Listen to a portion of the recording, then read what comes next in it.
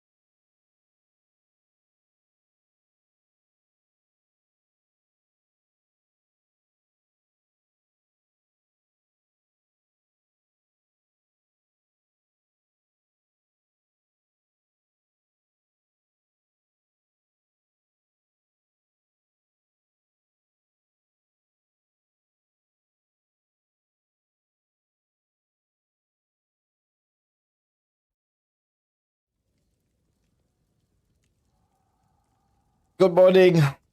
Hello, hello, hello, hello, hello. Good Oh morning. God. Good morning. Good morning. How we doing? I'm on 3 hours of sleep. I slept for 3 hours. I don't know if that's enough. We'll get there. We get it though.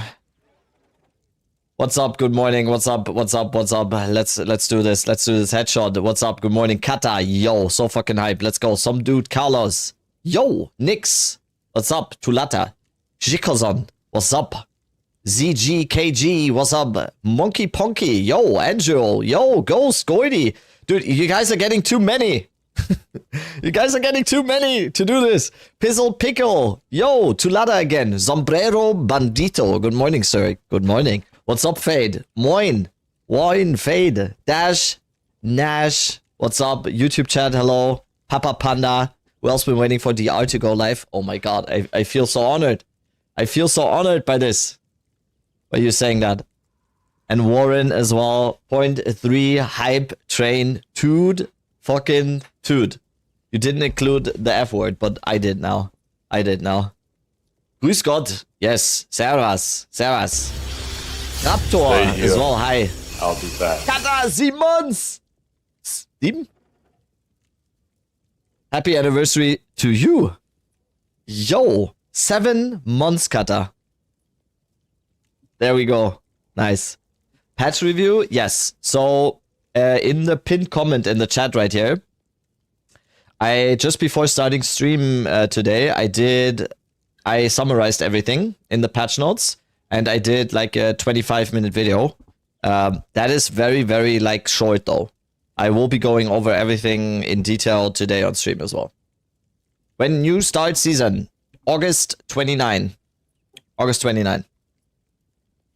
Just looking at how broken Permafrost Bowls is going to be this season, we're gonna go over it. You can tell me. You can tell me how broken it is. I missed so much stuff. So. I mean, that's actually a good place to start, right? I feel like skills is a good place to start because it's just so... It's so important, right? Let's go over that. Chrono is back, baby. I do believe so as well, yes. I do believe that Chrono might be actually back. That new sense of time thing is insanely nice. Insanely nice. What will you play? What do you think I will play at launch? I'm kind of torn right now. I have basically two approaches now for what I will be doing at League. My first thing is going to be caster and just starting ED Contagion and then starting on a starting on a sorceress and then having the option to either go Chronomancer or Stormweaver in late game and do anything that I want, like spell based. That is option number 1. Option number 2 is crossbows, I have to say. I would be saying I'm leaning towards crossbows. I'm leaning towards crossbows a little bit because it's just something I haven't done so far. And it seems like in the patch notes, they have been doing a lot for crossbows. So, yeah. Good morning, Sunshine. Were you able to sleep? I slept like 2.5 hours. 2.5 hours I slept. I got up this morning to immediately post the patch notes breakdown. And I also just wanted to stream. Because it's just, this is like the time to be alive here. My underwear is very humid since I've seen 0.3 update content. Let's go. Have you seen they removed Deepest Hour from the game? I have, yes. I have. Yo, ZG! Stay here. I'll be back.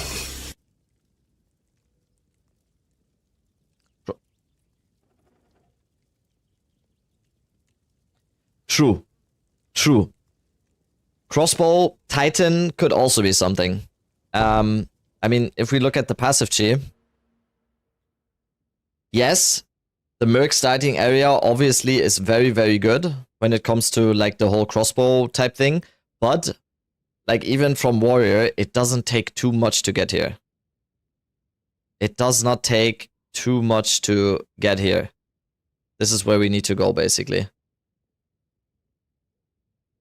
Good morning, podcast today? No, we already did a new podcast episode. It's uploaded already.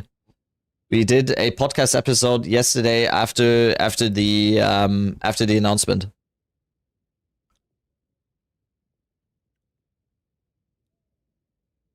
You think mana stacking plus what? Mana stacking? Wait, where's the question? Where is it? You think mana stacking plus leech is feasible? I don't think it's unfeasible. I don't think mana stacking is back, but mana costs have been reduced, so I'm starting my baby Chronomancer. I'm so torn. Put the cookie down! Oh, no! No! Okay, I'm sorry. I'm sorry, Belton. What's up, Belton? I seen your video now and what you meant by nerf bleed blood mage. The blood mage ascendancy had a notable where physical damage ignored the target's armor. And that was very, very important for the bleed build to make as much damage as it did. And that ascendancy node got completely removed.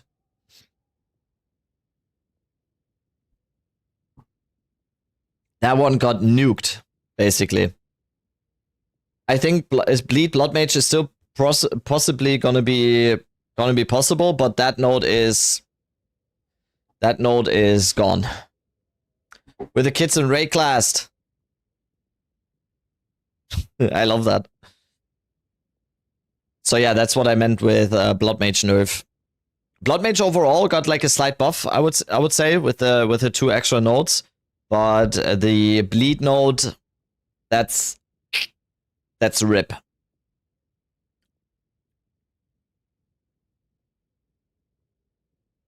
I'm not using it and I still have like 150 mil DPS. Oh, okay. Never mind then. So I was scared. It's still a nerf though. It still takes something away from the ability though, right? Describe the reveal yesterday in one word.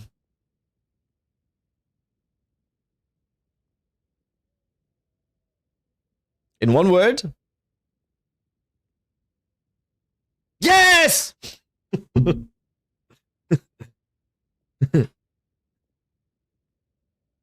think Miso is cooking with volatility? I personally, I don't see volatility. I personally don't see volatility. It feels like a little bit, I don't know how to say that, clunky to me. But I'm ready to be proven wrong. What's your pick for start? I don't know yet. I said I am kind of torn between caster start or crossbow. Spell-based caster start or crossbow. I'll knock discuss on Discord. Oh, you're already streaming? I thought you were streaming a little bit later. Yes. Come in here. Come in here right now. Knock and discuss.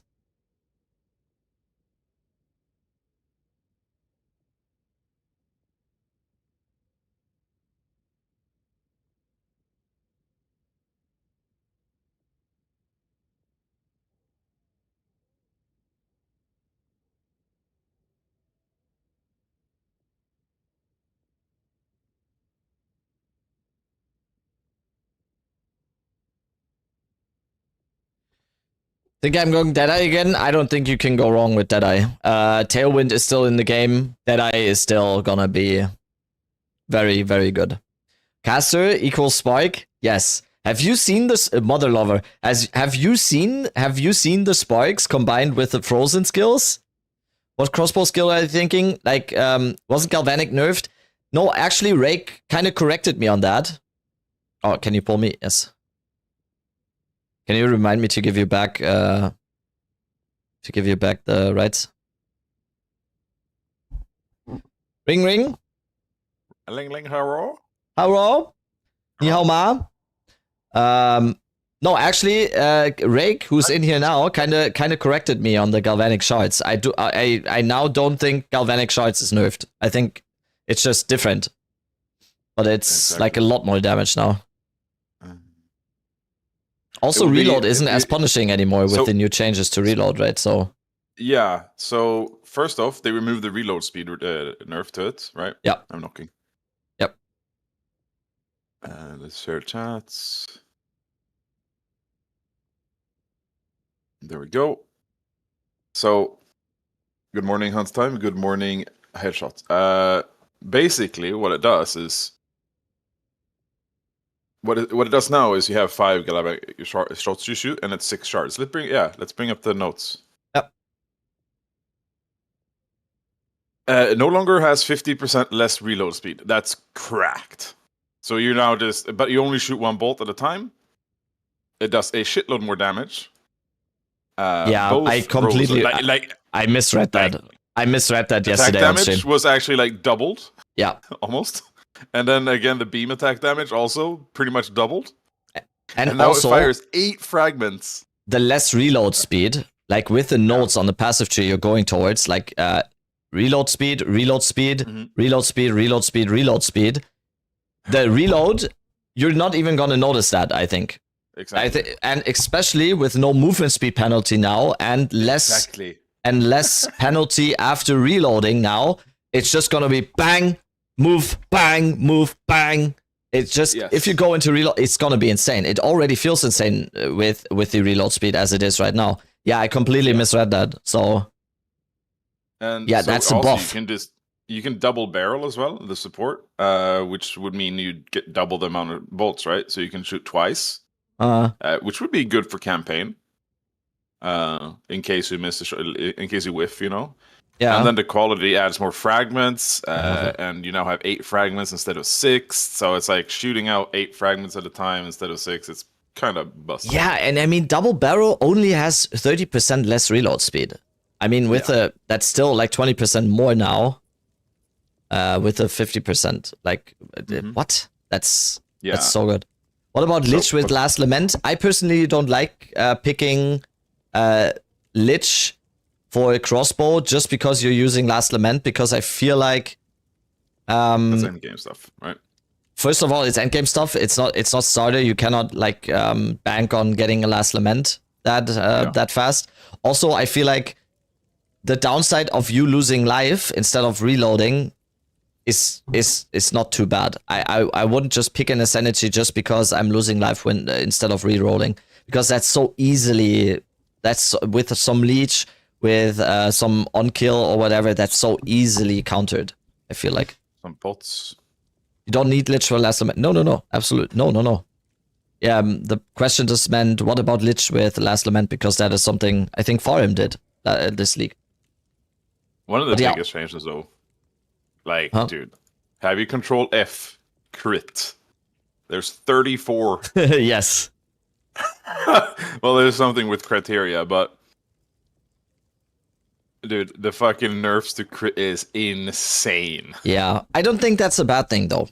I have to say. Not really, but at the same time, they removed Deepest Tower as well, so now you have no low health Yeah. builds. I really hope that means that, like, overall, the damage was increased. More balanced. Yeah. Oh, you mean like Does- that? Yeah, yeah. Also, everything gets buffed, right? So if they nerf crit, that's I don't think it's gonna matter. Yeah. Also, Remove Deepest I don't Tower? know how- Yes, headshot, good morning. Deepest Tower is gone.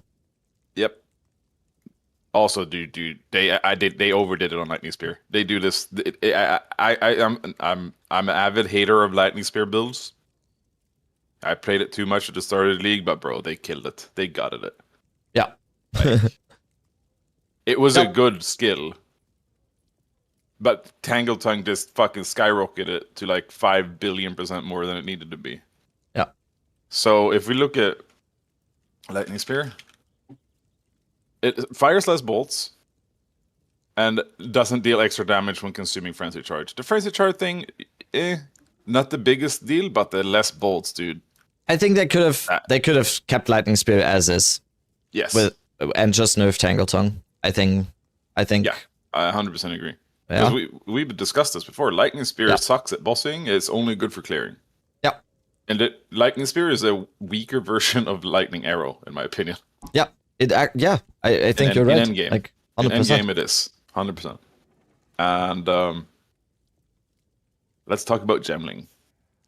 For campaign, dude, I swear it's going to be so good. Yeah.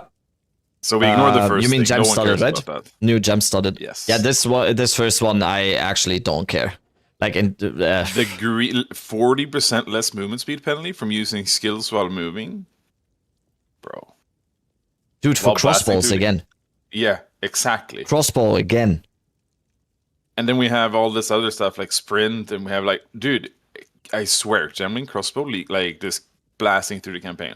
I think so, yeah. I started a crossbow guy yesterday. Granted, I got lucky and gambled a rare spear crossbow immediately. I think I replaced it at the end of Act 1. I'm one-shotting everything. Yeah, same. I had the same thing yesterday. As soon as I got like a good crossbow, it was. Oh, right. So we just went over galvanic shards. We I got corrected. Galvanic shards seems better now. Yes. Take back I your 100% think it's galvanic shards is think it's insane better. now, I think. Yeah, I kind of misread yesterday. I do have to say yesterday for those who watched the podcast yesterday, I was so late. deadly tired. I was so deadly tired. Like I yesterday, was so dead as well. I was live for 14 hours yesterday, and then podcast and everything. I was exhausted like crazy. I might have missed some stuff yesterday. I was so Just fucking waiting exhausted. for people to hate on crossbows now since it's gonna be meta.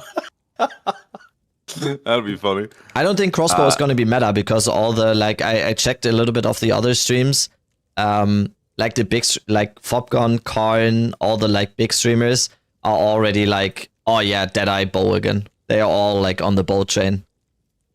I don't know, man. I don't think for crossbow is endgame, going to be sure. too meta. I think crossbow Deadeye could also be like a campaign playthrough just because of Tailwind, right? 100%, yeah. And so it's basically, do you want less movement speed penalty or do you want more movement speed? Yeah. Dude, with the Gemling here, with the 40% less movement speed, with the no reload penalty and whatever, it's just gonna be run and gun. It's literally run and gun. Exactly. Literally run and gun. That's so cool. That is so cool. It's fucking P19 CSGO, bro. Yes, yes. Like I had so much fun yesterday already with like the the gameplay. And also, I don't know who said it. I think Pico, right? You said something about Glacial Bolt. Let's look at Glacial Bolt because Pico or someone else said Glacial Bolt seems like crazy. Oh. Ice crystals now have 50% more area of effect if shattered. Ice crystals now deal 80% less damage in the first 0.5 seconds. Why is it? Oh, permafrost. I'm sorry. Permafrost. Sorry, Pico. I was like, oh, Glacier Bolt looks That looks permafrost. like a nerf. Now has 200 to 500% more freeze buildup. What? What? Previously 80%. What is that buff? Slightly less damage though, but I mean it's Slightly less damage, but the everything. freeze buildup. Wait, what is permafrost balls again? I need to see the. That's the like shotgun blast, but with their frost. Permafrost bolts Yo, what? shatter on impact, hitting enemies behind the target. Wait. This So is permafrost very balls for clear? freezing enemies. Wait, that's a level 1 skill as well. That's Yes. Oh, that solves. Oh, that solves. That solves First the side early game levels. for a crossbow. 15 levels. Shatter on impact. Yeah, because And then you can take Herald of like just just take Herald of This Ice attack is very after like Herald of Ice, permafrost balls, and then grenades. Use it to That's it. change your bolts, then Yeah, use grenades This it is to fucking attack busted, dude. that is fire. so nice. That is so nice. I feel like permafrost balls was already freezing pretty well though. Like that is insane. Yeah, sometimes it took a couple shots, but like this is just gonna make it fucking absurd. That's awesome. Yes. Don't even need grenades here. It seems like. Yo, Testo, good morning. I'm in uni, but I must see the stream. That's some dedication right there. Wait. Let's go. And now since we're here, I'm reading Perfect Strike. They're nerfing the damage of Perfect Strike, but look Yeah, at let's the range. Rick, let's for now let's just go over skills. Like just everything Yeah. that we see on I skills. just read it because it was right there, and I was like, Yeah. all right, let's look at this. Yeah, we skipped the first part. The mana cost, blah, blah, blah. Banners no longer gain valor. I don't know what that means. No. I mean, we can go like how we want. I just meant we stay in the skill Oh, yeah, section. yeah, skills. Okay, We so can go however we want because we just go. so let's look at this. Where were we? Perfect Strike. Look at their melee strike range on that, dude. plus like, 35 sure, the damage melee goes strike slightly- range. They doubled the strike range. That's insane for campaign. That is insane. Slightly less damage, like slightly but that- less damage, but If that you is- watch Angormus, he one-shots everything with Perfect Strike. yeah, No twink gear, nothing. Everything, yeah. everything one-shot. That's so good early. That's so good for campaign as well. Is Spark Blood Mage better in the new patch? Yeah, I would think so. I would say every caster build is better, no? Absolutely. How we feeling, boys? Like, couldn't be better, to be honest. Super excited. Honestly, They're- couldn't be better. I shouted yesterday when they were announcing. I mean, like probably 5 times. I just shouted, "My dick is so hard," because like, holy fuck, this is insane. The crafting stuff, dude. Oh, Yeah. I uploaded. I just uploaded a video, like breaking down the patch notes, and the first comment was, "Still no crafting," and I just what? responded with like 15 question marks. Oh, did the person respond? Wait, I need to see the response from the He person. clearly didn't watch because Yeah, he holy clearly fuck, did that not crafting watch. the crafting changes are insane. How much more do you want? They did remove one thing though that is sad. Omen of Greater Annulment is gone. Yeah, that might be though because there's something else coming because we get 15 Yeah. new omens, right? 15 new omens, and also It's a it's going to be so greater- much simpler to craft with these essences. Yeah. Why am I not seeing 2 replies? No, but here, still no crafting in this ARPG game. Like, have you even watched that? We got so much more crafting than I anticipated. Yeah. I So do we're getting think to- the omens that are gone are gonna be substituted by something else. I'm just yeah, gonna well, guess. some of them was like the fucking regal stuff and shit like that. Like, who cares? Who uses? I never use them, but maybe someone does. But like, it's if I open up my game right now, let's look at my ritual stuff. I have 8 Dextral Alchemy and a bunch of fucking Dextral Coordination and Sinister Coordination that have just been there for like since start of the league. I've never used them. Yeah. And Greater Exaltation, who uses that? That's insane. People are sleeping on darkness changes. Darkness plus evasion deflect gonna be giga strong first few days. Okay. I have no idea about Chayula. When we go over dude. ascendancies and stuff, maybe some people can enlighten us. Yeah, dude. Ah, man, that's also a thing.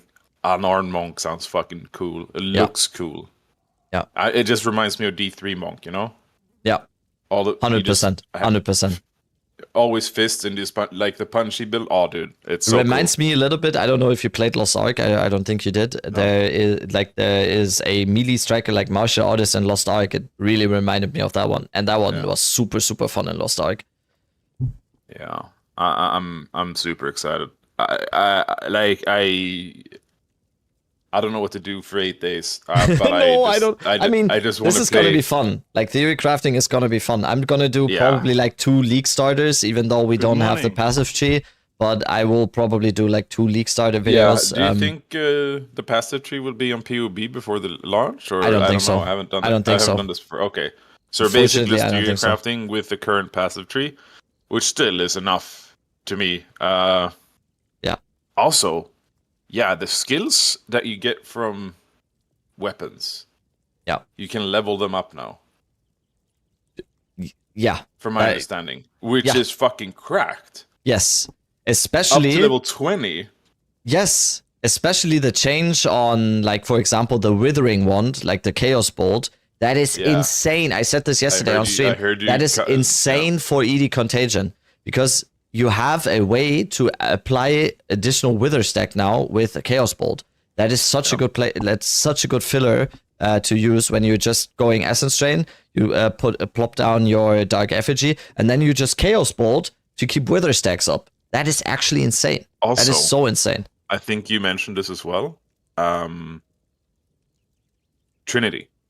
Last time. You guys talked about Trinity, right? Now it's all spells. It's not just attacks. All spells now, yeah. That's such a good...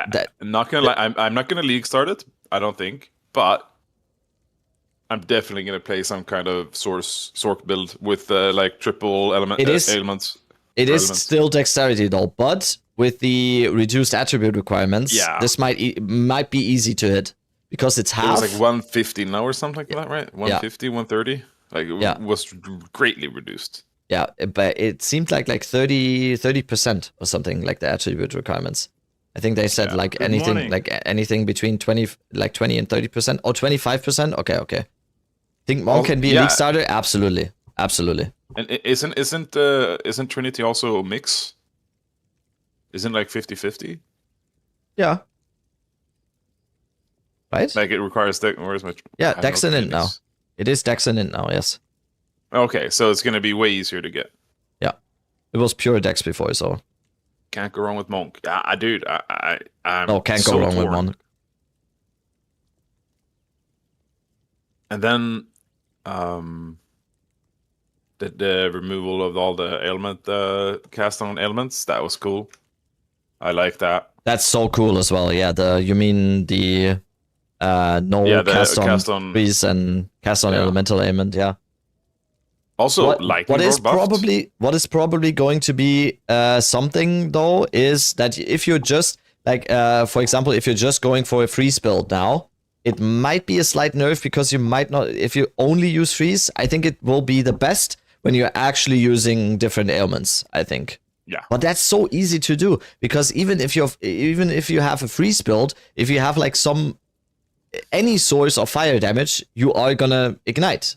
And you have any source of lightning damage, you are gonna shock. So it's just gonna be, it's so good. It's gonna be awesome. I'm so excited. It's making it so hard to decide. The fact that they did not. Okay, so the only negative is obvious, or one of the big negatives is no class, right? Which makes it harder to decide what to play, in my opinion, because I don't know what to play now. Yeah. I'm thinking. Why is the YouTube command not working? Yeah, there is a YouTube stream. I'm also streaming on YouTube. Hey, like I said this yesterday, I couldn't care less about new class. Couldn't care less. Yeah. Just me personally. I really get it when people are excited for Druid or whatever, but like we got like 6 new classes here. Like actually. Yo. Another thing here, I just scrolled on the skills. Emergency reload now reloads all your crossbow ammunition clips. Previously, just your most recent. And that's kind of cool. Yeah, that's also really cool. Yeah, that's huge. What also in like in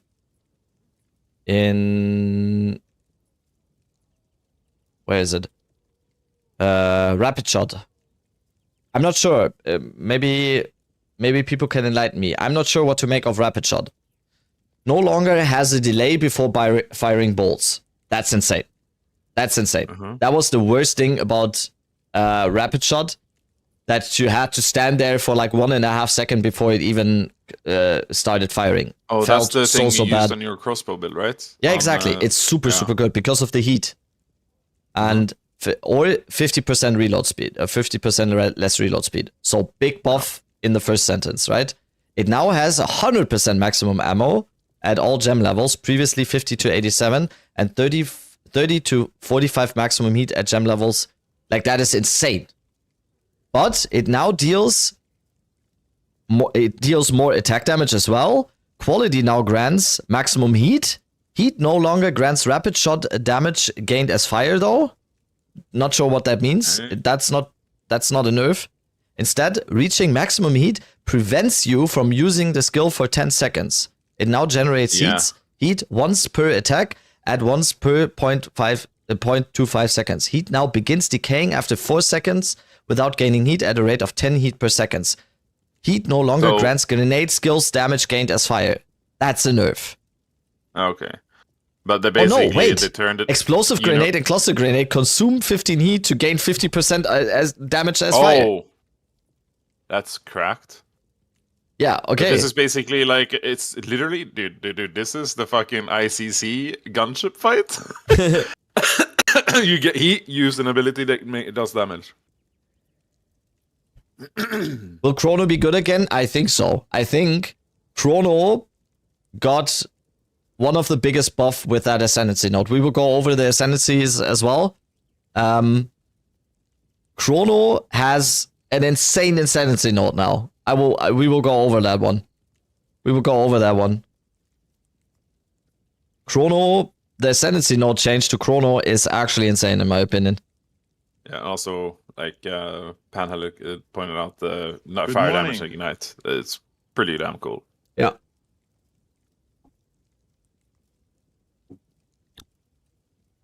Yeah, Roar Mount change now grants 50% increased movement speed while mounted. However, it now grants 80% less movement speed penalty while using skills. That's a Roar buff, in my opinion. Yeah. Because the amount of times you're just running and waiting for monsters, and you barely notice the change in movement speed if you have 80% reduced, right?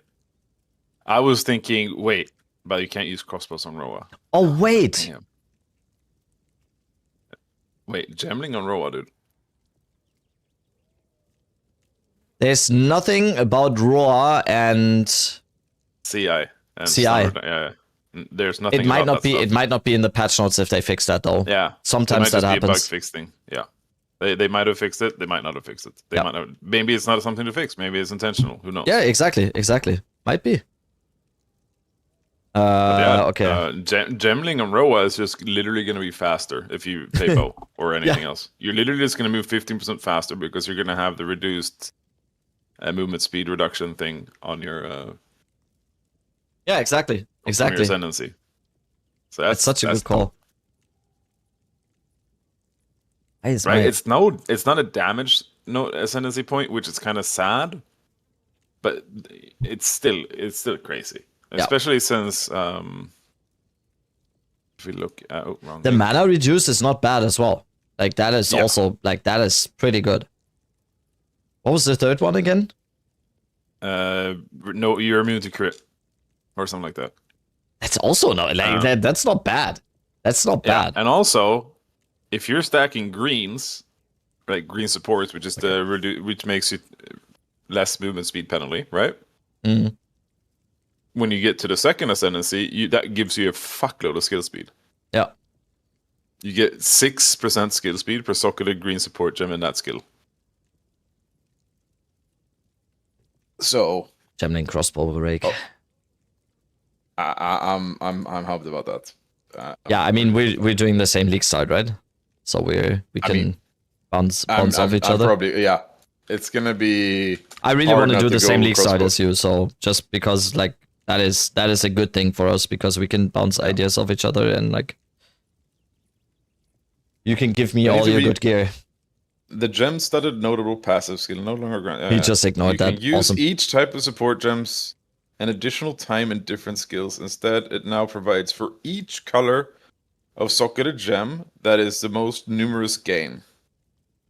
I'm assuming that just means whichever color you have the most of in that skill, it gains that thing. I'm assuming you can't have all of it. Sorry, I wasn't paying attention. I saw.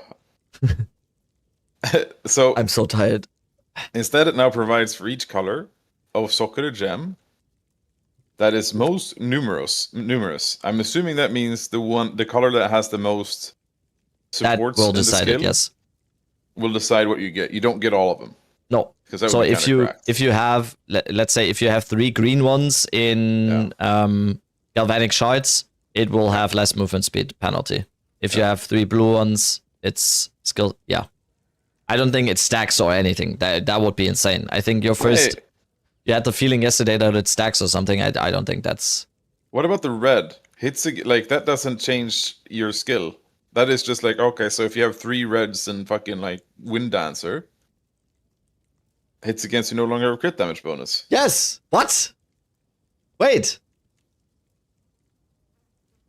The wording here is so weird. Most Yeah. This is super weird. Because also, like in blue, it says skills.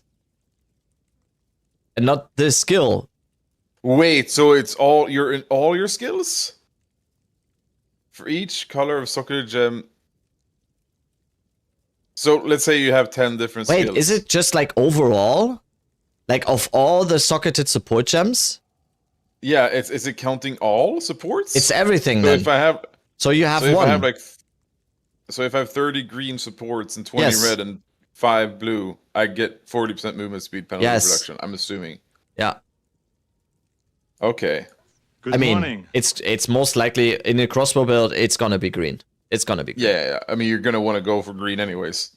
But that is also just like, now that I think about it, like that just makes gemling such an all-rounder again. Because if you're going for like a dexterity-based gemling, that less movement speed penalty is awesome. You can also do maybe like even a caster gemling, and you have less mana cost because most of the time you're gonna be and then also like maybe even a melee or like a tanky gemling with like a lot of red skills, like physical based or whatever, and then you're much more tanky. Gemling is okay. Gemling is. I already like gemling. Like Kalturak and Miso yesterday. Kalturak and Miso yesterday both said, gemling is kind of underwhelming, and I was the only one saying like, no. People are sleeping on gemling this league. Yeah. That's gemling actually is a good all-rounder. That's awesome. I love that. Yeah, I'm gonna log on my. So Poison Pathfinder is going to be meta, right? Yes. Yes. New warrior skills with fire seems really cool, but are the nerfs to shields and giant's blood? I don't think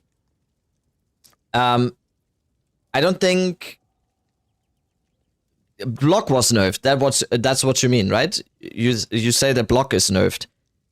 Block was nerfed, yes, you don't have as much block anymore, but you can block so much more stuff now. Yeah. I don't like overall, I think it's good.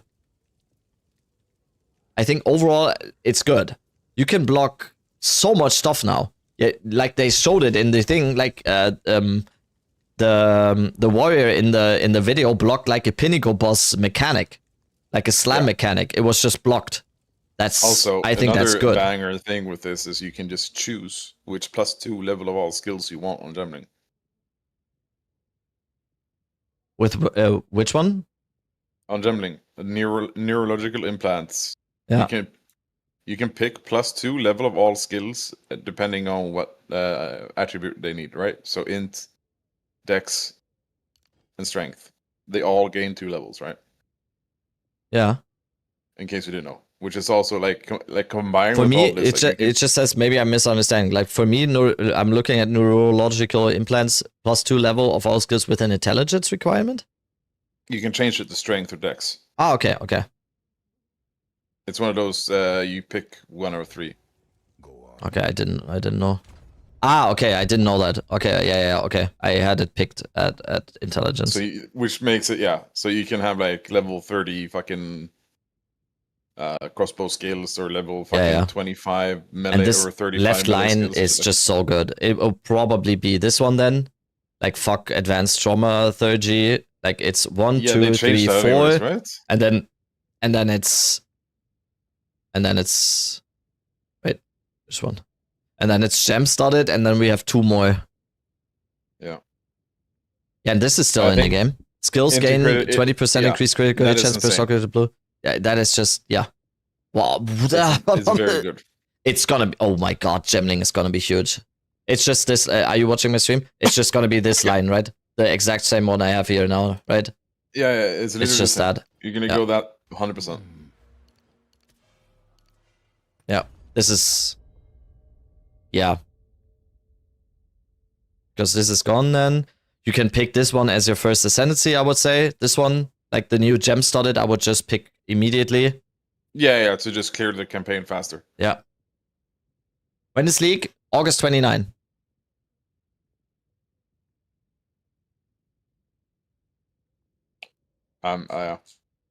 Yo, Mezzo! What's up? Hello. Yo. Okay, let's re-chat a little bit. Yeah. They're changing the advanced trauma 30. Yeah, I ignore that one. I honestly ignore that one. I don't think that's gonna be good. I don't think it's gonna be useful at all. Evasion though. We get a lot. Do we get a lot of evasion at start? I don't think we do. It's a lot of projectile damage stuff. I mean, it's like armor and evasion here, like something like increased armor and evasion, but I never go into that one. Reduce attack speed with crossbows, but 80% increased critical damage. I guess that's good if you can stack crit early on. Sadly, I missed the watch party and the drop for the finisher, but I'm here now. See? That's all that matters. New League is gonna be insane? Yes. I think, yeah, the fucking deflect thing with evasion is gonna be insane. You just go fucking bestial skin and enhanced reflexes or whatever, all that stuff, and you just like stack insane evasion. And also, like Headshot is saying, like I think armor evasion is gonna be huge as well. I think so too. I think it's actually gonna be good. Yeah. The only issue is stacking life. I'm just thinking, Monk always have at least one viable build. Absolutely, staff, bow, spear, you name it, and with the unarmed stuff, yeah, Monk is such a good one as well. Monk is such a good all-rounder as well. You can do so many things with Monk, especially with the Ascendancy changes. Now you can just like basically pick and choose what you want. I think Invoker is just insane, but depending on how Chayula looks now, it's gonna be nice. Good morning. We can look at that as well, right? Yeah. Obviously, Amazon got nerfed quite hard. You're no longer going to be like getting crit capped is going to be quite hard now. But I'm trying to follow chat. It's just way too much. I'm sorry, guys, if I'm missing it. If I miss your chat. If I miss your messages, I'm so sorry. But I'm sitting here. You can see me on the camera. I'm like sitting here. I'm trying to scroll and just answering questions. Are you gonna rewatch the patch video? Yeah, I mean, we can watch it again at some point, also, and just be able to stop. I think we just keep stopping or whatever. What was that unarmed? What was it called? The unarmed skill, hollow something. Hollow palm. Northwest of the monk location. Unique classes allows you to use quarterstaff attacks while unarmed and grants those attacks additional benefits while used unarmed. There was something else with this. It's stacked with like the damage scale with evasion and ES or something, which is insane. Yeah. And then you have those special gloves that they showcased. No, galvanic shards did not get nerfed. We've been over this. It's buffed. Yes. We can go over it one more time. Well, so let's go. No more reduced reload speed. It only has 1 bolt per clip, previously 5, which is whatever. Damage significantly buffed per bolt. Like crazy buff, and fires 8 fragments instead of 6. And also more fragments per quality. You can go double barrel and now have 2 bolts, right? Yep. So just double, boom, boom. The reload speed is going to be so fast. Yes. It's going to be so fast. The reload speed is going to be insanely fast. So it's just going to be boom, boom, clip, boom, boom, clip, no movement speed penalty, no more less penalty after shooting. Yeah, it's insanity. It's gonna be. You're already basically one clapping monsters in the campaign with it. Yeah. As it is now, you don't need to hit 5 of them. What's the boss What's the boss damage skills on Gemling? For Crossbow, I don't know. We are rapid fire, grenades. Grenades. Grenades, rapid fire. I'm gonna see like how Plasma Blast could also be something. It looked really, really strong in the video, but that's always a little bit. And yes, shock burst rounds. Like, I don't know, shock burst rounds got to change as well, right? Shock burst rounds, pulse explosion is attack damage. Okay, shock burst rounds has gotten a slight nerf because that was really, really strong. Slight nerf. Okay. That's fine though. You have what I will just say with Crossbow. There are so many options now with Crossbow. There are so many options with Crossbow now. For single target, you can go Plasma Blast, you can go Shock Burst rounds, you can go any grenade. You could even go like Artillery Ballista or like the new Ballista now, I think. Voltaic Grenade, we should also look at. Voltaic Grenade now applies the electrocution debuff to enemies on hit for 6 seconds and now has 200% more electrocution build up from hits with the skill at level 7 to 20 and now has more attack damage. Oh no, less attack damage, more electrocution. Okay, it's more like a CC grenade now. Yeah, I would it's say. a support thing. Yeah, Siege Cascade got buffed on damage. Yes, that's the biggest thing. Siege Cascade was already insane for clear, man. Siege Cascade got buffed. Oh, that's a lot of damage as well. Yes! Siege Cascade was already insane for clear, man. No longer deals 200% more damage against immobilized enemies. I guess that doesn't matter. That doesn't matter at all. No longer has a hidden 100% less stun buildup? What? Yeah. Hidden less? What the fuck is that kind of shit, dude? Converts 80% of physical damage to fire damage. Ah, that sounds fucking sick. Yeah. I'm gonna turn you up a little bit. Okay. Longer I'm gonna turn you on a little bit as well. You sexy boy. Not a lot. But yeah, one of the nice changes as well is permafrost bolts, dude. Because one of the biggest issues. Sorry, more delay though. That's definitely something, but it's still fine. Yeah. It's gonna be insane for clear. You just need to do one Siege Cascade and the screen is gone, I'm telling you. Yeah. One of the bigger issues with early levels on Crossbow is you literally have... I was just running around with grenades and crossbow shots.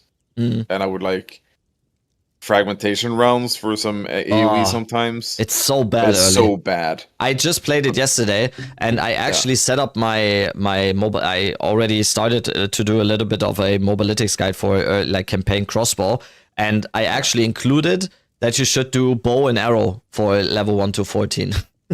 But I think now with permafrost bolts, it's gonna be cracked. Yeah. Will you do some rework after some time at 0.3 update for your Blood Mage? Yeah, probably. As soon as I get on a Blood Mage build or whatever, 100%. I'll keep everything as updated as I can at all times. Like, explosive grenade damage is fucking... Dude, that shit is insane. Like, I was like 2-clapping bosses in Act 1. Like, I was like, oh wait, it didn't get changed. Yeah. Explosive grenade is fucking insane. Yeah, like, I was just... Like, you know, as soon as you get here as well, like 1 cooldown use and like fire an additional projectile, it's just gonna be insane. You just go into this one, like grenade damage first. You go first volatile grenades, reduce detonation time, and then you just go into this wheel, and it's GG. It's fucking GG. Does fast forward work with grenade? No, I don't think it did. I tried to put it in there, right? Yeah, I couldn't do it. Scattershot was the biggest support I put in there. Holy fuck, what a difference that made. Yeah. The screen wide clear. Oh, and then repeating explosives, by the way, right? Grenades have a 50% chance to activate a second time. Like if you and then you have like the crossbow with an additional grenade. You can have like 6-7 grenades at some point, I think. Yeah. And then every single grenade that you shoot, you can have 4 times 7, or let's say 6, 4 times 6 grenades. So that means on average you get like 2 or 3 extra explode. That's insane. That's insane. Yeah, and also the able to use multiple supports. That's gonna be crazy. Yeah, And- deepest oh, tower yeah. is gone. Yes, deepest tower is gone. Headshot. Yeah, they nerfed soul cores and they also nerfed regular runes. Like, Yep. I don't know. So many weird. I don't know. Maybe it makes sense. Maybe we're too strong now with a. Maybe there's other things. But wait a minute. Didn't they say something about gear?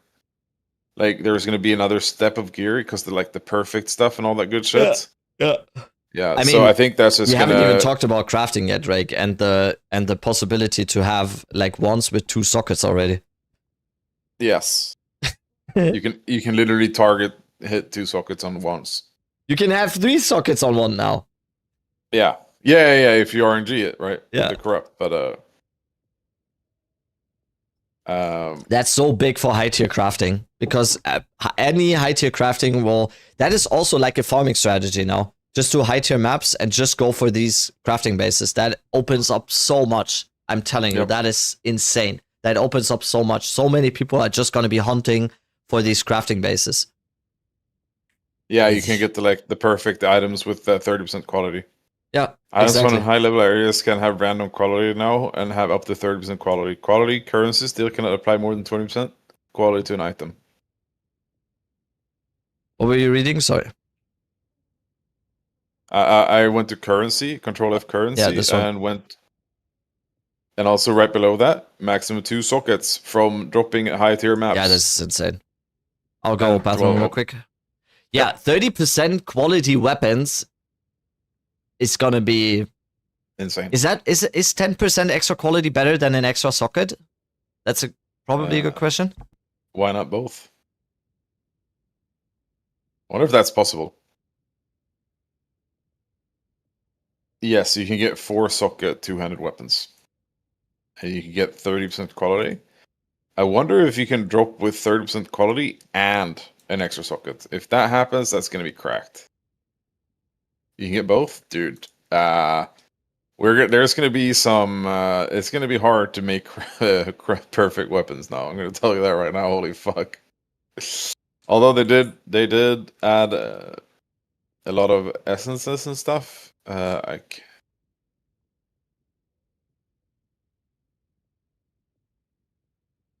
So they have 4 tiers: lesser, normal, greater, and perfect. Perfect was some of the perfect stuff was crazy.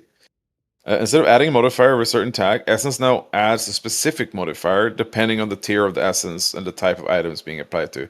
Lesser, normal, and greater can upgrade a magic item to rare, adding a guaranteed modifier. Perfect Essence, and essence obtained through corruption, remove a random modifier and augments a rare item with a new guaranteed modifier. So you can literally target specific modifiers with these perfect essences, right? 7 new types of essences. I don't know what this is. Now augments different guaranteed modifiers based on the type of item it is applied to. Hysteria, I don't know what that is. But yeah, it's just like they cooked. So thank you for the follow, Spectre, Urama, Fitbrass, and Lim TTV. They cooked so hard. Like I just heard you talking about the essences. It basically means, right, with the perfect essence, you can basically target a T1 mod with a high eye level now, and that is set. And then you can it basically removes a lot of whittles, in my opinion. Yes. That is just like it removes so many whittles. Because we can just lock a fucking T1. Yeah, exactly. You can fracture one stat and then essence on another one. Yeah. And then you start crafting, the omen crafting, which is going to be such a time save. Yeah. And then we have, what else was it that we're talking about? I have to take 2 weeks crank once the update drops. Yeah. 2 weeks sick leave, let's go.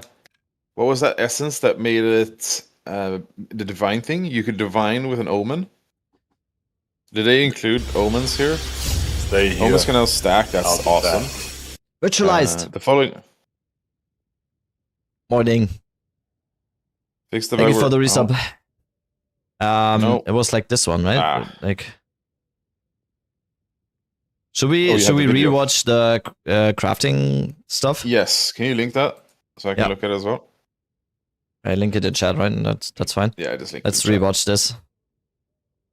Should we watch it like on my and I stream on Discord? Yeah, I don't know why I was opening it up as well because that's going to be annoying. We'd have to pause at the same time.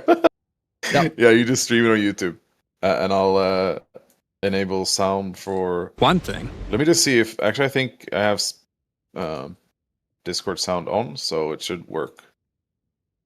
If I just. But have what the about sound on crafting for them? you.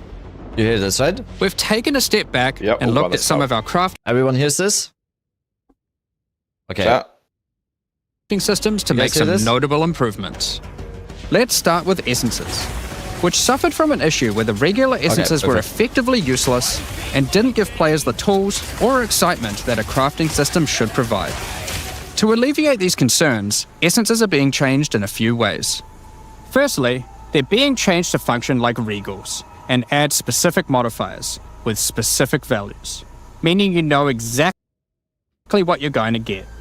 Like if they ended it there, that's already good. Yeah. That's already like I was already hyped up at that point. We found that players were often bottlenecked by regal orbs when crafting in the campaign, so Yes. this helps to fill that gap, allowing Yes. you to better upgrade your items. Yes. Oh my god. For Mike, example, have my this babies. Lesser Essence of Flames, which will be able to add a flat amount of fire damage to your magic martial weapons. Secondly, Yeah. we're adding many more tiers.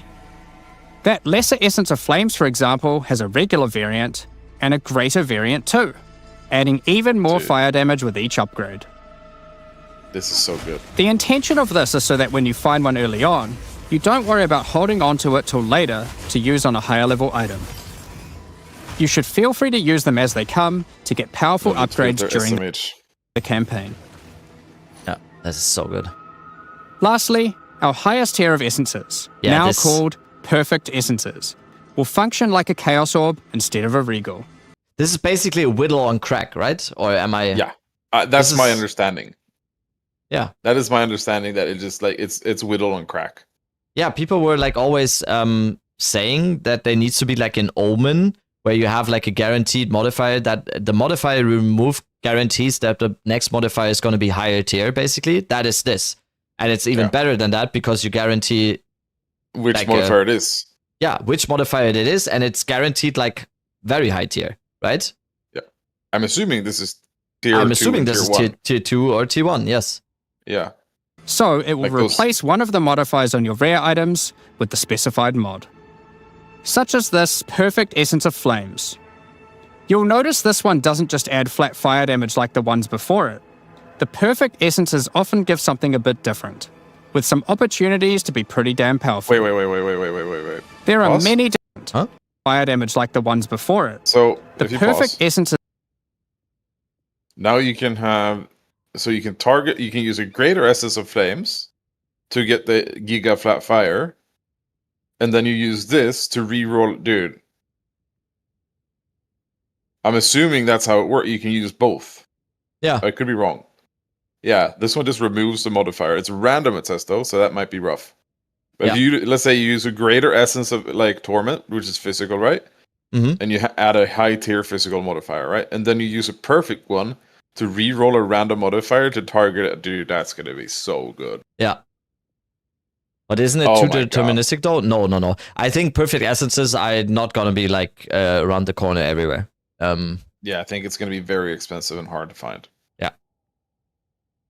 This Does it doesn't replace replace Willow. No, Willow? that's No. not what I'm saying. That's not what I'm saying. It's like it's an addition. It doesn't replace Willow. No, you will still most likely Willow after this.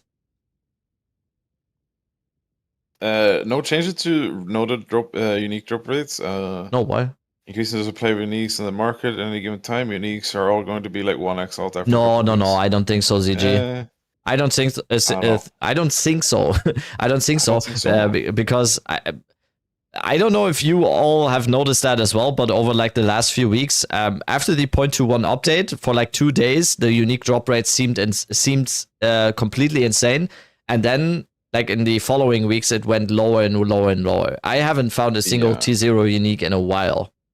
I think they found a already Chernobyl they went like back on that. 2 weeks ago, but Yeah, But maybe it's I because think they I'm went back. only doing breach stones and not really Yeah. juicing up for rarity and stuff. That might be it. Yeah.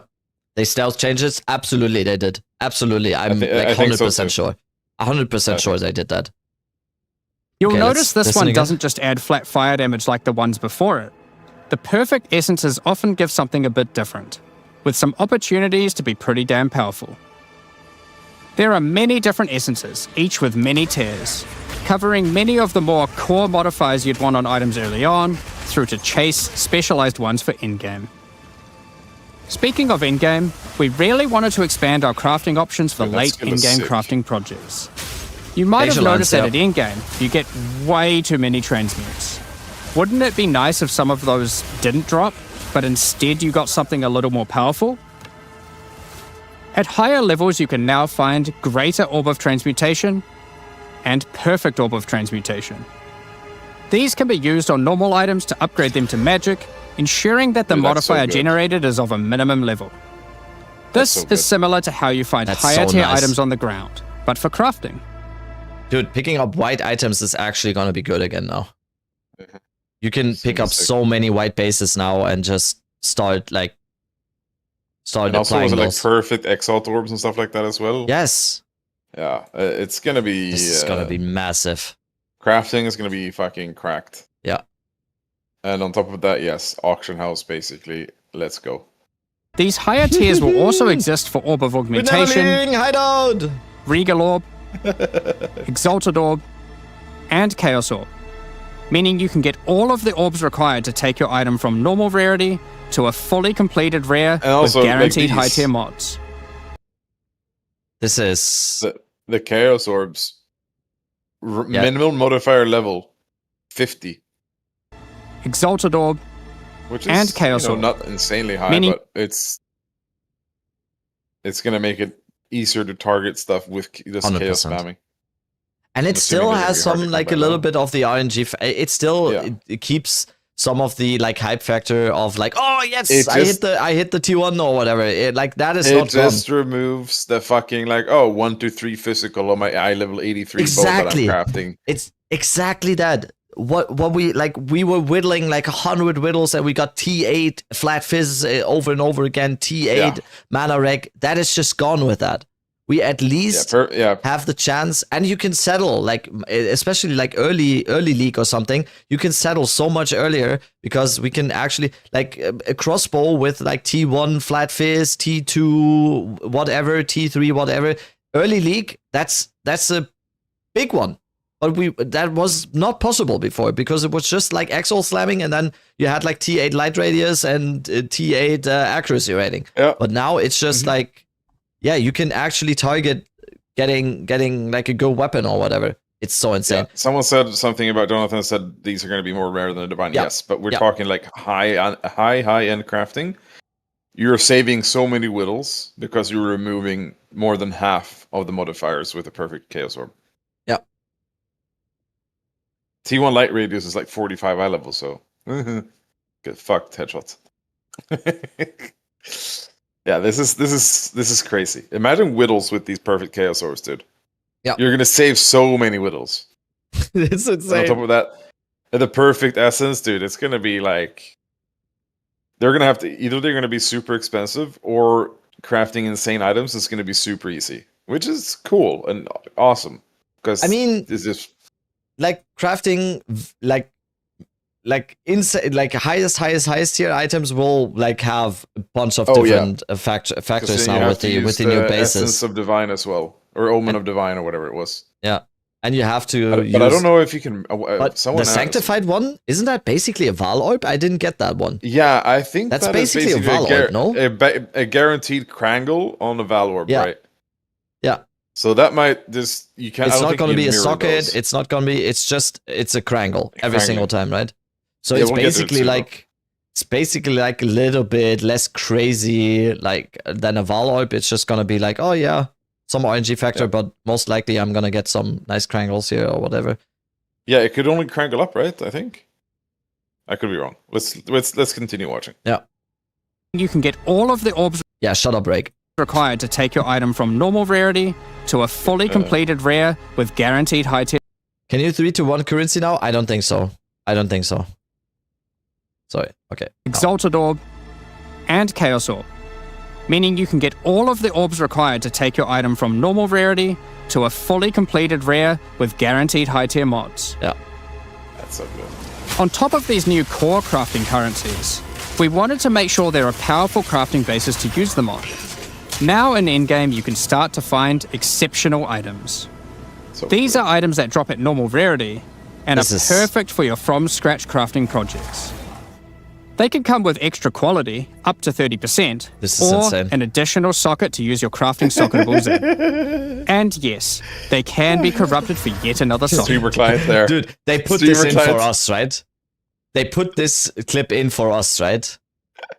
There's no way Mike didn't It's think almost of like us they here. targeted us.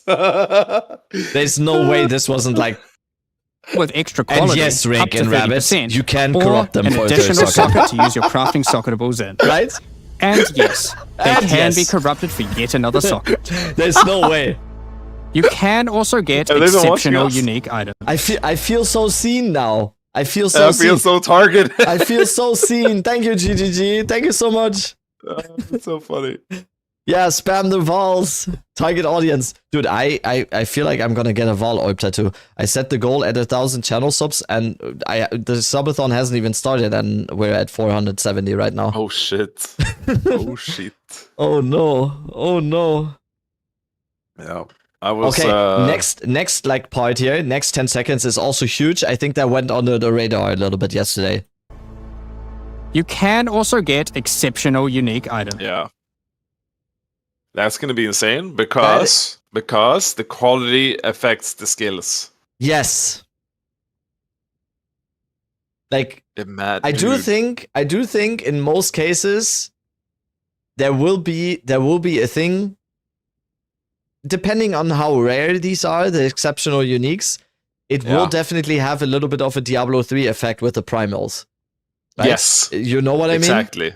It's gonna be like Yes. it's gonna be like the exactly. effect that you find a unique and you're gonna be sad a little bit because it's not the exceptional version. Yeah, or you're gonna be sad that it's exceptional, but it's a wrong unique. Yeah. It's like, luckily here you don't get random rolls or modifiers. But that's gonna be insane. That's gonna be insane.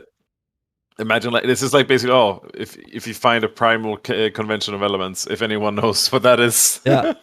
Yeah, At exactly. least here you get the right modifiers. You can't get random piss on that. But here, like, dude, I'm just That was Let me cook it. immediately what I thought of.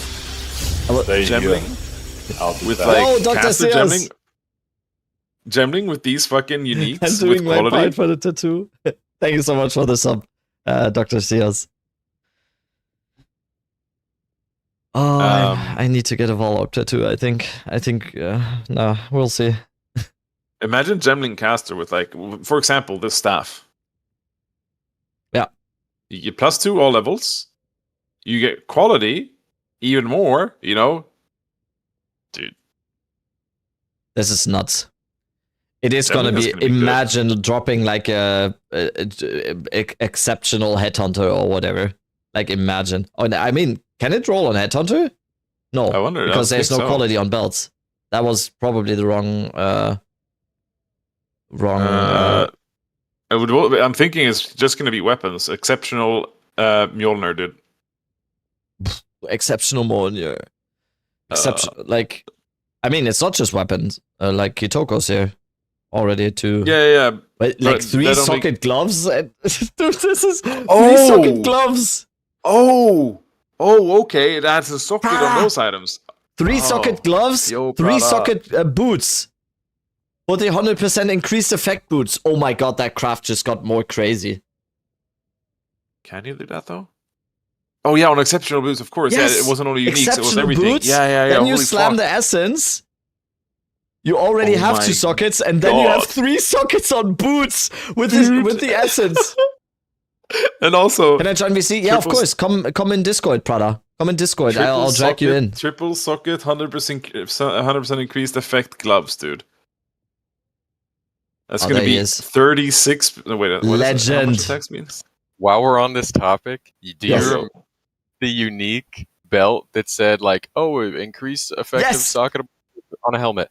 Dude, imagine a boots belt with 2 sockets, and you put the movement speed shit in the boots belt, and you put the movement speed shit in a pair of boots. 3 sockets. Oh my Dude! god. Imagine how fast your character would be moving. Dude! You mean 3 Dude. socket boots with increased effect, 3 and then socket the belt? boots with increased effect, and then the belt that also has increased effective socketables, and you can get, I'm assuming, Yeah. because they said you can get one for the chest piece, and the one that they showed was for gloves. So imagine the belt that you can use for boots. Oh my Or imagine if God. there's one for weapons, and it's like 100% increased Oh my effect, and you just get an God. additional arrow, or you just get extra crit bonus. Yeah, I just want to Oh, jump in and say dude. that because No, I you can stay, brainstormed everyone, that like, yesterday, and it we're was reacting. fucking gross. But no, I'm gonna Dude. jump out, but I just had to throw that one out there. Dude, Yeah, your character is 100%. fucking flying. That But is have fun, fucking boys, have fun. insanity. I'm lurking the stream. I'm lurking the stream. All right. Can someone Fuck do the yeah. math maybe on that? Can someone do the math? I think in the video, like yesterday in the announcement stream, they said they showed the belt being like 87% increase. Can someone please do the math on 3 socket boots, 2 socket belt with all of those? That is the math equals giga speed. See, Royce already did the quick math. Holy shit, maths. that's insane. But like what Prada said, like 2 arrows as well or whatever. Oh Oh, my dude. god. If Yeah, I think, 87, the yeah. diff range has to be 75 to 100. Yes. Dude, Oh I'm losing my shit. God. I'm losing my shit. There's going to be so much min-maxing next league. Yes. Holy fuck. I love that. I'm Dude, so there's- excited. There, at this stage, like already, like what you know what this means? There's never gonna be a finished character like this. Oh, yeah. There's no way. There's never gonna be a finished character like this. Just you can always go better. You can always go better with this. It takes us back to the Diablo 3 discussion with the primals, right? Yeah. You're never, like, unless you're playing group play and you're bolting, and you're never done with a character in D3 because there's always an upgrade available because you can never really have full perfect gear, you know. For once, you I think can, Prada, but it it was takes- 2 sockets for the exceptional, and then you can vow the third, right? For once, I think. You can so it says, where is it? If we go to the currency, I think it was on the fuck, where is it? Items that can have a maximum of 1 socket now have a very low chance of generating with 2 sockets in high tier maps, and you can have a 3rd socket in those. And items with 2 sockets has a low chance to have 3. Can you corrupt the new belt to get 3 sockets? That's the question I had yesterday as well. Yeah, I was wondering the same thing. If it has sockets, I do feel like you can. Yeah, why not? If it has What else is sockets, gonna it corrupt? must be a chance to have another socket on the wall. 100%. That's This so is gonna be gross, so- dude. Yeah. 3 socket belt, 3 socket boots, 6 sockets on those with just movement speed runes with increased effect, double. Are you fucking kidding me? Dude, it's just gonna be Empyrean, like project movement speed. It's just Dude, gonna if be there's like a you belt that press works with W and weapons. you're like on the other side of Ray class or whatever. Like what the fuck? I wonder how. Yeah, that's gonna be cool. Another unique belt to use. Rare belts never Yeah. used. Yeah. Is there a chance for there's 5 what- socket Morior before corrupt? Can boss uniques drop as exceptional? I would think so. Isn't I would that think so. fucking? No, that's They not the said wrong- high that's the tier wrong step. maps. They said high tier maps, like in high tier Yeah. encounters. 6 socket Morior. What about 23 socket? 30% quality. And same my with Tabula fucking Rasa, God, right? man. Tabula Rasa can drop with 6 sockets then, or 7. Exceptional tabula. 2 Dude. socket 1 to 12 Hawas. Yeah, that's gonna be cracked. Oh, how was? Yeah, you can have 3 socket Hawas with just attack speed runes as well. Yeah. Or just crangled with And two then the sockets. belt with the increased effect for Oh my god. hovers. Oh god. Dude. Brain is overloading. Yeah, that is insane. Dude, isn't it insane that we true. watched that we all watched this yesterday, and that it's just so much stuff that we like kind of missed because it's just so much. It's just so much. Like I just said here, like this is literally 5 seconds. This part of the video here. Like this is just what they You dropped can also get Oh, yeah, by the exceptional way. unique items. here. Yes, that's literally 5 seconds. Yes, and it's we a whole just new game. Talked about that It's a for whole 30 new minutes. It's a completely new game. Yes. Like the game is just remastered. There was a Reddit post today, like Reddit POE2. There was a Reddit post today, like this. I don't see it. Right, yeah. I'm seeing your YouTube. You have to watch my stream, I think. Oh, okay.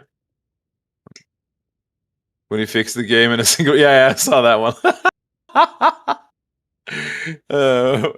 Hi, I'm Jonathan Rogers. I'm the biggest Giga Chat of all time.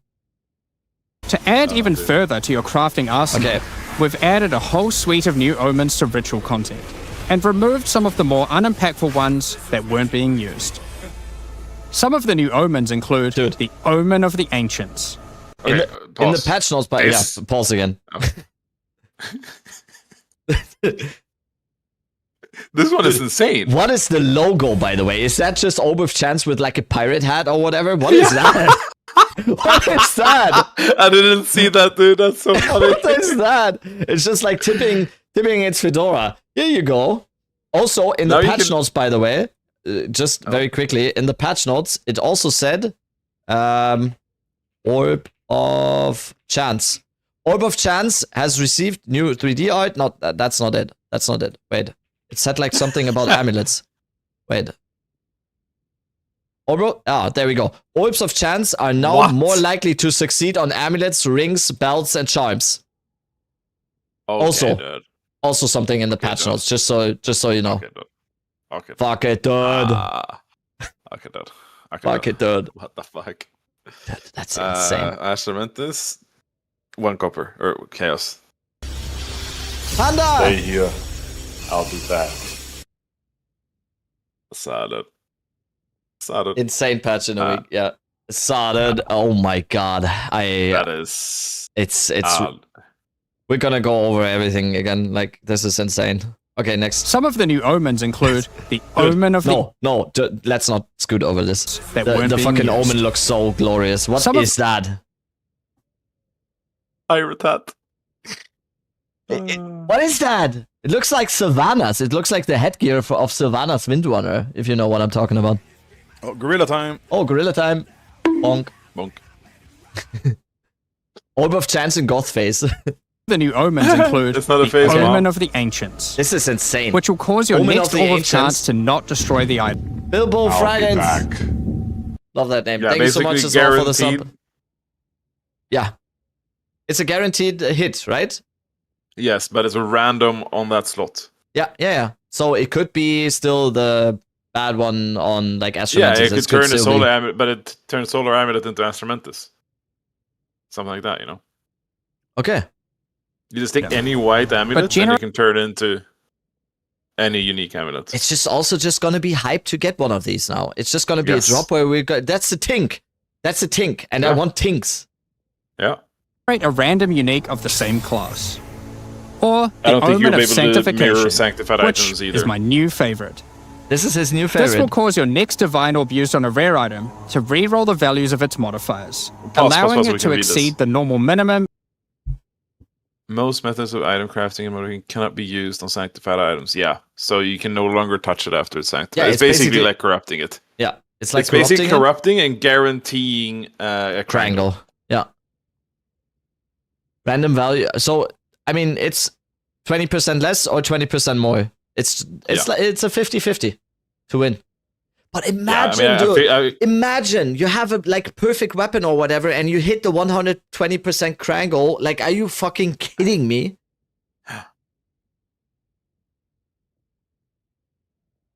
That is ridiculous. Am I good to go again? Yeah, did you I have was something? just rare item No, to I reroll was the thinking- values of Like it's its modifiers, allowing it to exceed the normal minimum It's a and divine maximum sync. values. I mean, Raising you can the- only do it Yeah. once. I don't know if that's too much of a sync. You can do it like once, but it's definitely something to use on like it will definitely increase the number of divines used 100%. Ceiling on the new most powerful rare items in the Let game. that sink in. This omen will also cause your item to become sanctified. Sanctified items cannot be crafted, just like corrupted ones, so consider carefully when you use this. Another is the Omen of Chaotic Monsters, which will cause your that's next whatever. Chaos Orb to Yeah, reroll that's- all modifiers I on mean, a that's still a wasteland, good one. That's probably a very allowing you common to one. fix your maps if you get some modifiers that are not feasible for your build. By the way, they showed a bunch of maps here. I have not seen a single map with temporal chains, by the way. true. Just copium. Besides these examples, there is a huge variety of new omens for you to Can you see the result of this omen craft with Hinikora's lock? Good question. discover in your ritual encounters. Very good question. Yeah.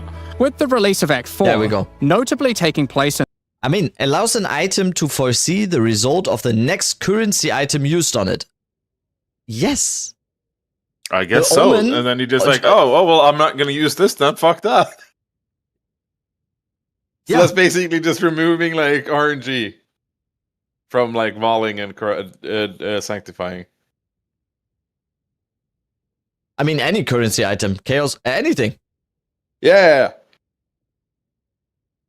It's mad expensive. the Cardori Archipelago, Maybe. you'll be able to now find a new currency But, like, item, Hinikora's Lock. You would only Hinikora, use this the on Cardori insane items. Yeah. You wouldn't use it on random pits. You would Yeah, only use exactly. it on like insane crafts. And then you were like, okay, should I sanctify this? Yes or no? Oh, it's gonna make it worse. Then I don't do it. Yeah. Yeah, it's 500 divines with wider results. Goddess of Death has the power of foresight. Oh shit, Wes with Wes. the raid. Wait. Oh, yeah, that's for you. Hi, Wes. Assad.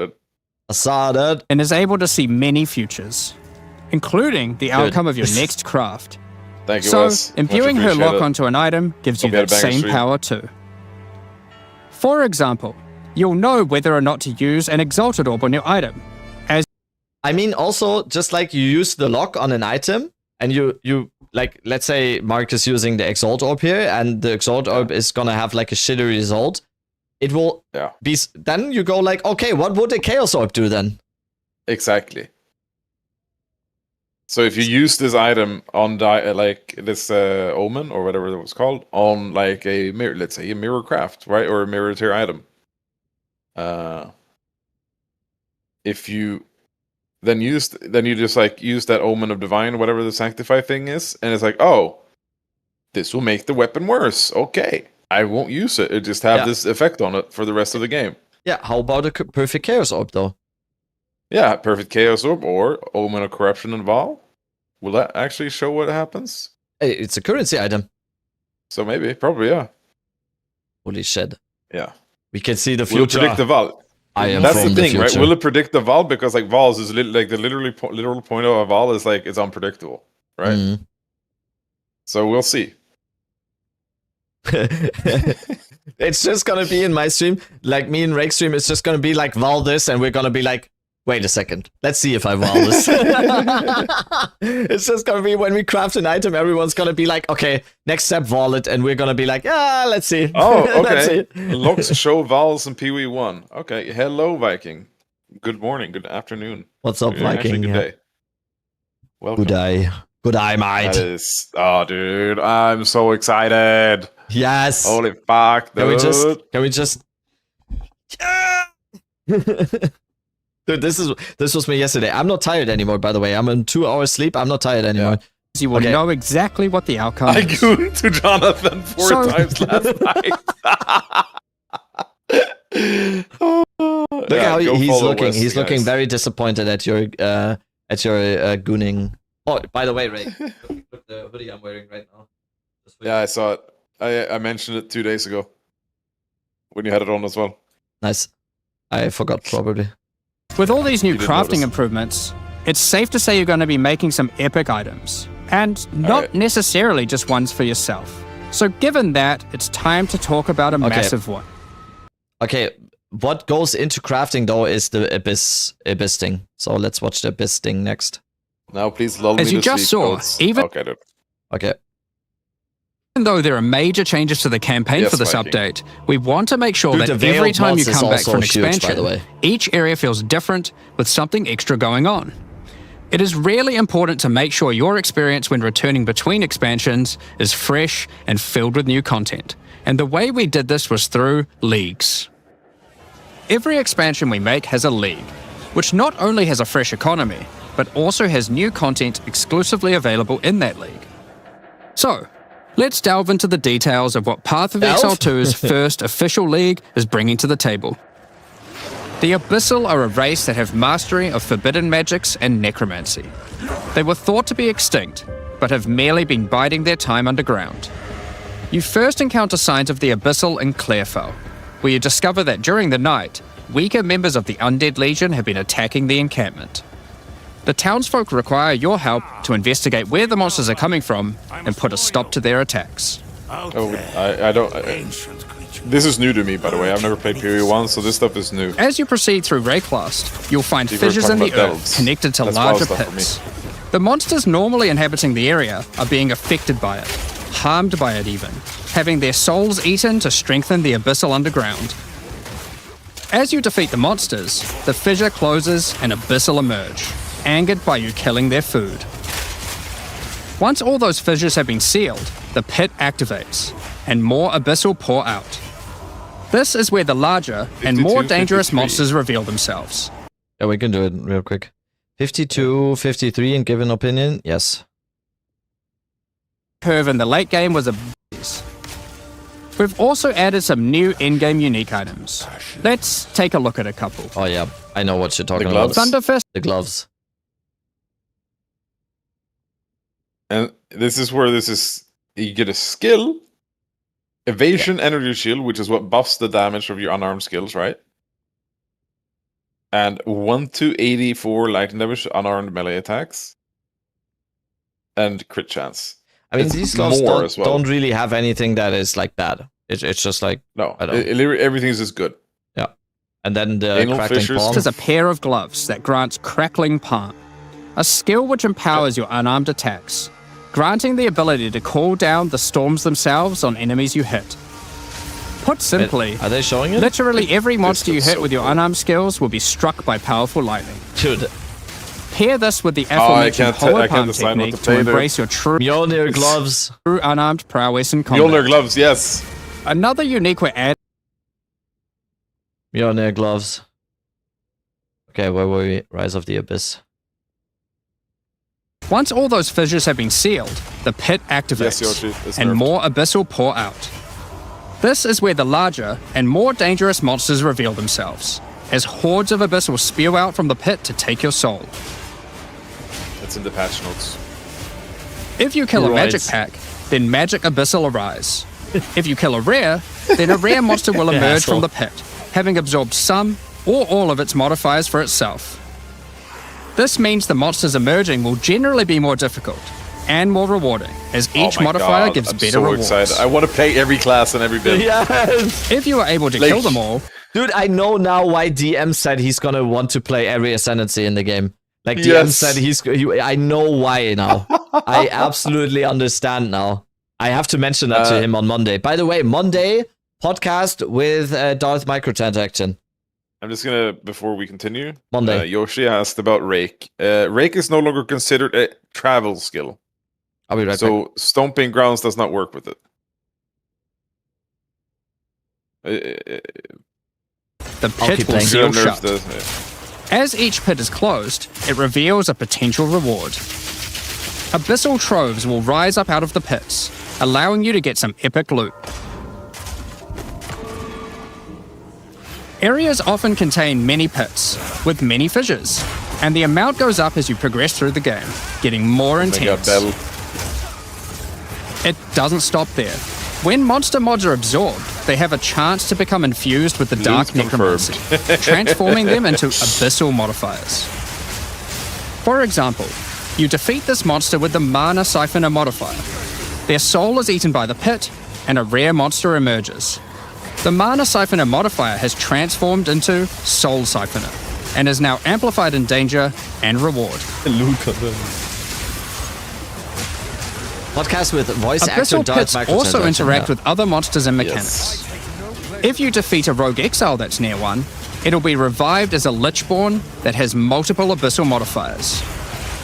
Lichborn exiles even more have their own interested in the unique jewel crafting they can aspect drop, they're if gonna you are show, lucky yeah. enough to encounter and kill them. I mean, this is super But cool it's- though. This is very Yes, cool. this is so If an good. abyss spawns near a boss, killing I it just think like even without the veiled modifiers and stuff, I feel like this is the perfect league mechanic they could have added at this stage. I think this is awesome. will summon a gigantic It is. Giga Larvae creature.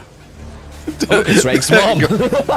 Monsters imprisoned in essences I near was about to abyssal say it was pits are Chad's affected mom. by the abyss too. They will come with an additional new essence item that can be used to craft your items. 2 peas in So, a pod. that's your bread and butter of the Abyssal League. Kill surface-dwelling monsters, kill the The emerging wording abyssal, though. close the What was it, like, fissures, Giga- what does he say? overcome pit Giga massive or encounters, something like and that? reap the What is rewards. he saying? He says Giga lava creature or whatever. Used to craft your items. Oh fuck. Wait. No, Big where ga- is it? Here. Okay. If an abyss spawns near a boss, killing it will summon a gigantic Giga Larvae creature. Gigantic Giga Love. Monsters imprisoned in essences near abyssal pits are affected by the abyss too. They will come with an Oh, additional I new didn't essence even- item that can be didn't see used to that. craft your items. Abyss essences. So, Yeah. that's your bread and butter of the Abyssal League. This like Abyss like kind of affects everything. And now we just get into the real stuff here.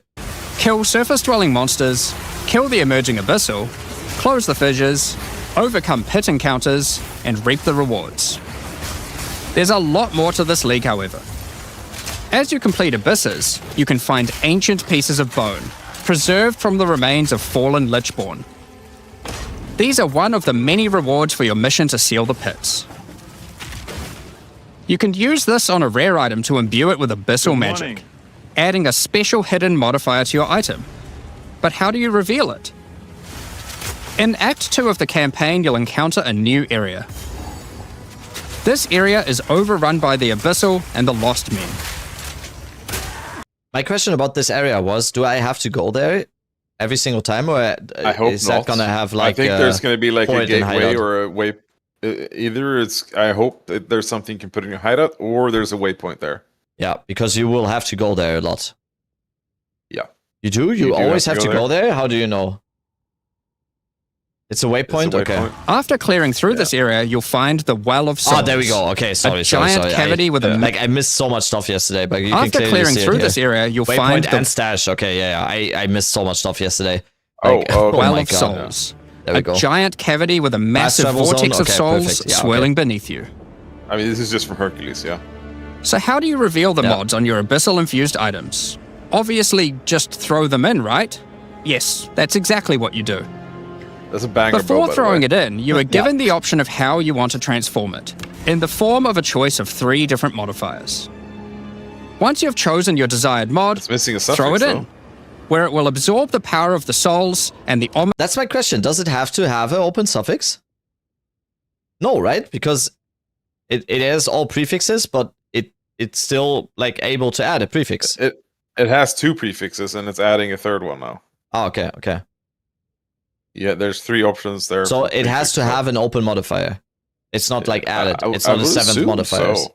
I would assume so. Because that would be insane if you can add like a 7th modifier, no? No, you can't add. That's a 7th. I veiled think mods we from just- POE1. Maybe like POE1 like players. desired mod, You need one open throw it affix. in, Okay, yeah. where it Must will be, absorb must the be. power of the souls, It's still, like, and the insane. ominous creature will then retrieve it for you. To choose one of These the modifiers can be ones from the core mod pool, all the way through to specialized modifiers that cannot normally appear on items. During the campaign, you can use it as a way to more easily add useful Yeah. existing mods, but during the endgame, there is a whole set of new and powerful mods you can add to your items. Like this mod for crossbows. What do you need to actually use it though? Or can you The just essence. use it? Wasn't The it essence? Essence of Abyss? Yeah, wasn't it like Essence of Abyss? Souls But is swirling he- beneath you. What is he using for this? Like he's just clicking So on how it. do you reveal He's the already mods on used your it. Go abyssal back. infused items? New area. To before he went in here. This Before he area went in is here. over to a modifier to your item. Rare item to one imbue more. it with okay, abyssal okay, magic. okay. Yep. Adding a special It's hidden severe modifier mod to And your then you item. go in and you But how- reveal it. Okay, sorry The guys. I choice just has want been- to clarify really. These modifiers can be ones from the core mod pool, all the way through to specialized modifiers that cannot normally Mark is appear such on a giga items. chat as well, by the way. During I the love it. campaign, you can use it as a way to more easily add have useful my existing babies. mods. How? Huh? What are you saying? What? I said I love Mark. You can have my babies. Yes. He's a giga chat. Dude, having Mark and Jonathan at the head of the studio is just like you cannot. Yeah. It's just like like who's still hating on these guys or like even memeing or whatever. Like I get the memes and whatever, but like Dude, it's what are you actually expecting? like man? This himless is- like saying like basically going and saying, yeah, so every league I just go and pick the least played, worst class, and I just like, oh okay. Clear the game and figure out what's bad with it.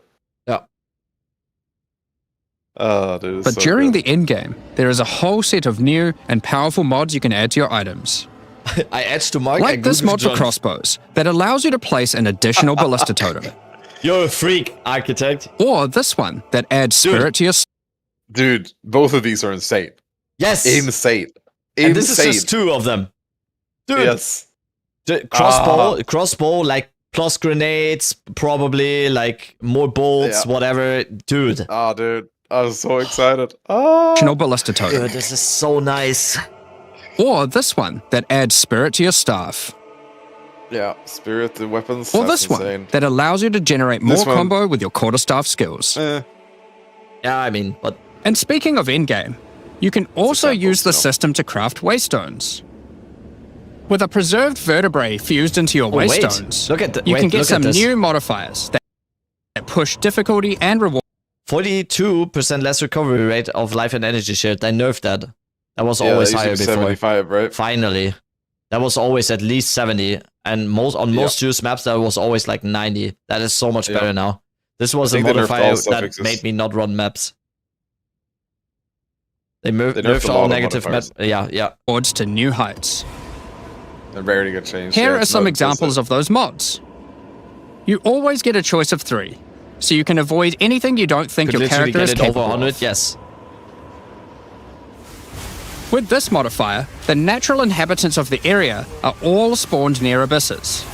I was like the whole time when he was saying pets, I always understood Pits. pets. Like pets. Now I realize Yeah. it's pits. And it's the fucking same when cute. he says dex. When he says dexterity, he Dicks. says dicks. Yeah, Dicks. do you know like the video? Like the guy, this is my dick. Do you know this one? Yeah, I am pretty sure I And know there exactly are up to what you 9 mean, but additional abyssal yeah. pits in the area, making it just a full-on Pets. abyss ruckus. fucking Aussies Or- and New Zealanders did. If you like Yeah, me, yeah, yeah, that it's very one. hard to keep your dick dry. I left my dick unprotected I know and exactly it which was warped out one of it is. shape in no time. I could barely recognise my own dick. Imagine that. Then I discovered Schaefer's New Zealand style dick sealant. The best way to take care of your dick in 3 easy steps. First, wash your dick with soap and water. Then, wait for your dick to dry. Once your dick is clean and dry, paint your dick with Schaefer's dick sealant. I used to be too embarrassed to invite people over to see my dick. But now, my dick's the talk of the town. I even have pictures of my dick. Check out that dick. I'm going to send this to my secretary.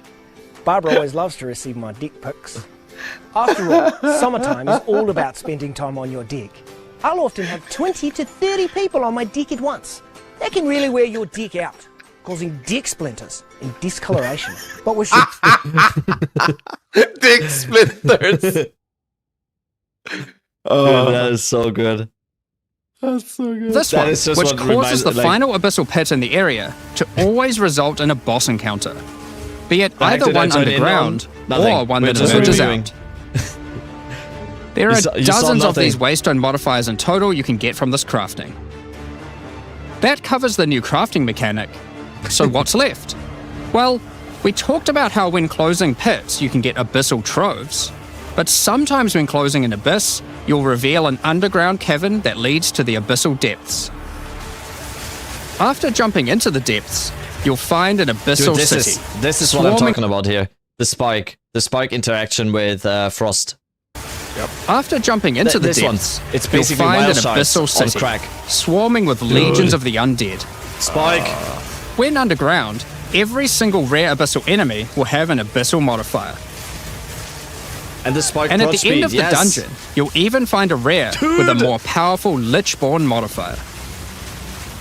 Once you're able to defeat this powerful rare, you can also find some nice rewards. Aside from the entire area being valuable due to the abyssal modifiers on the monsters, You were talking about wanting to it play has the its same own build. specific drops too. Yeah, I know. I'm sticking One to example is a set of lineage supports that can rarely be found in these depths. I think it's better if we play separate builds. that. Yeah? That way people can, they don't have to watch the same build when they okay, so if I stream in the afternoon or whatever and you stop stream and then I start streaming or whatever, and they don't watch the same build. Yeah, also get played. true. Also true. That And could be a this good thing. this looks so nice. A powerful Lichborn Elemental Storm got buffed as well. I always liked Elemental Storm already. modifier. Once you're able to defeat this powerful rare, This looks you so can nice. also find some nice rewards. Aside from the entire area being valuable due to the abyssal modifiers on the monsters, it has its own specific drops too. One example looks is a so set good, of yes. lineage supports that can rarely be found in these depths, like Kurgel's Leash. This support empowers both you and your minions when you command them, granting unholy might to you both. That is also something we haven't even talked about yet. The lineage supports look fucking insanity. Some of the few they showed looked like there was one that was but Plus some one. were like, what the There was fuck? one that was just straight up +1 to all skills. Yeah.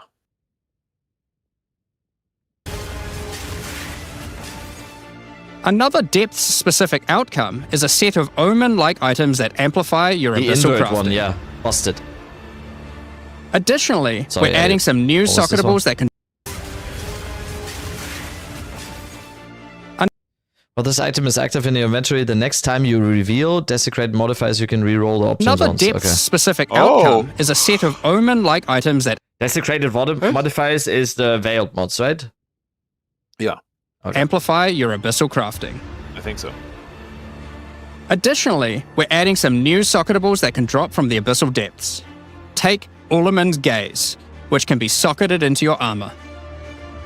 These are a bit special in that you can only have one equipped at a time, but give some pretty powerful effects. The helmet thing is Think pretty of them insane as for, almost Amazon. unique socketable for your equipment. In the endgame, where you can still find depths, you also start to find a different type of underground chamber. In these areas, you'll find an ancient spire, a device being used by commanders of the abyssal factions to plunge Rayclast into a lightless void. This is the pinnacle boss, right? Look Look at this. Look at this arena, man. I don't know if it's pinnacle Your boss. I goal think is it's just simple. like a special Kill this commander abyssal boss, and destroy right? the spire. There are 4 bosses in the Abyss League, and there are some Oh, the pretty spells. cool uniques available from them. Dude. And it can roll like I- anything, like helmet, gloves, I wonder anything, if you right? can roll weapons though. Imagine if you can No, roll I don't weapons. think. I don't think weapon. But, He doesn't have a weapon equipped here. I think if it would be going for weapons, I think Maybe they don't weapons wanna would reveal be that. ridiculous, man. Weapons would be fucking ridiculous. Boost with So movement it's speed. Yeah, increased that's life exactly armor. what we were talking about. Imagine Yeah. this belt with movement speed on like 4 boots with triple socket boots with movement speed and the essence. And imagine if you can actually hit a third socket with a Val on this. That's 6 sockets with 200%. Increased effect of socketed items. That is. So that's You're just so gonna press it's- W and you're like on the edge of the map. so it's 30% movement, 35% base movement speed on boots, right? And then 30% from all the sockets, and then double that, so that's 60%. That's 95% movement speed. increased from boots and belt. Yeah, I mean, we're not sure. Obviously, we might just be coping that you can hit 3 sockets, but it would be cool. Plus 15% on Roa.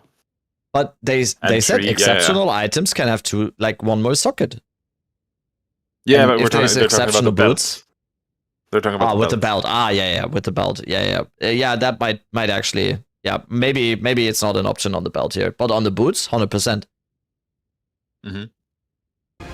Maybe this belt can't even be exceptional, for example. Might also be. Also, someone just mentioned Krangle. You can use the fucking divine thing. Sanctify the belt. Yep.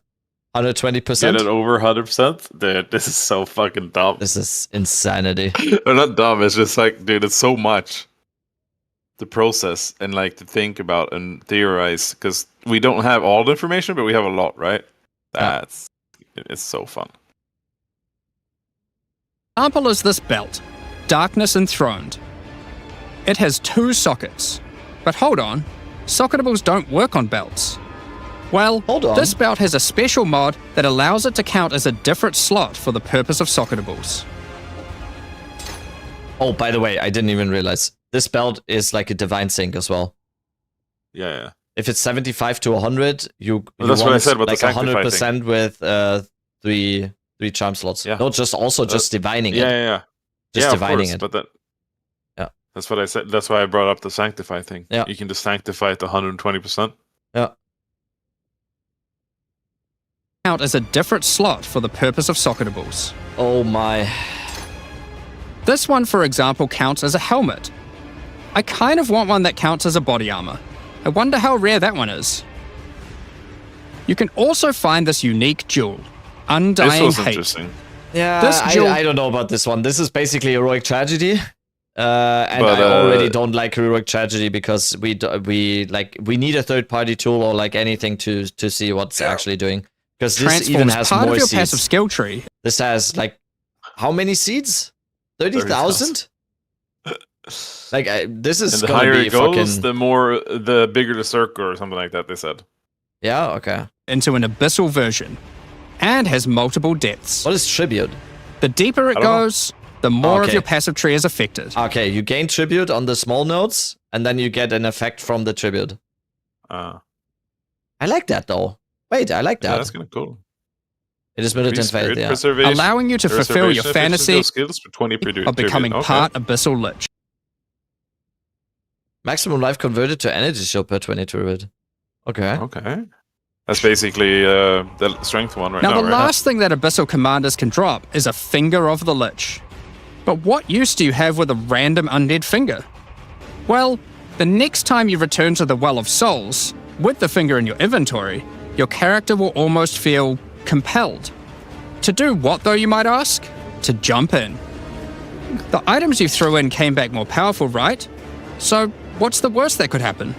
Well, you will just have to find that one out for yourself. Along with the introduction of Act 4, Pinnacle boss, right? I mean, I don't know. There's so much. and the interlude, we will be adding 25 new endgame maps. These maps will contain all the new monsters and bosses we're adding, improving variety and giving you opportunities to experience the new boss fights many times. Let's take a look at some examples. Rock Pools is a map where you explore a shallow rocky coastline, surrounded by coral and filled with sirens. I mean, looks like Looks a like nice a good open map. map. At the end is a giant goblin king boss, ready to eat sulfite and Chat's Look who it is. Rake? pointing at the crotch. No, look who it is. Your mom. I said squish chat's you mom. like a bug. Okay. Thank you. Holton is an Ezomite township which has seen better days. Quick Explore 69. and clear the township to find a gothic, reaper-like boss, with the ability to manipulate storms and fry you with both lightning and wither you with chaos. Look at this Given some of the new bosses though. added are a bit more Yeah. epic, such as the Act boss and final bosses of each interlude part, it would be a bit of a waste to just use them as regular map bosses. Instead, we'll be adding some new mechanics to the Atlas that use them. These start Dude, I appearing was so hyped pretty here. fast into the If you go endgame up, go back and will like help 5 bridge the seconds. gap until you do your pinnacle. These start appearing pretty And 5 fast into seconds the more. endgame new mechanics to the Atlas that use them. Here, pause. Instead, we'll be adding some new mechanics No to the Atlas towers, that no use them. towers. I was like, oh my god, there's no towers. And then you there's just one wait tower. like 2%. Then there's like fucking 3 towers. These start within appearing like pretty- 5 Oh, no. seconds. Like, no! Pretty fast into the endgame and will help bridge the gap until you do your pinnacle I mean, boss. they look closer together now. Yeah, maybe they're more consistently triple towers. I don't know. It's your ex-girlfriend's boyfriend? Yeah. Sorry, yeah. In the desert biome, you can encounter a wild sandstorm. 3 maps around the sandstorm contain a device you must activate. Upon doing this, the sandstorm's magic is disrupted, revealing the map inside and allowing you to access it and find the cause. This presents itself in the form of a boss, similar to the existing Citadel bosses. This boss is a Faradin Swordmaster, who has been blessed with the power of a time gem, allowing him to take his swordsmanship to the next level by replicating himself, just the amount of boss maneuvering and nice rapidly, boss and arenas and severing the everything we've fabric seen of here time is- itself with his powerful slashes. So awesome. In the water biome, Yeah. you'll encounter a giant maelstrom, where one of the maps surrounding the water biome connects to it, but the connection is obscure. Oh, there's towers again. You must run the maps nearby, hoping to find Yeah. a beacon, which Dude, will online remove the combat looks maelstrom so nice. and reveal Just the by connection looks, to that like map. the Another example is this Vaal vault in the mountain biome. But how do we get inside? Running the adjacent maps to it will yield a key, which you can then use to gain access to this vault. Or, you could just trade for one, I guess. Use the key to dispel the powerful force field surrounding it, leading to the Vaal Elite and their rewards inside. Oh man. These I just all want the contain money to Uber say, versions right? of the Man, Act 4 boss, and the bosses at the end of each These part 8 of the coming interlude. days are gonna And be each so have their slow. own exclusive drop pool of new Lineage supports, which, as Jonathan spoke about earlier, are powerful support gems that modify your skills in pretty crazy ways. As an example of a Lineage support which can come from the Without the Faradin tree, Swordmaster yeah. mentioned earlier, As soon as we have get the tree, Garo Khan's it's Resolve, which much better. causes your critical strikes Good to morning. fork, but requires some mobility on your part to properly enable. From the boss sealed in the Vaal Vault, we have Paquate's Pact, which supports your war cries, causing them to inflict massive amounts of corrupted blood at the I want to start with Merc, but Sorg looks so good too. That's exactly Yeah, my dude. situation right now. We're Cost of like, your I own feel life. like a lot of us are probably Additionally, just like, fuck, some what am maps I can gonna now play? spawn Like, I wanna summon play this, circles. but I also want to play that. a room Like, which resembling one an do I start? Ezomite henge. Activating this henge will spawn bosses. It's as simple as that. We'll also be making changes to how affixes and waystones work. As the current prefixes equals good, suffixes equals bad, iteration isn't quite hitting the mark. Yeah, I mean, that one we Example, in the talked case about of already. Delirium, it's simple. You just Yeah, and also this and is a waystones. nice Yeah, change. But what the about whole- Breach, Ritual, whole Pinnacle this content, thing. and others of the sort? We're making that's some one changes around this too. The first change is that you'll now be able to invest 2 points into your specific League Atlas trees before having to run the Pinnacle content. There will be a specific objective for each type of They content. actually changed the game so much. I mean, the whole like difficulty about pinnacle encounters is just completely changed now. Yeah. The whole artistry thing is only like the bonus that you get now. It doesn't really decide the difficulty anymore. It's just the amount of splinters now. The fuck? grant you those points. For example, in the case of Delirium, it's simple. You just need to find and kill one of the bosses in a map, Omniophobia or Kosis. The rest of the points for each content come from the Pinnacle content, but we're making some changes to accessibility here too. Currently, access to most Pinnacle content requires the same key at the easiest and most difficult version of the content. This creates a negative feeling where at lower difficulties, instead of wanting to run the content, you're often better off just selling it to someone who can run it at maximum difficulty. To address this, each content will now drop splinters, which will not form into Pretty singular expensive items. though. How much tribute was Instead that? of using the singular combined 400 for item in the 3? realm gate, you can now just bring your splinters. Upon inserting the splinters into the realm gate, an interface will appear, allowing you to pick your difficulty, and you'll notice each difficulty has a different entry cost. This means if you want to run easier difficulties, it costs less, which also allows you to run this content much sooner into the endgame.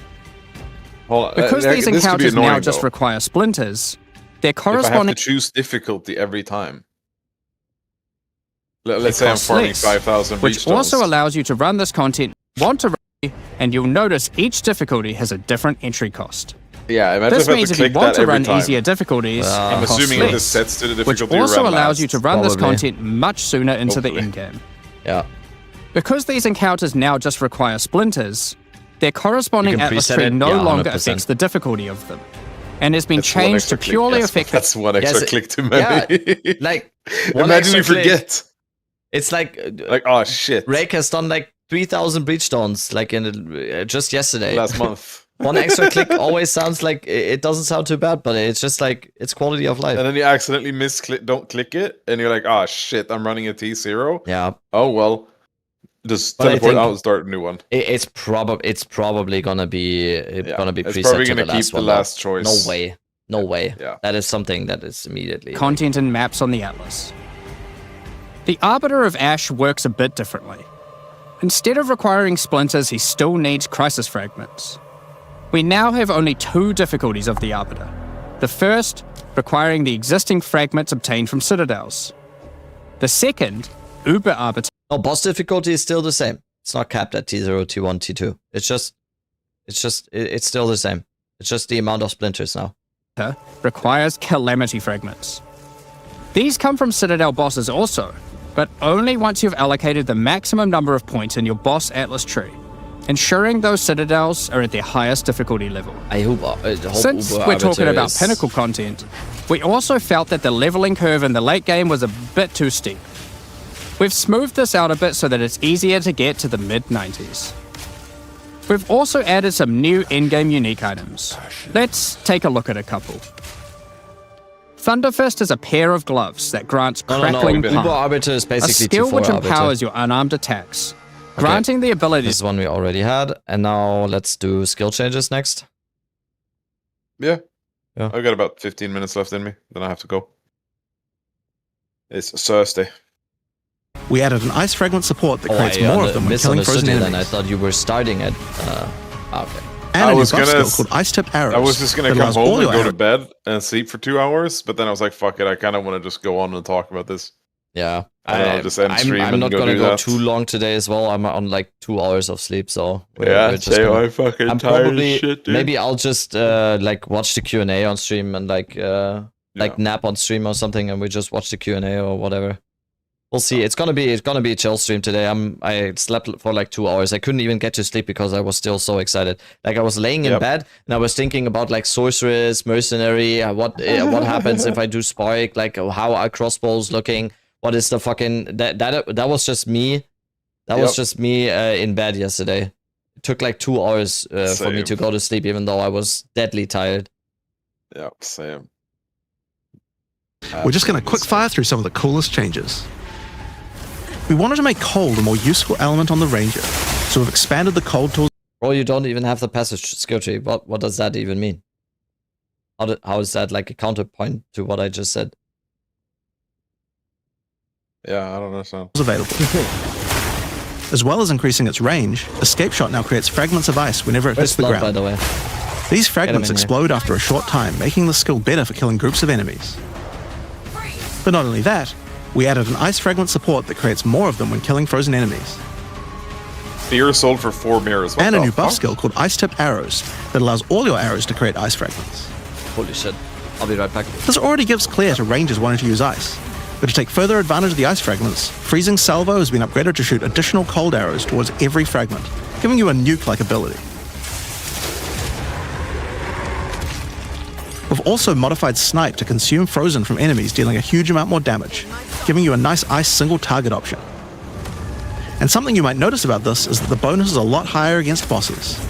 This is actually a change you'll see throughout the entire game. Since it's a lot harder to freeze a boss, you should get a bigger reward for it. This is dope. Another theme you'll see throughout the game is making movement feel better. Toxic Growth is a skill that was pretty cool, but a bit annoying to use with the jump that it had. Now Toxic Growth is a range skill, so you can spam it more easily. And we've also added a new poison skill while we were at it, called Toxic Domain. It creates a small area around you that makes all your attacks create toxic growth pustules. I'm so excited, man. I think a lot of people are excited about this, right? Like Frost Ranger, Toxic Ranger. I think this is something that a lot of people are excited for. I'm not too like pumped about that part. My most exciting part is this casters in general and this crossbows.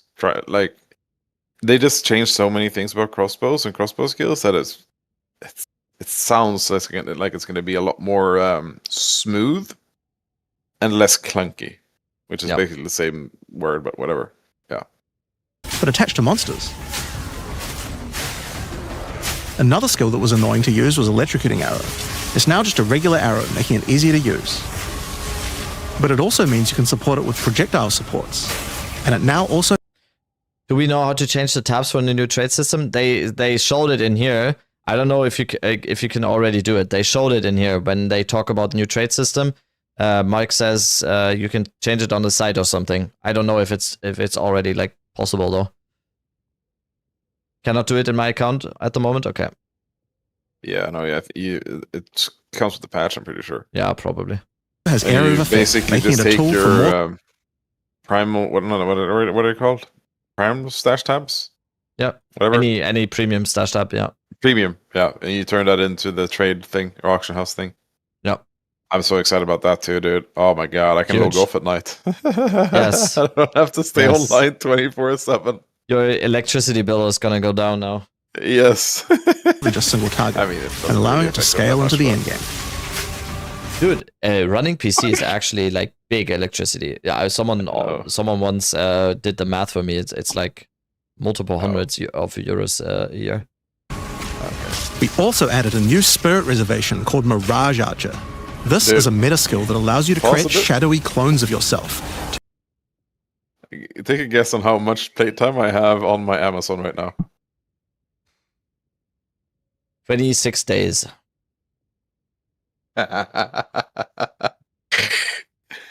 49 days. Oh my god. Yeah, that's just... Use a skill of your choice. PC on to mine crypto? Nah, PC to sell shit on POE. Yes. Of course, one of the other big problems the Ranger had was survivability. Evasion was the weakest of the 3 defenses, and we wanted to change that. That's bullshit, by the way. Currently, evasion doesn't evade all types of hits in the game, so you're still vulnerable to things like slams or unblockable attacks. To make evasion characters more tanky, we're adding a new mechanic called Deflect. Unlike evasion, deflection rating provides a chance to deflect damage from hits, preventing a 40% of the damage from those hits and ailments they inflict. Exact chance to deflect also depends on the attack's accuracy. Dude. Yeah, I think there's a lot of people who will play Deadeye. This guy's name is Can't Touch This. 530 dexterity. How much evasion does he have? It's not showing. It's evasion is all the way up. Right. Yeah. Deflect works on everything. And if you successfully deflect a hit, you take 40% less damage. Items can now give you a mod that gives you some amount of deflection based on your evasion.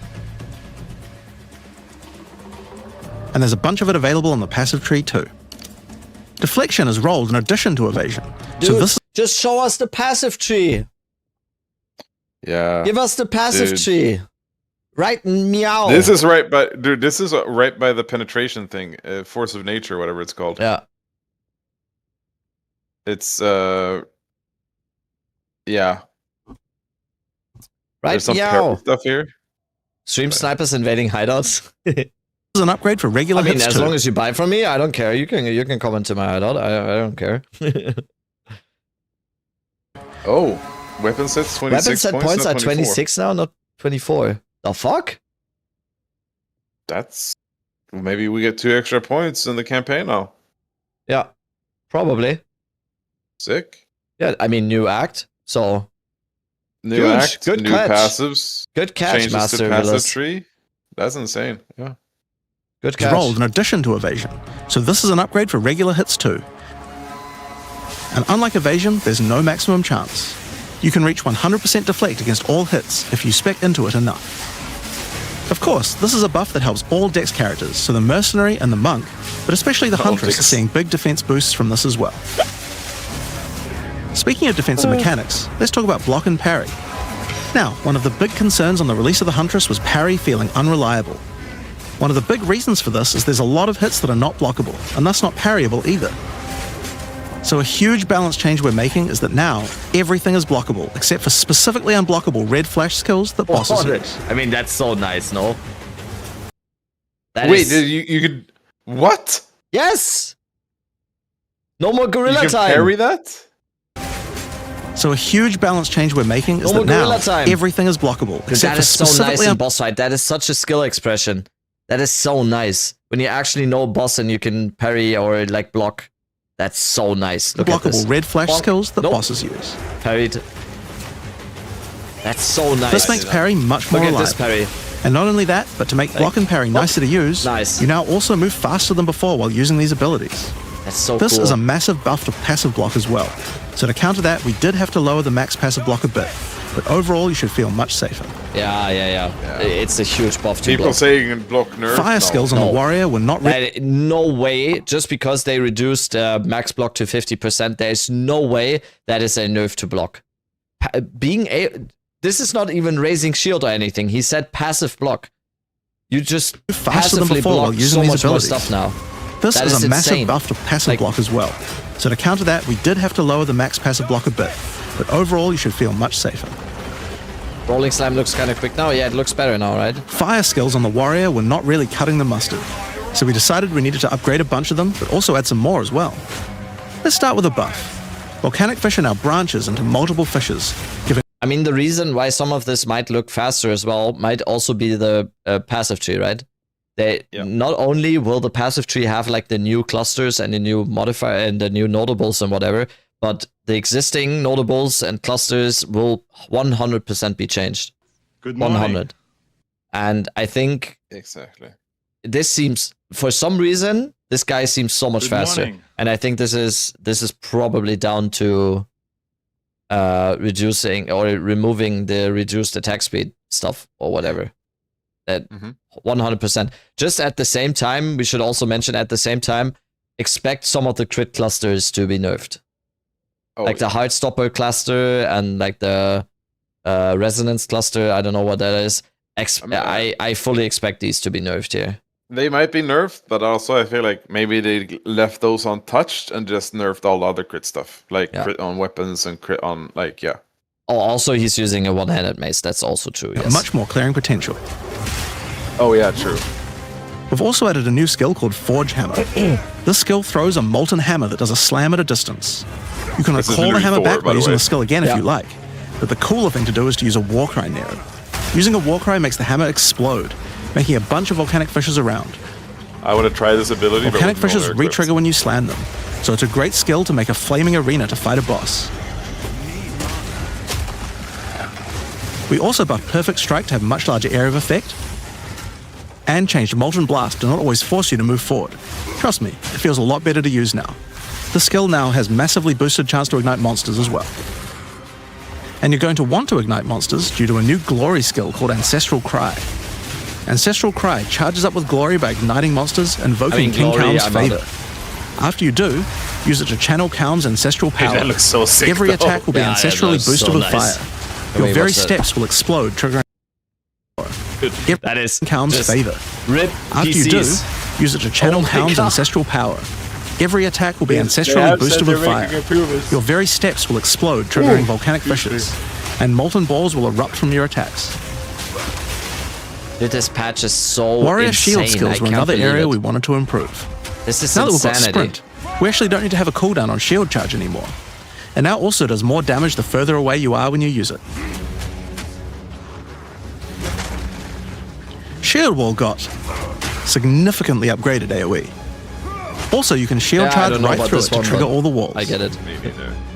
But We also Imagine added a new de-hammering shield all wall. this poor guy, yes. Fortifying Cry gives you a defensive buff, but it also know builds how up he- charge I on don't your trust shield that Mark, empowers dude. your other shield I skills. would trust Mark with my Firstborn. I was gonna say semen, but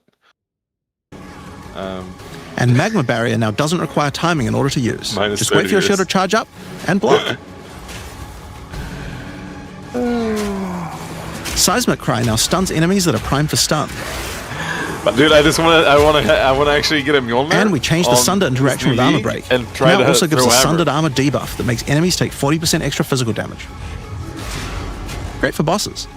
Great for bosses. Oh yeah, Ancestral Sunder Warrior- in the patch notes. Sunder. Wait, this is the old Sunder. In the patch notes, it said it doesn't have the plus total attack time anymore. Oh. That's sick. Here, Sunder no longer has plus 1 second total attack time. Here, it's still in there. It did something to Bone Shatter as well.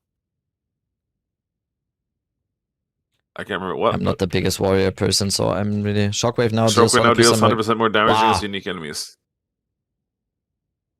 Okay. Sunder will be cool. Yeah, I think so. Patch notes? Patch? Are you looking for it? Wait. Are you looking for a... I'm linking patch notes. There we go.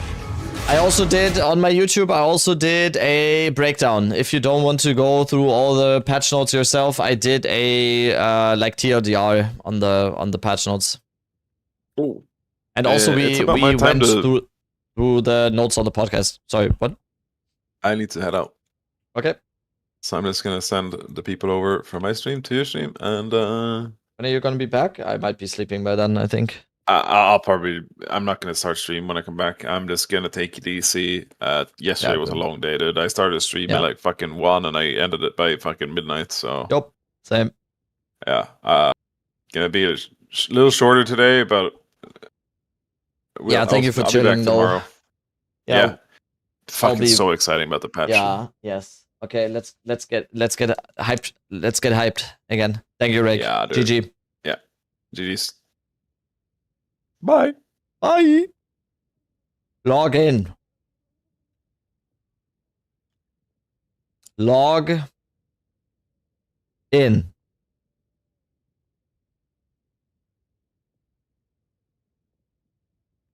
I've Yo, got Rick. news for you. You're You're mine, mine now. You belong to me. Thank you for the raid. Let's go. You're not gonna have your mommy slam behind you anymore and wipe your little tushes. Oh no, it's time now Hello. to turn this mush into muscles. Hello, everyone. Great for Let's keep bosses. going here. Great for bosses. Ancestral I like how Warrior you said Totem has that. undergone some pretty significant changes too. We wanted the skill to feel more like using an ultimate. That summoning an ancestor to fight for you was a big deal. So we've changed this totem to require 3 endurance charges to summon, morning. and massively buffed Great its for damage. bosses. It also now scales your weapon damage too. Since there's no limit anymore, if you build around generating endurance charges, you can summon an entire forest of totems. Good morning. In order to make that easier, we added some new sources of endurance charges. There's now a support to make perfect strike generate charges, and a support for generating endurance charges from heavy stuns as well. Speaking of totems, we wanted to upgrade the My Warbreaker. Ryzen CPU is scared. Among the yeah. other changes we've made to this class, Answered Call now gives an extra totem, and the spirits have just been Totem bills seem fun. Ballistas also count as totems, right? Yes. Yes. Like, Warbringer looks very, very cool. They went a little bit off of Warbringer from the whole blocking aspect into, like, more totem stuff, right? Could be super, super fun, I think. Warbringer, I think, like, Titan has 3 very, very interesting ascendancies now. No more drops anymore, unfortunately. Drops are gone. Drops are gone now. No more drops. generally buffed in many ways. Warbringer can have 75% block still? So Warbringer can go over the 50%? When will Pop be updated for the new passive tree? Next week? We don't know. We don't know.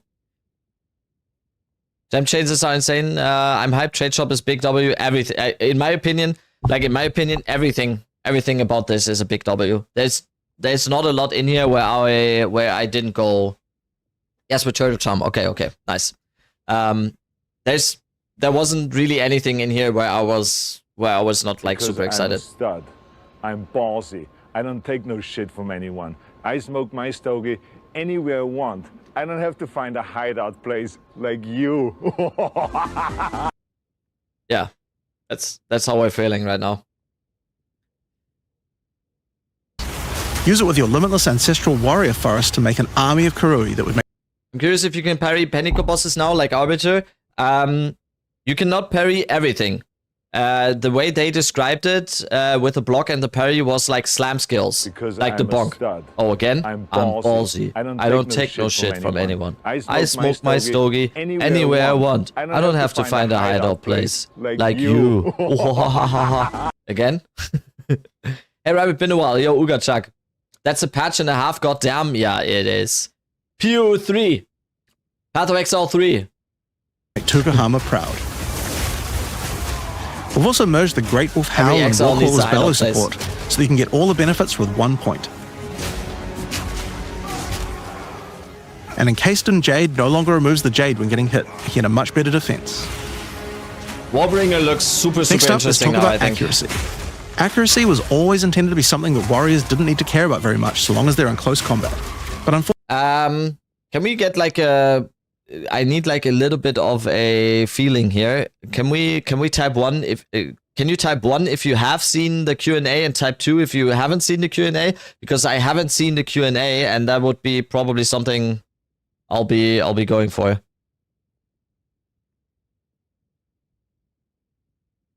Okay, so a lot of you haven't seen the Q&A. Then we will watch the Q&A. Fortunately, that's not okay? currently the case. Do a This was poll, particularly yeah. annoying with skills like Bone Shatter, which you certainly don't Let's want to do a mess poll. with. This So we is a significantly democracy. buffed your chance to hit at close ranges when you don't have much accuracy. Warriors shouldn't require any accuracy investment in order to hit with close range attacks now. We also wanted to improve armor. Now, one of the major weaknesses of armor is the inability to defend against elemental damage. In order to mitigate Hold this, us we're up. adding a lot more of the stat that Hold allows us your up. armor to defend against elemental damage. It's now available on items and in a lot more places on the passive tree. One of the most important improvements we've made in 030 is to declunk the action and flow of shooting crossbows. You can now reload crossbows without any movement penalty. Good morning. Yeah, this is But not so only nice. that, all skills that Okay, I need to pay attention now for the crossbow changes again because I might actually be you can going now for crossbow, reload I think. crossbows without any movement penalty. But not only that, all skills that can be used while moving now slow you for a shorter amount of time. This change benefits everyone, not just It's crossbow so skills. nice. This With is like both a of these- hidden movement speed buff, just so you know. People were like asking for movement speed stuff.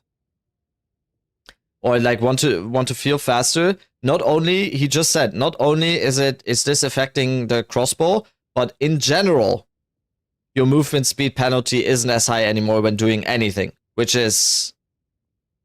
That is huge. That is something that went under the radar as well. Changes put together, the run and gun playstyle feels You need to much see better. the... Yeah, I'll do speed. It's I hard to will explain speed it how up. important That's this a good change call, is for the Shiny. feel of the class. The Mercenary is also a good chance to talk about how we're rebalancing to make comboing morning. skills much better. Take Shock, for example. It buffs damage and lasts 4 seconds right now, but that isn't really giving you enough time to take advantage of it. If you're going to add a lightning skill into a build that otherwise wouldn't use one, we need to make mechanics like this much better. So we've increased shock duration on monsters to last 8 seconds. And skills like Plasma Blast, which are intended to be good at shocking enemies, now increase the damage bonus by a lot more. You'll find changing I want to see that again. enemies now increase the damage Oh, that's like T0 Zesh, right? But still, like... bonus by a Plasma lot more. Blast. Plasma Blast. Could be something. You'll find changes like this all around the game. Chill now lasts 8 seconds, giving you more of a reason to weave in cold damage. Freezing skills are better at freezing. Burning skills need to cause burns that last longer. But making skills like Permafrost Bolts and Incendiary Shot double down on how they're supposed to be used, it makes using them in your build alongside other skills much more likely. We're also making sure to buff specific combos too. The freeze explosions from frag rounds now chain to nearby enemies. Ooh. And using high velocity rounds with armor break will now fragment the opponent's armor. This causes monsters to take a portion of high velocity rounds damage with every subsequent hit, even tiny pellets. So that means following it with a shotgun blast is way more effective. Now there's a lot more buffs to crossbow skills, but for now I'm just going to talk about the new one we added, the Mortar Cannon. Oh, this one, I already This one forgot lets you about this one. Mortar Cannon.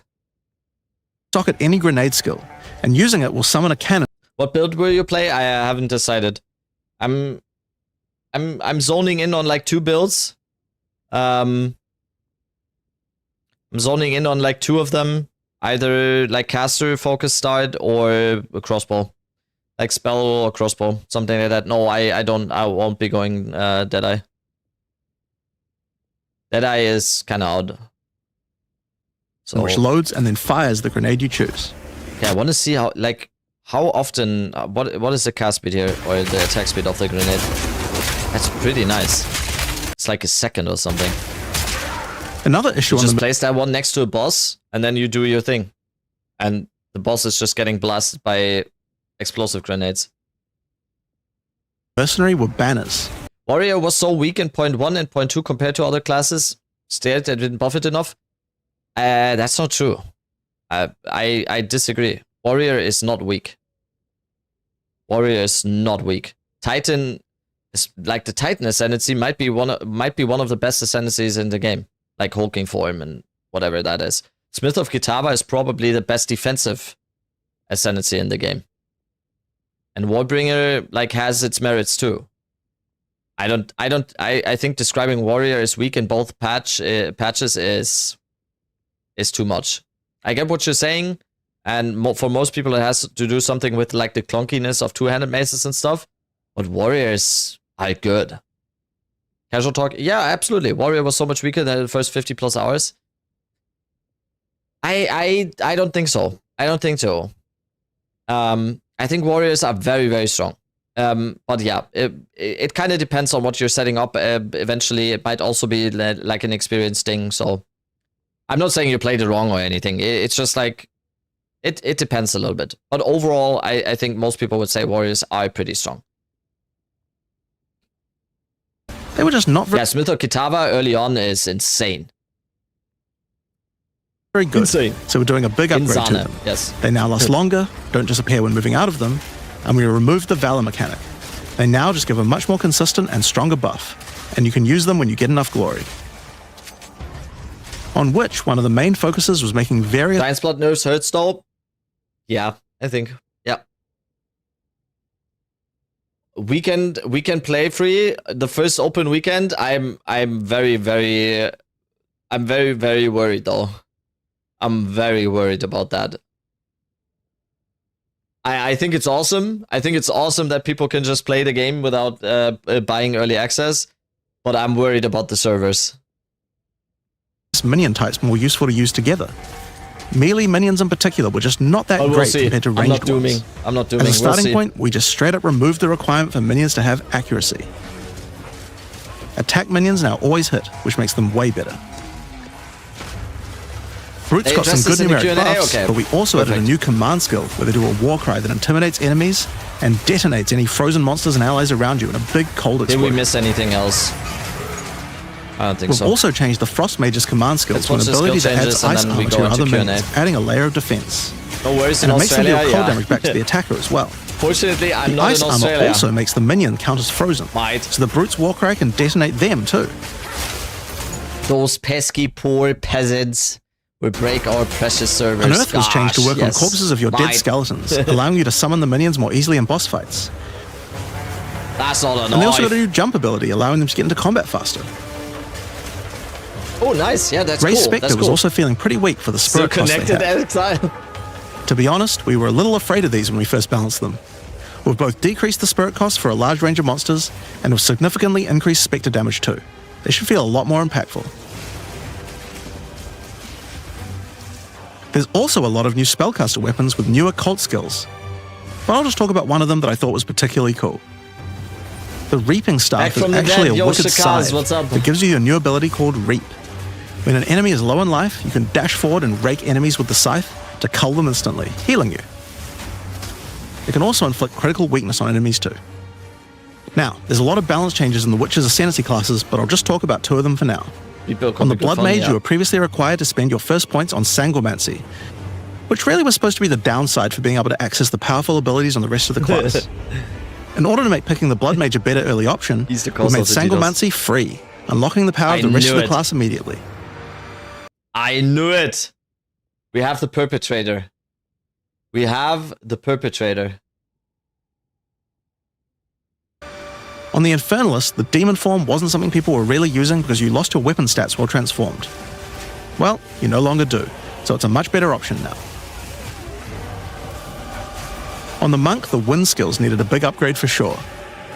Staggering Palm can now stack up its duration if you use the skill multiple times in a row, so you can keep the effect of all your skills throwing up wind much more easily. Wind Blast had the purpose of building up to dazing an enemy, but dazing just wasn't worth all that effort. Now it just dazes on hit, meaning a single Wind Blast will make all your skills stun enemies more easily. Following up with Vaulting Impact on a dazed enemy previously did a bunch of stun. Now it allows you to break your enemy's stance. When their stance is broken, following up with a fast attack will do way more damage. A cool build that certain people always enjoyed in POE1 was hand-to-hand combat, but until now we just didn't have a real way to make it viable. Well, that changes now.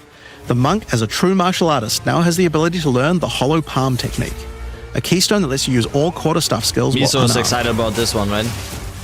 All quarterstaff attacks now have a special unarmed Holiday, version, man. Nice. and you get further bonuses to all your attacks from stacking All energy mirrors shield is and evasion crazy. on your character. One Punch Man, yes. A This new one keystone looks we like also added to the multiple Monk punches, section of the man, tree though. is Walker of the Wilds. This changes Mana Leech to work with elemental damage instead of physical, which is pretty useful for Wait, that's also pretty. That's very nice. I didn't even see that. all his yesterday. elemental attacks the Monk has. But if you But it build works it well right, for the yeah, Ranger that's too. Now, one of the least used Ascendancy classes in the game is the Acolyte of Chayula, Chalupa. so we knew we needed to make some changes here. One of the key things we had to do was make the chaos damage that the Acolyte can do much more useful. So we've added a new skill, allowing chaos damage to ignite, shock, chill, and freeze, embracing the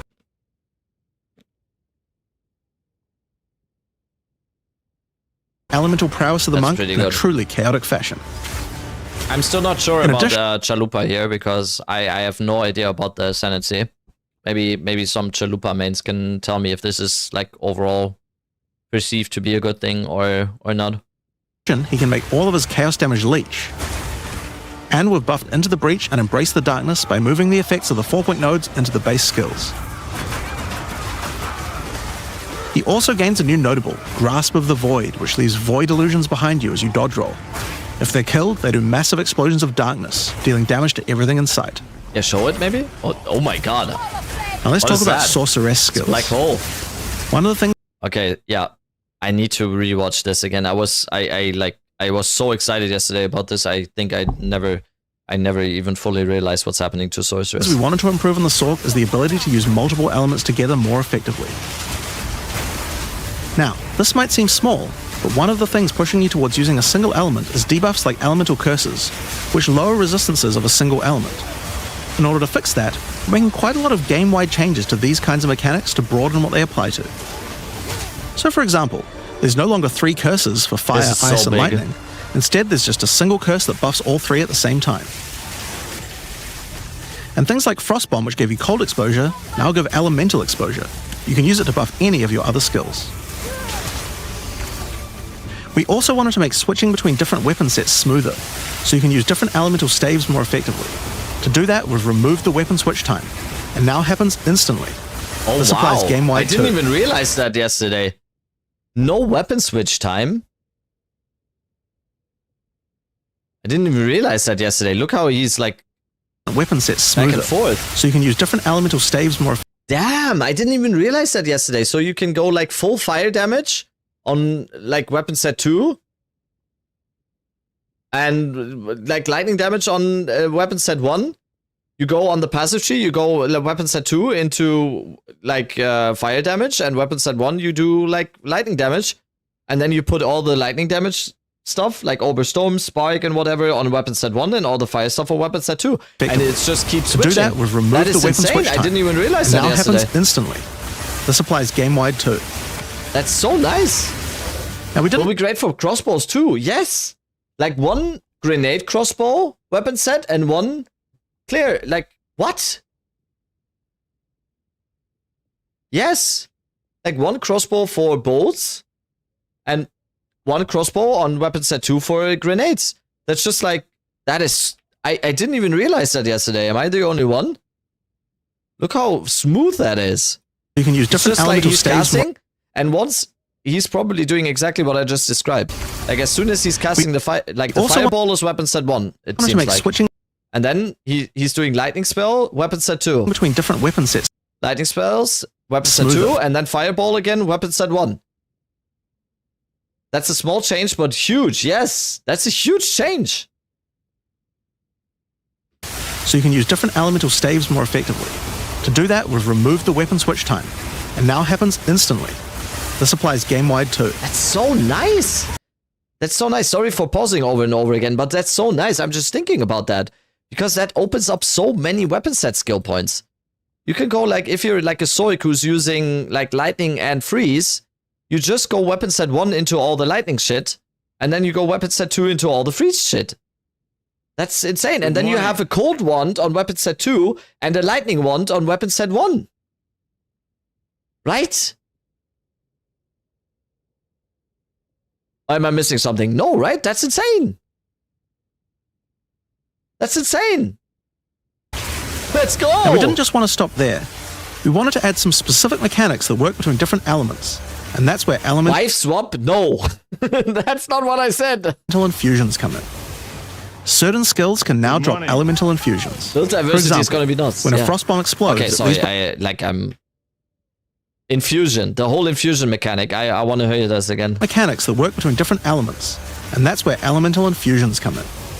Unset ring might be popular this season. True, kinda.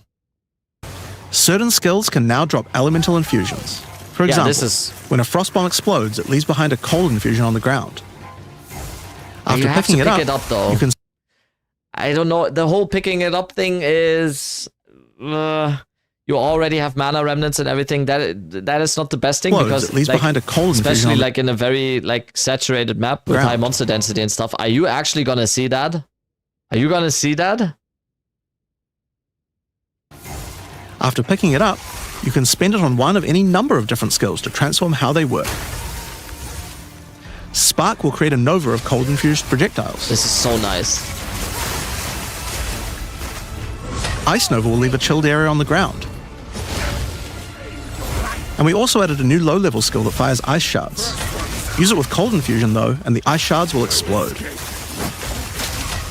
Orb of Storms now generates lightning infusions when you cast enough spells near it. And that's all spells, by the way, not just lightning. Once you have one, you could cast a lightning flame wall, which adds both fire and lightning damage to all the projectiles that pass through it.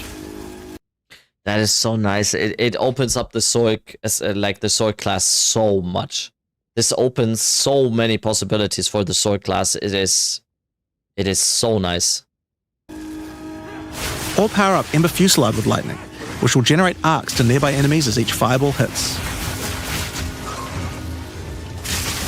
When it's update, or maybe go August lightning 29. on lightning with arc. This skill is now a projectile, and by infusing it, you can go full Palpatine. Yeah. Get fire infusions by blowing up monsters with living bomb. Then use them with Comet to summon a giant fire meteor from the sky. Or use it with Firestorm, which transforms it from a small area into a much bigger one. Firestorm is unique in that it can be infused by multiple different elements at the same time. Add an ice infusion to rain down ice at the same time as the fire. And add lightning to add deadly strikes from the heavens into the mix. Or use it with all three to generate a storm that is truly apocalyptic. Cold Snap has been simply turned into Snap. Previously you could use it to shatter ice, but now it works to detonate all of the different elemental ailments, and makes them leave behind infusions. And just like how you could previously use it on Frostbolt, you can now also use it on Orb of Storms and Soul. I don't really like the picking up ground candy mechanic. Yeah, that's my only gripe with this. Because you might not be even seeing that. That's my only thing. The whole picking up part is the only real thing I see like as a negative here, but no. The whole infusion part, the whole like opening up the Zoic to all the elements is just, that is insane. That is so to detonate good. those as well, which means you can create many infusions at once. We also have a Spirit Reservation skill. Are the infusions remnants?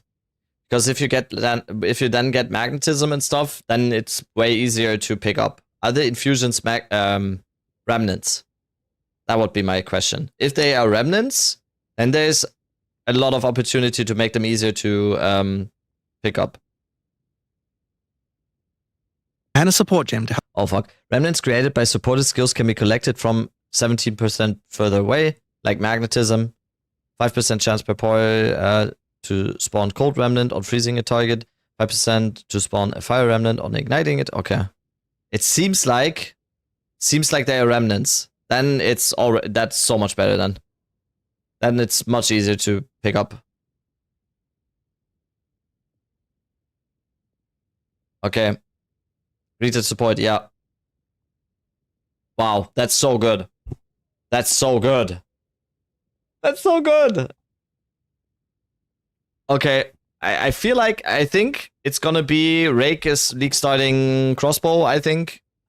I will probably be back on caster. Like I'm back to 0.1, it seems like. Help generate them too.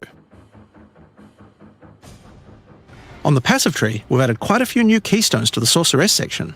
Here are a couple of examples. Can we look at all these notables, man? There's so much new stuff in here.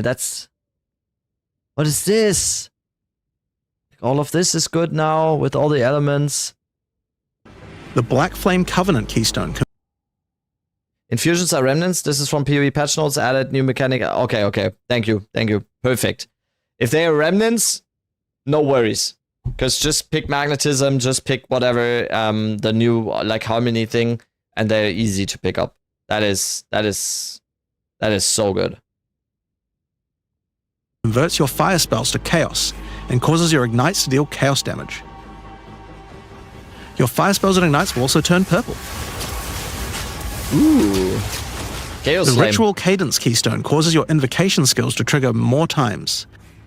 It makes them trigger periodically over a longer duration instead of one. Great for those auto bomber builds. Ah, okay, that's super nice. Instead of just dropping like 1,000,000 comets onto one target and just overkilling that target like crazy, it's more lenient. Invocation skills to trigger more times. That's awesome. It makes them trigger periodically over a longer duration That's instead so of good one. for clear. Great for those. Because always it was super bad when you played like cast on comet or whatever, and it just like there was one mob and you got like energy for 6 comets and it just dropped 6 comet on that one mob, and now instead it basically keeps them. It like saves them and just drops them like periodically. Dude, Now, in Caster addition is to so skill back. changes, we've added a lot more options for the passive Caster tree for each is class. so back. Sorceress Overall, is there back. are more than 100 new notables on the tree, usually around 20 per class. I love that comment. Is this game a good ARPG? Yes. Along with smaller clusters as well. Check out the old version, and here's the new version. Oh, there's so much stuff in here.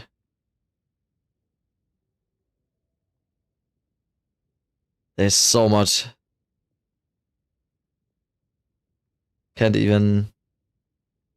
It's a lot more dense, and there's more interesting nodes than before. Now, we probably can't go through too many of these in the live stream, so I'll just show you one from each Today's class's LE. area of the tree. Skip. We tried to be a lot more thematic with the new nodes. So, for example, the Molten One's Gift. It lets the benefit of Armor Break apply to your fire damage. Or how So it's about back? Last Stand, Think so. which gives you lots of stats as your situation becomes more and more desperate. Thinking of taking leave, week leave before. A lot of these before have work. themes aligning with Ascendancy classes. Like for the Gemling Legionnaire, for example. You have Like I can buy one. Last Epoch or POE2? Which one should I buy? That is... I can't answer that for you. If you ask me, 100 times POE2. But some people might have a different opinion. And I hate acting like my opinion impacts anyone. I'm just doing what I'm doing. crystallized immunities, which makes you immune to different status ailments depending on which support gem color you have socketed the most. Another Ascendancy class aligned notable is Sanguimatic Rituals. It allows arcane surges to generate life instead of mana, unlocking that support gem to be used with the Blood Mage Ascendancy. In the Sork area, you'll find these Archon. Okay, wait, I need to. The Blood Mage Ascendancy. In the Sork area, you'll find these Archon nodes. that allow you to convert all of your elemental damage to a specific element. You become a lightning archon when you spend enough mana, after which all your skills will be converted to lightning, and you will do extra lightning damage as well. We have ones for cold and fire too, with different triggers. Here's another cool one, Elemental Practitioner. Anyone else think Snipe looks OP? Yeah. Cold Deadeye looks very good. Cold Deadeye looks very good. The whole Snipe skill looks very, very nice. It gives crit bonuses if you've triggered a skill recently, while also making crits generate more energy for triggers.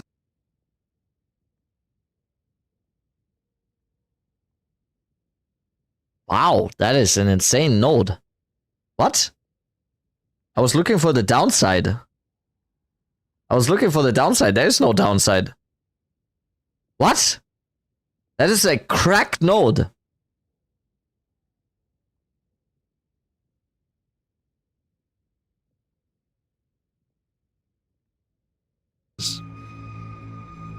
Or maybe you'd like the Great Boar.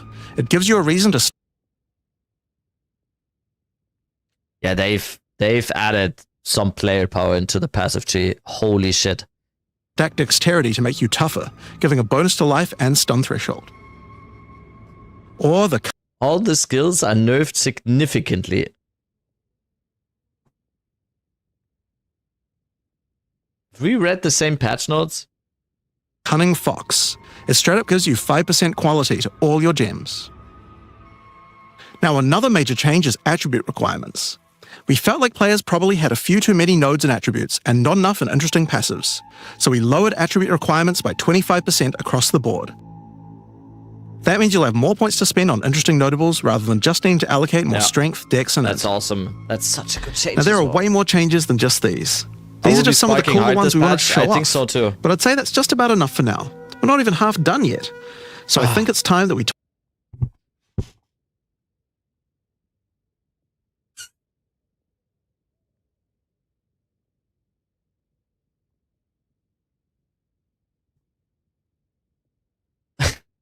talk about the League, the rise of the Abyssal. And to do that, I'd like to hand things over to Mark. As you just saw. Anything else to go over here? Support gems, we know. This one we saw. Let's just go support gems last and then we go into Q&A. Now, support gems are one of the most interesting elements to creating a build. They're what enables so many interesting mechanics and different ways to play. But POE2's support gem system has just never been quite right. One of the major issues is the limitation of only having one support gem of each type on your character. We didn't want builds to just become using the same 5 most powerful supports in every skill. The problem with this design, though, is that it's actually working against using multiple skills in your build. If you can only use each support gem on one skill, it means that you're encouraged to go all in on that one ability. And we want to encourage you to combo your abilities, something needed to change. So with that in mind, we've removed the restriction of having one of each support gem per character. You can now use... We talked about this on the podcast, and I had the opinion that I didn't like that. With the introduction of the tier system, so that's much better for me. I think I like it now. I got kind of swayed in that opinion because I felt like it's gonna decrease build variety because everyone's just gonna use martial tempo in every single skill, for example. But now I kinda actually now like it. I have to say. We'll see though. We'll see. Good morning. Use as many copies as you like. This should drastically increase the amount of possible builds and increase the amount of skill diversity. Do you think the Spark Blood Mage will be changed that much? I know you played it. No, Spark Blood Mage is basically still the same. It depends. It depends on the passive tree, obviously, but how it looks like, the passive tree is only going to increase the stuff, like the potency, basically. What I will be saying though, I do think there will be more nerfs to crit scaling on the passive tree. So I still think like Blood Mage Spark, why would it be worse now? Why would it be worse? There's nothing to indicate that it would be worse. There are a lot of potential builds that suffered from the previous restriction. Like Choir of the Storm got a nerf? Now correctly typed as a triggered skill, this means it will scale off increases and reduction to trigger skill damage as well as other... What? No. That's a buff.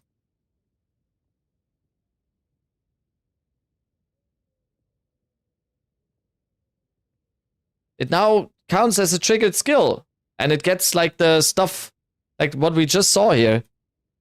What they just showed. Like the cracked node I just said here. Like for example, this node. It won't trigger arc. That was already the case. It doesn't, ever since the 0.2 patch or the 0.21 patch, it didn't trigger meta energy. You didn't get meta energy from Choir. That is already the case. This is a buff to Choir.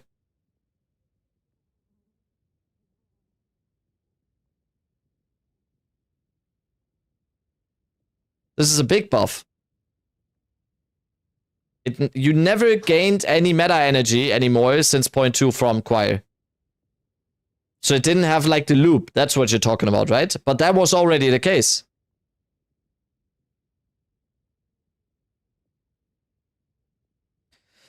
Majority of the skills in the patch notes have their damage reduced, attack duration increased, attack speed reduced, projectile. That's just factually untrue. Then you've actually not read like the full text in the patch notes then. There's like, just look at galvanic shards, for example. Like damage buff to galvanic shards. Like hailstorm rounds, damage buff. Like, yes, a lot of the times there's like balances. And sometimes it has to be reduced because something else got better and whatever. Look at Siege Cascade, yes. Saying the majority of skills in here have been nerfed is just factually untrue. It's just factually untrue. You haven't read like the full patch notes then. It's just untrue. Yes, there are like some damage reductions in here, but it's just no. The majority, it's the exact other way of what you're saying. It's exactly the other way. The majority of the skills here have been buffed. Just because it says sometimes number down on damage doesn't mean it's a nerf. Like, it doesn't mean it's a nerf. Number down, not all, like, it has some more nuance than that. I actually didn't even see the Choir buff. Blade, have you seen this? Choir of the lightning bolt from Choir of the Storm now actually is a triggered skill. That is insane. That's nice. Smaller number always nerf. Crits generate more energy for triggers. Where were we? Skills previously couldn't scale to endgame because the supports that would make them scale were more useful to use on other skills. Yeah, you would exactly. never speed up killing Palm with martial tempo when you would much rather use it on your primary skill instead. There are more examples like this all over the place. In addition to that though, we thought there wasn't enough feeling of progression in the supports as you went through the game. There were only 3 tiers of supports, and many of the most important ones were given out at tier 1. Also, there were no strict upgrades, meaning that upgrading supports when you ran out of sockets required... Oh no, is there a video by POE2 clips? Is it just the big streamers crying again? Let me guess. Let's see how long I can take this. Come, Yama sees your soul. There are 8 islands to discover, each teeming with its own flora and fauna. Act 4 contains over 100 new monster types. It's actually insane, the entitlement. 12 new bosses, and plenty of other interesting encounters. Whoa, There's a huge amount to show, close the but we're stream, not going to spoil too much here. We want to give you a chance to discover it all for yourself. Act 4 contains over 100 new monsters, plenty of other interesting encounters. Oh yeah, it's boobs. New areas, okay, we get 12 it. new bosses. Oh my god, it's the same thing over and over again just because there's boobs. There's a huge... Are you kidding me? Dodge roll button, your character will go into a sprint of combat. Because of that, if you do take a hit while sprinting, you'll fall to the ground. In the existing trade system, you would list items for sale in premium stone, which will instantly teleport your character in-game to their hideout. Then, you can immediately purchase the item. And while there, if you want, browse their other goods, in case there's a good deal someone else hasn't yet discovered. Other players will be able to find the item by searching for it on the trade website. You can't dump Once tab a it desired then. item has been... Nerfs. They won too many races. Deserved. Yeah, I don't know. Quite a lot of thinking. In order to solve these issues, we now also have multiple levels of many supports as you go through the game. For example, double barrel support gives you an extra bolt, but at the cost of 30% less reload speed. At tier 2, the penalty gets lowered to 20%. But then at tier 3, the support gem gets something new. It now reloads automatically when you heavy stun an enemy. In some cases, the highest tiers might work a little differently, and you'll have to decide if you like the upgrade or not, depending on your build. For example, rapid casting. The first couple of levels gives 15, then... It's a problem with the automatic clip channels? Yes. Ugh. 20% increased cast speed. But then at tier 3, it changes to a new approach. For each different spell you cast in the last 8 seconds, you get 10% increased cast speed, which could be a pretty big bonus if you use a lot of different spells. So that's pretty good for upgrades through the campaign, but we wanted to add a little more spice to the endgame for supports too. And that's where our new system, Lineage supports, comes in. You can think of these like unique items, but for supports. 40 of them. Like 40 of them. There are supports that are only available in endgame, but they're much more powerful. There were like 2 that are completely nuts, and some of them who were a little bit meh, so... But Arthur's Assault. This is gonna be insane. It's an upgraded version of double barrel that reloads your skill as you dodge roll. I honestly think Spark Mage is so back. Yes. Yes. Can't wait for Quinn to come back to POE1 for a week, kill no bosses, and go back to farming reaction content. Hello? As well as increasing the number of bolts He's a it can coder hold. now. But it does mean that it's the only way you can reload the skill now. Now, unlike regular supports, you can't find these through the uncut support chain. This might also be cool. Like, supported spells echo 2 times. Very nice. And it's target farm from Zarok. That's also something I really like about this change. Like, these all seem to be target farms. There's quite a few that are just random drops, it seems. I think they're saying this here. But also, quite a few of them are target farms. So if you really want this one, you just have to do Trial of Sekimas over and over again. So... Just like unique these? items, many of these can be found from specific bosses. Think they're rare? Okay. And there's a ton in the regular drop pool too. Oh wait. I mean, his casters are so back. Holy shit. And what is this? Gain 1 wild shard on casting supported skills. Supported skills have 20% chance to fire 8 additional projectiles in a circle per wild shard. All wild shards are lost when supported skills fire projectiles in a circle. Ton in the regular drop pool too. Some of them are fairly rare. Yeah, he's saying some of them are fairly rare. This is probably the rarest one. Yala's Desire is probably like, this is insanity.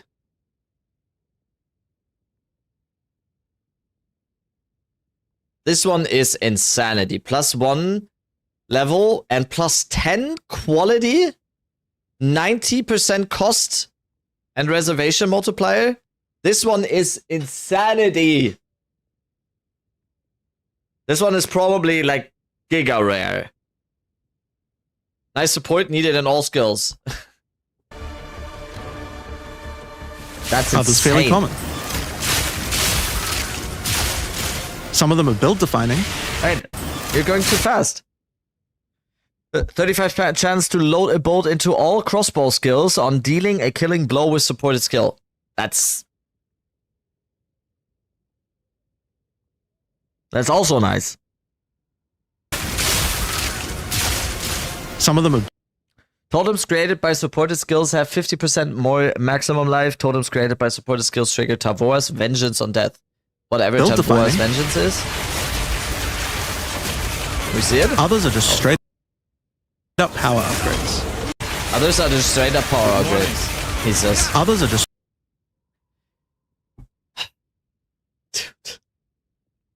Hits with supported skills treat enemy monster elemental resistances values as inverted.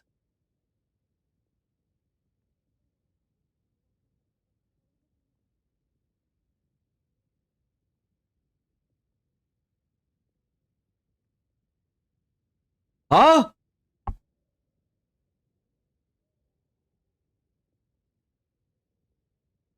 Huh? My question is, these are all tradable, right? Like support gems are tradable. Just no one does it right now because there's none that are like, yeah, support gems are tradable, right?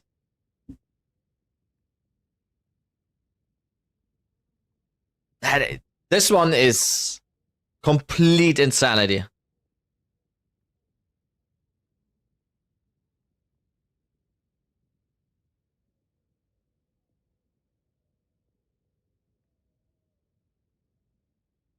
Straight up power upgrades. All in all, there's around 40 lineage support 40? being added throughout the endgame. 40 So there's a lot of of them. power to find out there. Now, the new support gems are certainly going to open up a lot of builds, but of course we have a huge range of improvements to individual character classes as well. Okay, we have seen it now. Let's go to Ziggy D. Let's go to Ziggy D. I've done a poll, and we have decided to watch this. So I might take a nap, doing this at some points. You can wake me up. I'm on like 2 hours of sleep. I streamed for 14 hours yesterday into the podcast, into going to bed at like 5 a.m. and then I woke up, or I came back to make the video and to start streaming today at like 8 a.m. So, or no, like 7 a.m. So I hope I don't fall asleep here. But yeah, let's, I'm gonna do an ad. I'm gonna do like an ad. I'm gonna get some food. If you want to watch the Q&A with us as well now, I won't be offering too much, like I won't be pausing too much and not to be talking too much and commenting on it. Get some food, get some drinks, and in 3 minutes we start the Q&A. 3-minute ad and then we start. Okay. I'll be right back.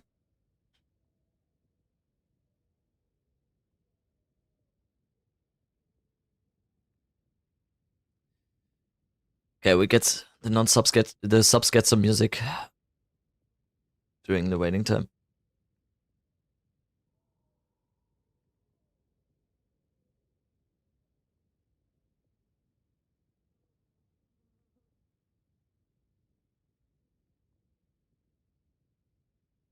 But elevator music, this is better than elevator music.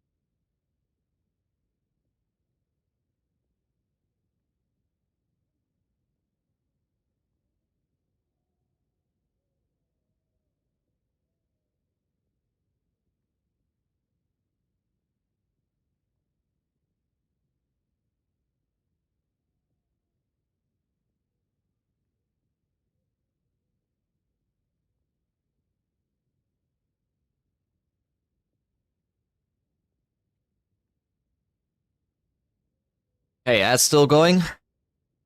Yeah, 30 seconds. 30 seconds more of ads. And then we start.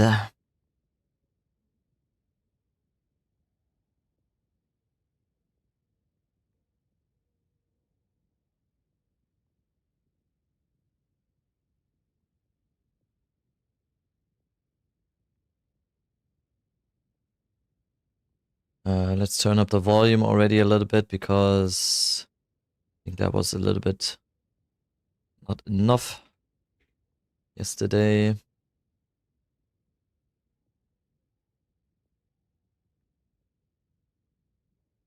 Okay,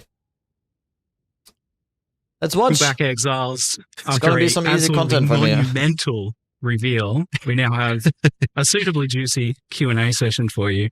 Probably like 2 hours or something. So grab a cuppa. Sound fine? Grab a snack and settle in. I'm joined once again by Jonathan and Mark. The sound right now is fucked. That's not on my end. It's gonna be it's gonna be fixed. The patch that had to fix all the things, right? That was the goal. I mean, we didn't quite get to literally everything, but we certainly managed to do a lot of things that we were very keen to do. Yeah, you guys are telling me that this was uniquely nerve-wracking for you because there was, I guess it felt like there was a lot of pressure on this one to fix everything. Absolutely. I mean, look, we've obviously got a lot to prove. We need to make sure that we're like that. Well, put it this way: I wouldn't want people to feel like we that we don't have answers to a lot of the things that people have been unhappy about. So, we really tried to do as much as we could in one go to kind of do everything. As I said, didn't get to literally everything, but we got to quite a lot of it. And I'm thinking that people will be a lot happier with this release than they were with the last one. Yeah, yes. I was pretty shocked to see how much was in this one, especially given that you've moved to this kind of like 4 and 2 cycle of, it feels like you just released the Path of Exile 1 expansion, which also had a lot of pressure to be a big one as well. Yep. So, I mean, it's certainly hard. I mean, look, the really hard part is, having to make an act at the same time. Like, that's a really huge commitment.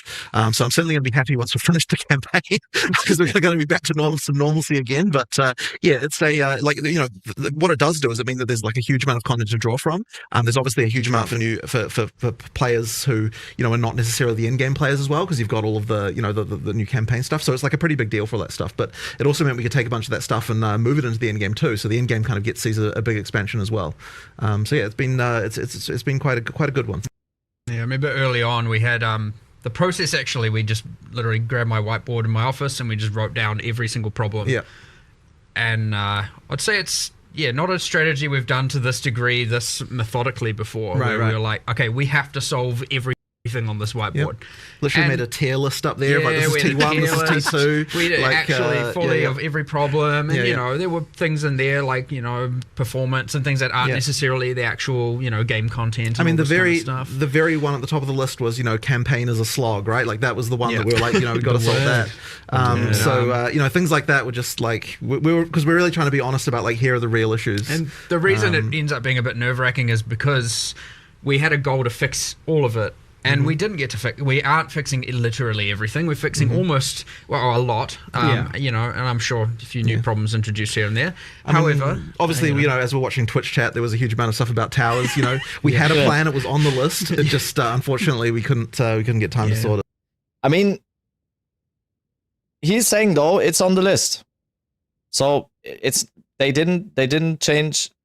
They didn't ignore tower changes because they thought it was a bad idea, or this basically confirms they still think towers need a change. So that's good. That's good. I mean, that is probably the biggest gripe I had with this update. I would say that's probably one of the only gripes I had with this update, that there are no tower changes. But like, if it's on the agenda, I'm good. That's one of the. It's probably the notable one, I would say. Yeah, so we'll kind of discuss around your vision and stuff for Endgame soon as well, so that you can give people some reassurance about like where you want to go with that. But we should also mention just the other elephant in the room, or the lack of the elephant in the room, with the druid. No elephant form, but the joke kind of works. So. It seemed that Druid has been uniquely challenging to get shipped. It's been something you've been working on for a while now, and just getting it right. What has been the challenge with Druid and getting it out? Well, I mean, okay, so we started believing that we were going to have Druid in this version. And that was the case for at least 2 months of the 4 months of development that we were that we had here. And obviously, like a bunch of work had gone on before that as well. But at some point, we realized, like, that we don't. DM said he has seen the changes to fix towers and he's glad they are waiting for it. Okay, I mean, we can ask him on the podcast on Monday. Just if you guys didn't know, Monday, Path to Exile podcast with Kalturek, Miso, me, and Darth microtransaction. So we got DM on the podcast on Monday. Maybe we can ask him if he can tell us what the tower changes are that he saw. Don't want to have the mistake that we effectively had with 020, where like we put a huge amount of effort into the class and then we didn't get time to fix. People are never going to be satisfied. They did a hell of a job with this pep, and people still complain. I'm not seeing any complaints. Like I'm just living like in my bubble here. Like this community, this stream, I haven't seen many complaints. There were a few people that were like bummed that there's no druid coming or whatever, but he won't tell you. I know. No, we're positive here. People are already giga hating on the async trade changes. Be glad even it's insane. Insanity.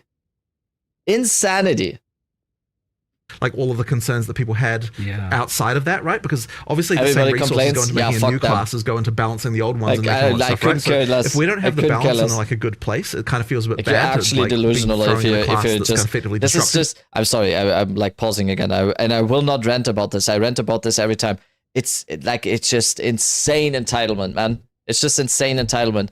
How this has nothing to do with critiques of the game. I was bummed about no tower changes. I did disagree with a lot of like stuff in the patch notes or whatever, or like I still want to see it. But how can you actually just concentrate on complaining when it's this patch? Good morning. Have we seen have you watched? If you're like a big full complainer here, have we watched the same announcement? I don't even know. It's Thank Shanji. you. I'll be back. Yo. Hi, chat. Hi.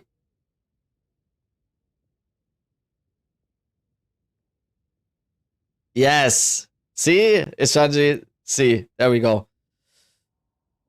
Nice, Ishanji. Thank you. Thank you so much for 4 months. Thank you so much.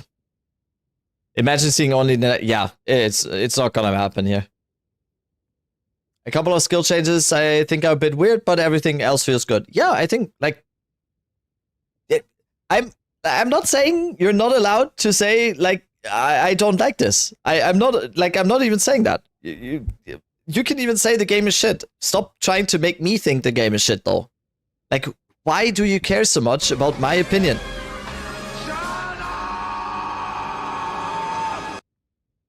Glitched.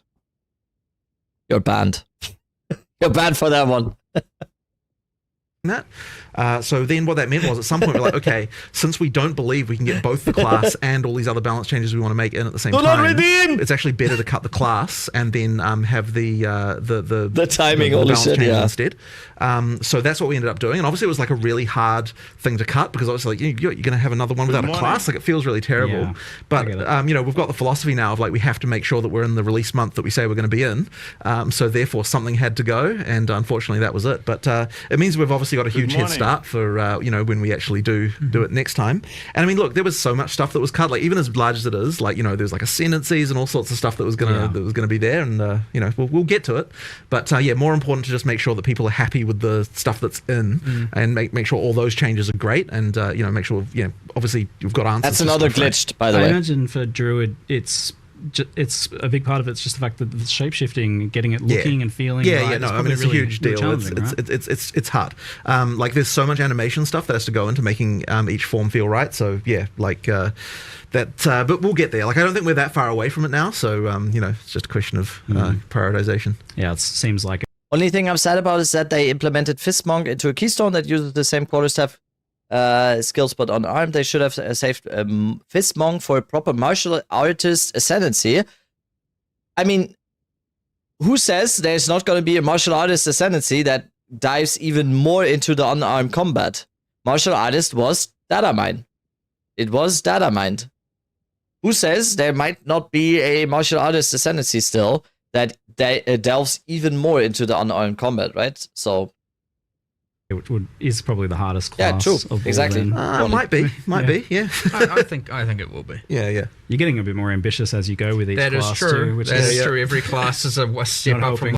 Do they do stuff like 0.31 update to add an ascendancy? No added ascendancy or whatever. But I do think there will be a 0.31 this time.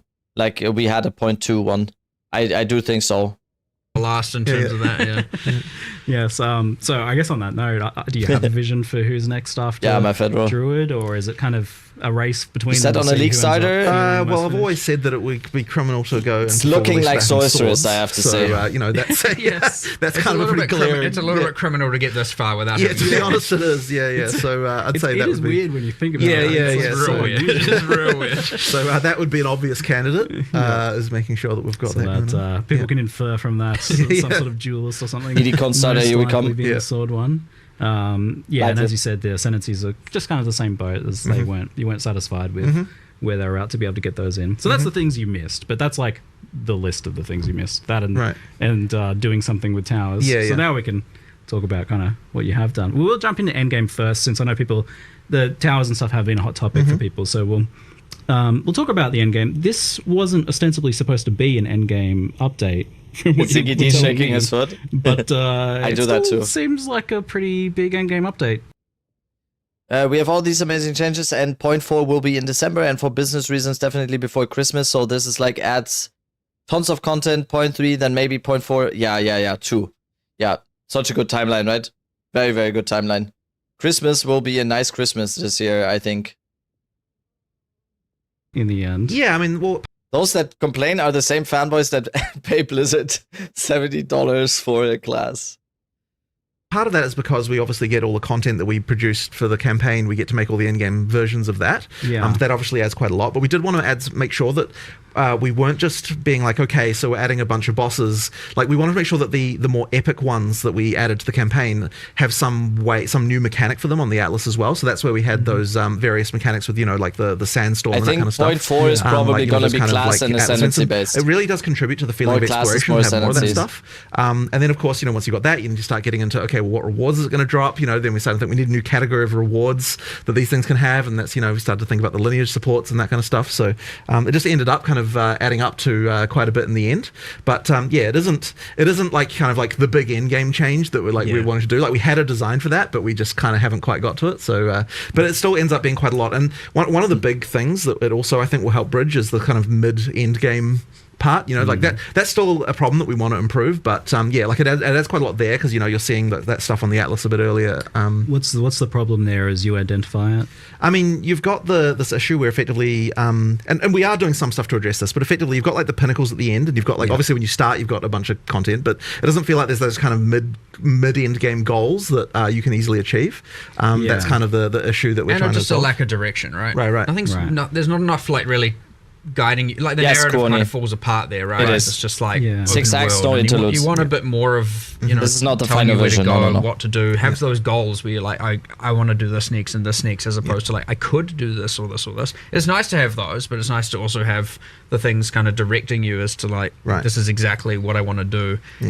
The boss I want to get to. So there's kind of just a big gap there. We want to add a whole bunch of stuff in the middle there. We have a huge plan, but again, it's like, we need to Lobmax gets the automatic flask. Working on a campaign. At first I thought that's a huge nerf, but it sounds like a good How note, do to you be honest. juggle all of these things? It is brutally difficult, and you end up having to think. So I would expect doesn't sound too bad. Next expansion to be way more in-game centric in terms of fixing all of this, because it was on the whiteboard. But we did do some stuff with what we had. So like that splinter change, I think, is going to be quite a big one. Like, it doesn't look like much from what we showed, but what it does mean is that you've got pinnacle fights earlier in your in the experience, and of course you've got the thing where I was taken out in Blood Mage, the physical damage ignoring armor.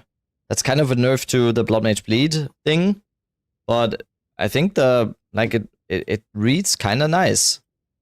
I mean, let's Blood Mage. It's this one, right? The Between the Cracks notable passive skill has been renamed to Sanguine Tides and no longer provides critical hits ignore monster armor. Instead, it now provides gain 1 life flask charge per 4% life spent and 50% less life recovery from flask.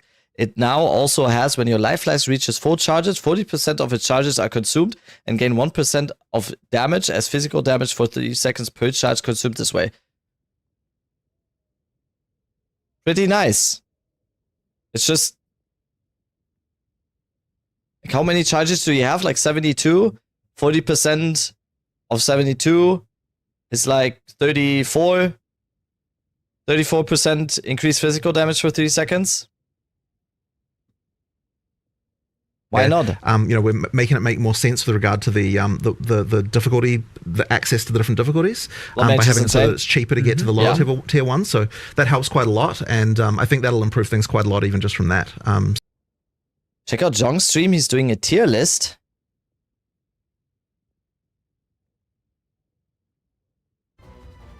Okay, based on.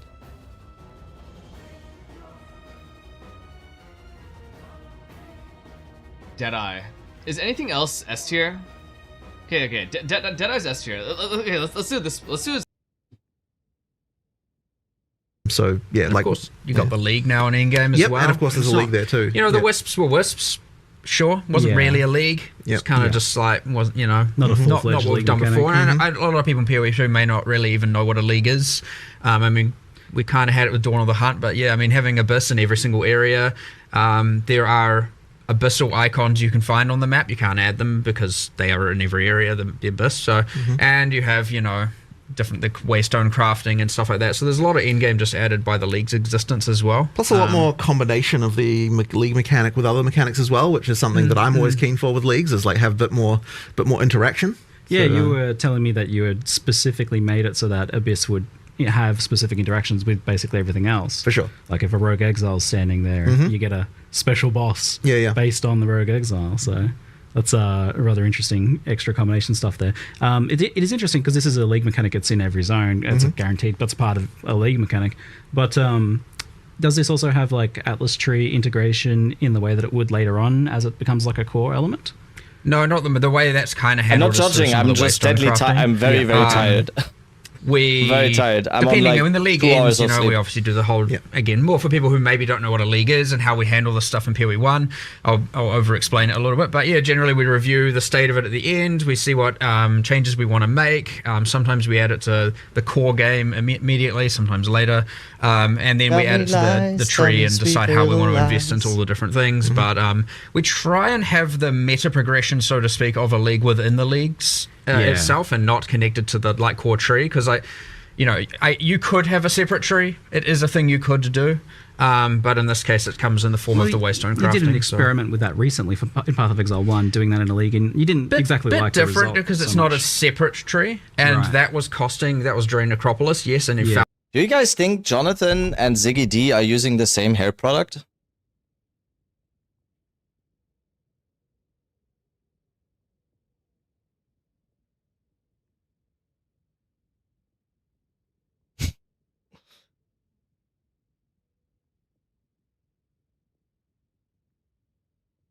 Different because it's not a separate tree, and that was during Necropolis, yes, and it felt like because it's in every area you have to take it. Yes, exactly. So that didn't work. We're not going to repeat that mistake. It could be a separate tree, but dude, what do you mean? I'm just interested. Like I need luscious hair like that as well. Look at my hair. Look at how sad this is. Look at the receding hairline. Look at this. I need to get some insider info here. What is the New Zealand hair product they're using here?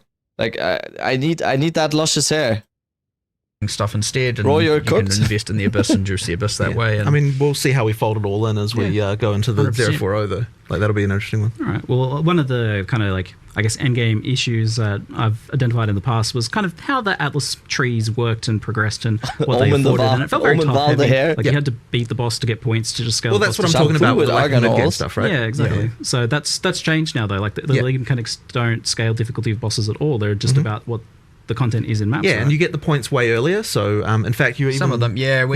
We made some changes to that actually as well since last night. New Zealand and thus it wasn't in the live stream accurately.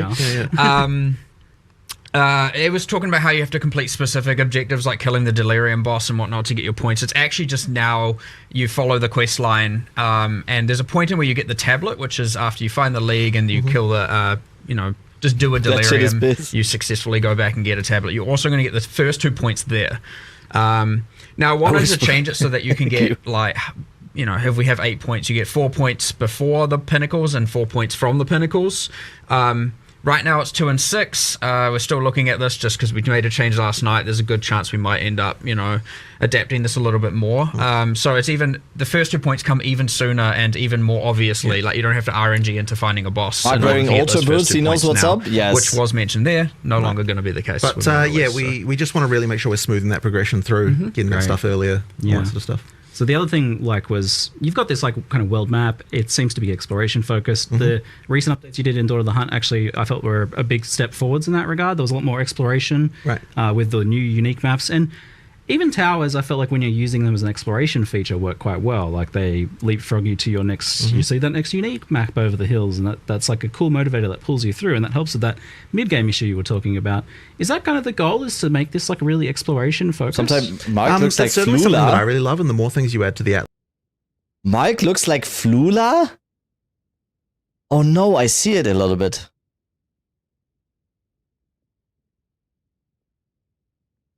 Wait. I don't get this. So I met this girl Jennifer, yeah? And everyone's saying Jennifer is a party pooper. Why would you do that? Why would you do that? Why would you poop at parties? That's such a weird thing to do. You hyped? Hype time? Yes. I'm absolutely hyped. Why would you do that? Is that like a thing she does at parties? I don't get this. The more it feels like you're finding things. But yeah, so we definitely appreciate the concern with towers being that you've got this tension between having to turtle in one location versus explore. Yeah. And so that's something that we need to look into addressing. But I don't want to kind of talk explicitly about exactly what we're going to do here, just because there's obviously a lot in flux there still. But it's something that we understand the problem, I would say. I would understand that there's an issue. Drinking tea, though. I don't need beer. We will be addressing that a bit later. Yes, the brand name of towers seems somewhat marred currently. It seems like almost no matter what you do with them, there's going to be some sort of good maybe just delete towers because we have the bad association with it. That is a concern, but I suspect that we'll still want to keep them at least for just vision.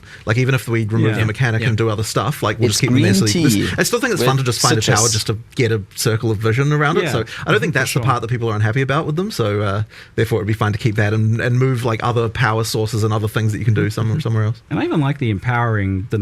I have a German question. Why is there no salad in German salad? You mean you put meat in there, potatoes, anything besides green leaves? I mean, there is salad in Germany, but Germans really love their mayonnaise-based salad, like a Nudelsalat and Kartoffelsalat. That's what you mean, right? I totally get what you mean. But there's also regular salads. But as a bonus, basically we basically corrupted salad, and it became full of meat and mayonnaise. How's that a bad thing, Kingo?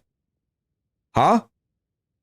Hey, Rabbit, how do you feel about point 3? Very, very nicely. I couldn't be more excited. I could actually not be more excited. What do you think will be a good starter? Just my personal opinion, I think Crossbow looks nice. I think Caster looks nice. Deadeye is probably still very good. Invoker is still very good. Titan is still very... there is so much to choose from this time around. Maps, because that is an element of control. Minus level on all salad skills. I still want something that does that. I just think that it needs to work differently than how it works. I guess the issue seems to come down to, from what I see, and maybe chat might have other things that they mentioned actual about facts their here. Issues with towers, but the issue, as I see it, is Smith of Kitava got nerfed more than it should have. Yeah, it's. I'm waiting to see it. Smith of Kitava was super strong. I don't agree with the nerfs in that case. I have to say, I don't think it was too strong.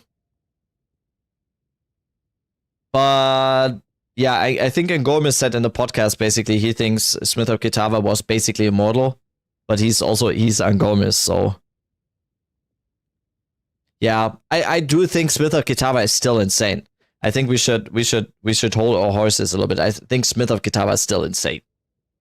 Feeling that you still need to be stacking. Yeah, Huntress kind of on top of other stuff. Huntress kind of went away. I feel like a little bit. That's true. It feels like my fundamental issue with them is the way that that something sucks before you even run it, and that's always bad. Yeah, effectively, it's if you're running maps that don't have a tower around them, you're like, okay, well, I know this is bad, or and so I feel bad because I just have to get to the next tower, and then when you've done one tower, but you know that 2 tower overlapping is a thing, then you're like, okay, well, I feel bad running a 1 tower overlap thing thing when I know that. I like that one. Hell no, Huntress with Glacial Lance and elemental zoning is going nuts. That's... Yeah, I like that. I like that approach. That sounds very nice. There's still more patch notes coming out? As far as I know, no. As far as I know.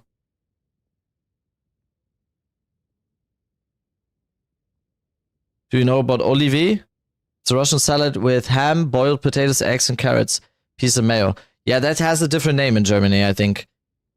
But I know that. Sourcey is looking so fun. Dude, I can't even get through this because you guys are so fucking active. That's awesome. Oh, Jonathan said patch notes not completely final. Okay, okay. Okay, perfect.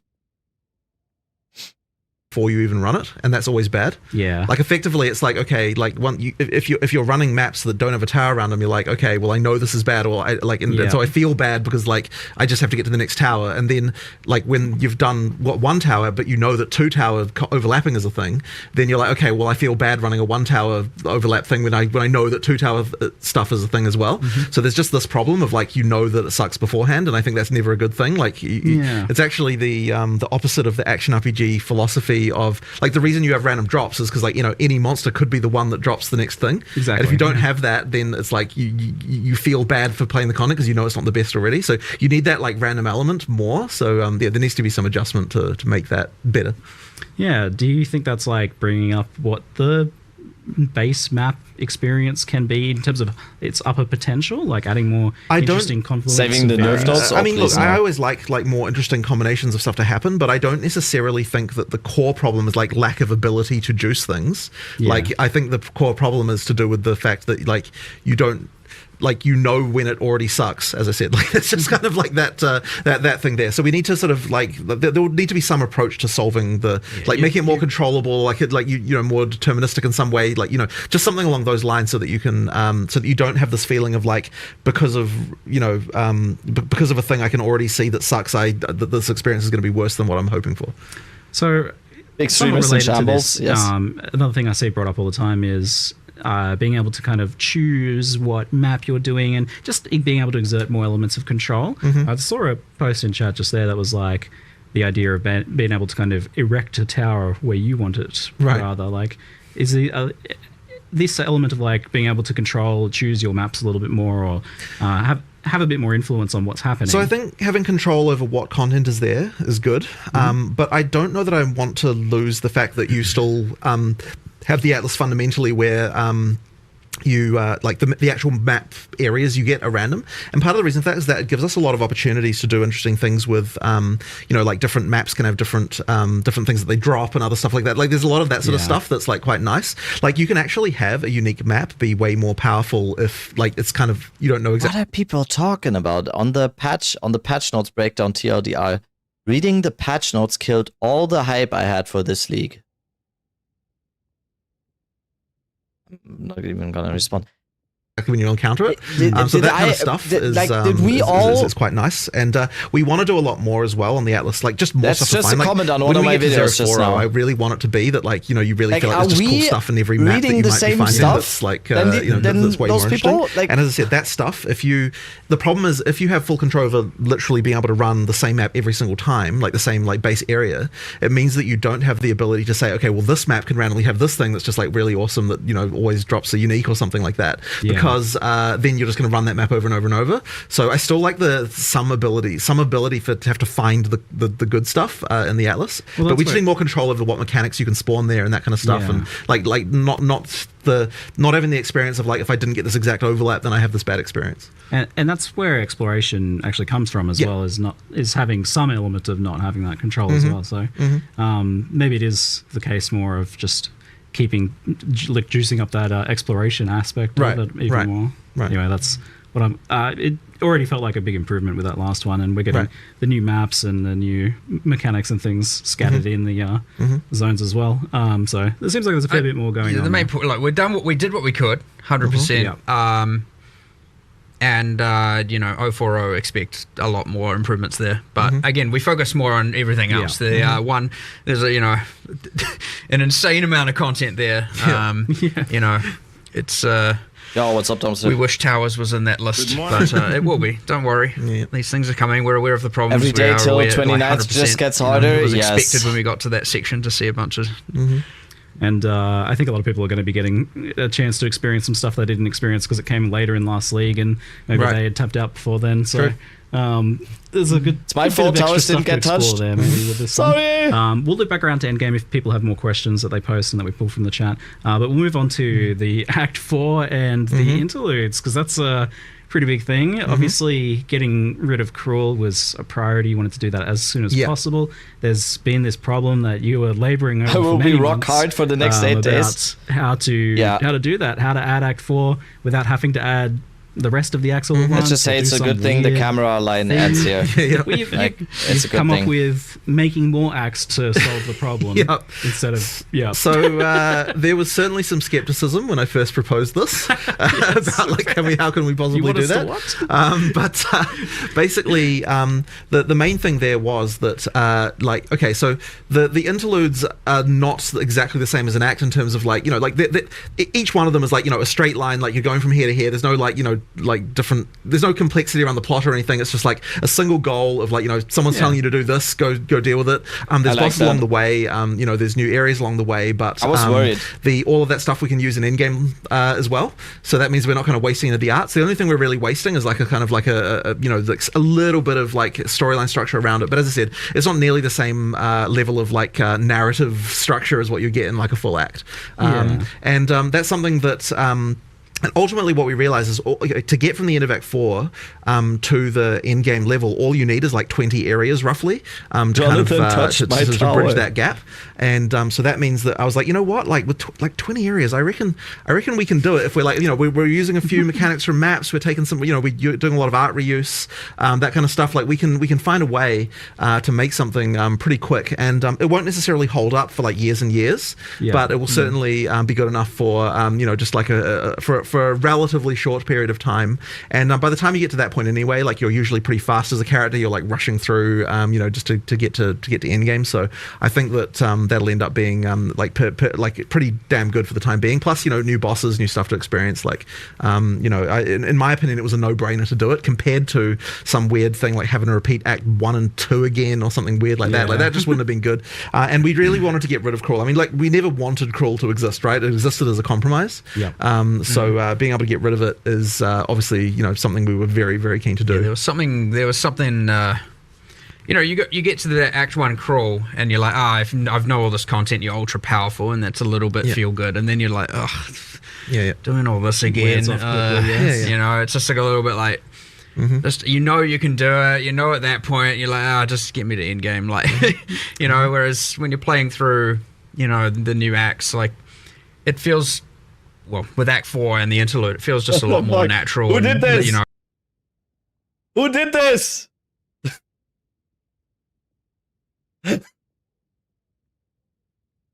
Galaxy!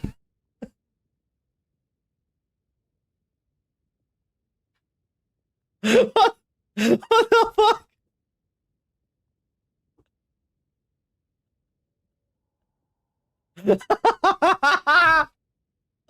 Oh my god. That is the best thing I've ever seen. that is the best thing I've ever seen. Galaxy legend. That's a new boss screen. Oh yeah, I need to save that. Holy shit. Oh, memes. Oh my god, that is so good. That was during yesterday's live stream, right? Dude, that is so good. What the fuck? Absolute cinema. Ugh, it looks like Jonathan, but at the same time it doesn't. Still fun, and you're discovering stuff, and it's not that just like, I just did this, like, for at least for fast players as well. They're gonna be like, oh my god, so I just did this Galaxy. like a few hours ago. Holy shit. It's like just too short of a time. Where But one thing about Act 4 and the interlude, by the way, which I think is really cool, which is very different, and something, you know, you don't really appreciate until you play, is you get to Act 4 and you're like, okay, where do I go? Well, I have many places I can pick.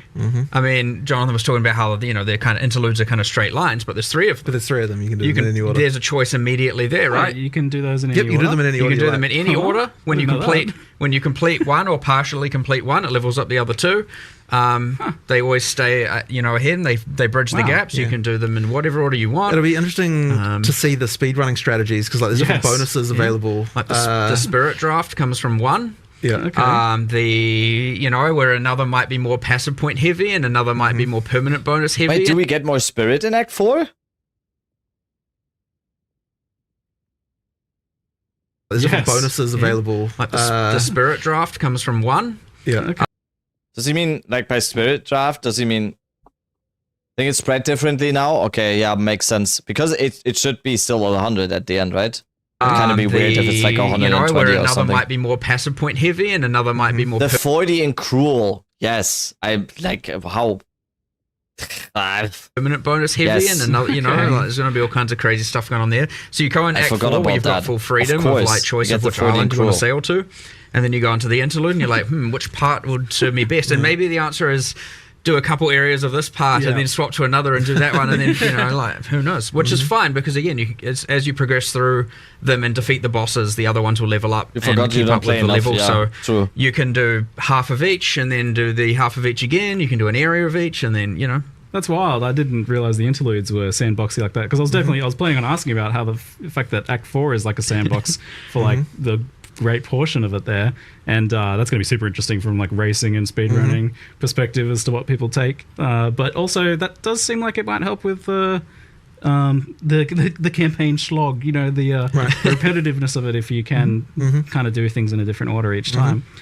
Is there some good reasons to do it in different orders as well? Like you mentioned, like differences in rewards, differences in challenges too, I imagine, for different builds? Yeah, for sure. So like the reward thing is like probably the main reason you'd change the order, depending on what's going to work best for your character right now. So yeah, each one has got stuff that you know, like we're taking all the different fixed bonuses. I think that actually the fixed bonuses are different a little bit now, aren't they, than the way that they were when they were in Crawl? Did you change what the stats they were? I thought you did. The passive point number is the same. Yeah.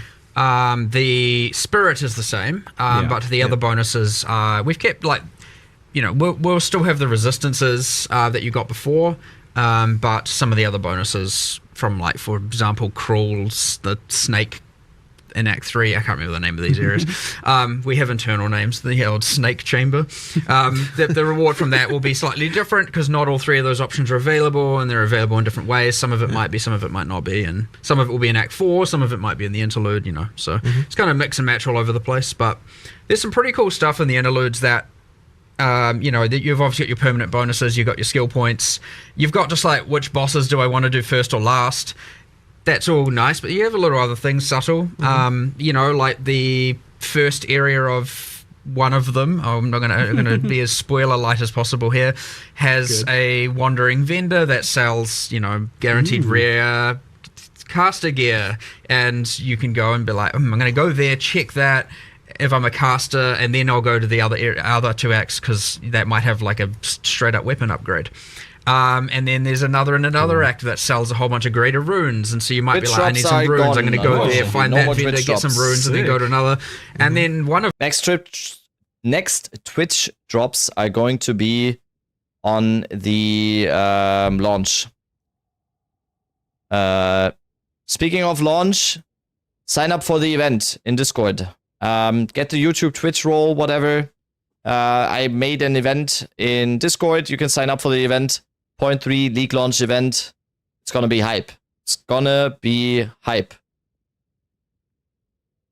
I just have to look at this again. This is gonna be 0.3 league launch for me. When I realize I have to get a Val tattoo. This is gonna be me again.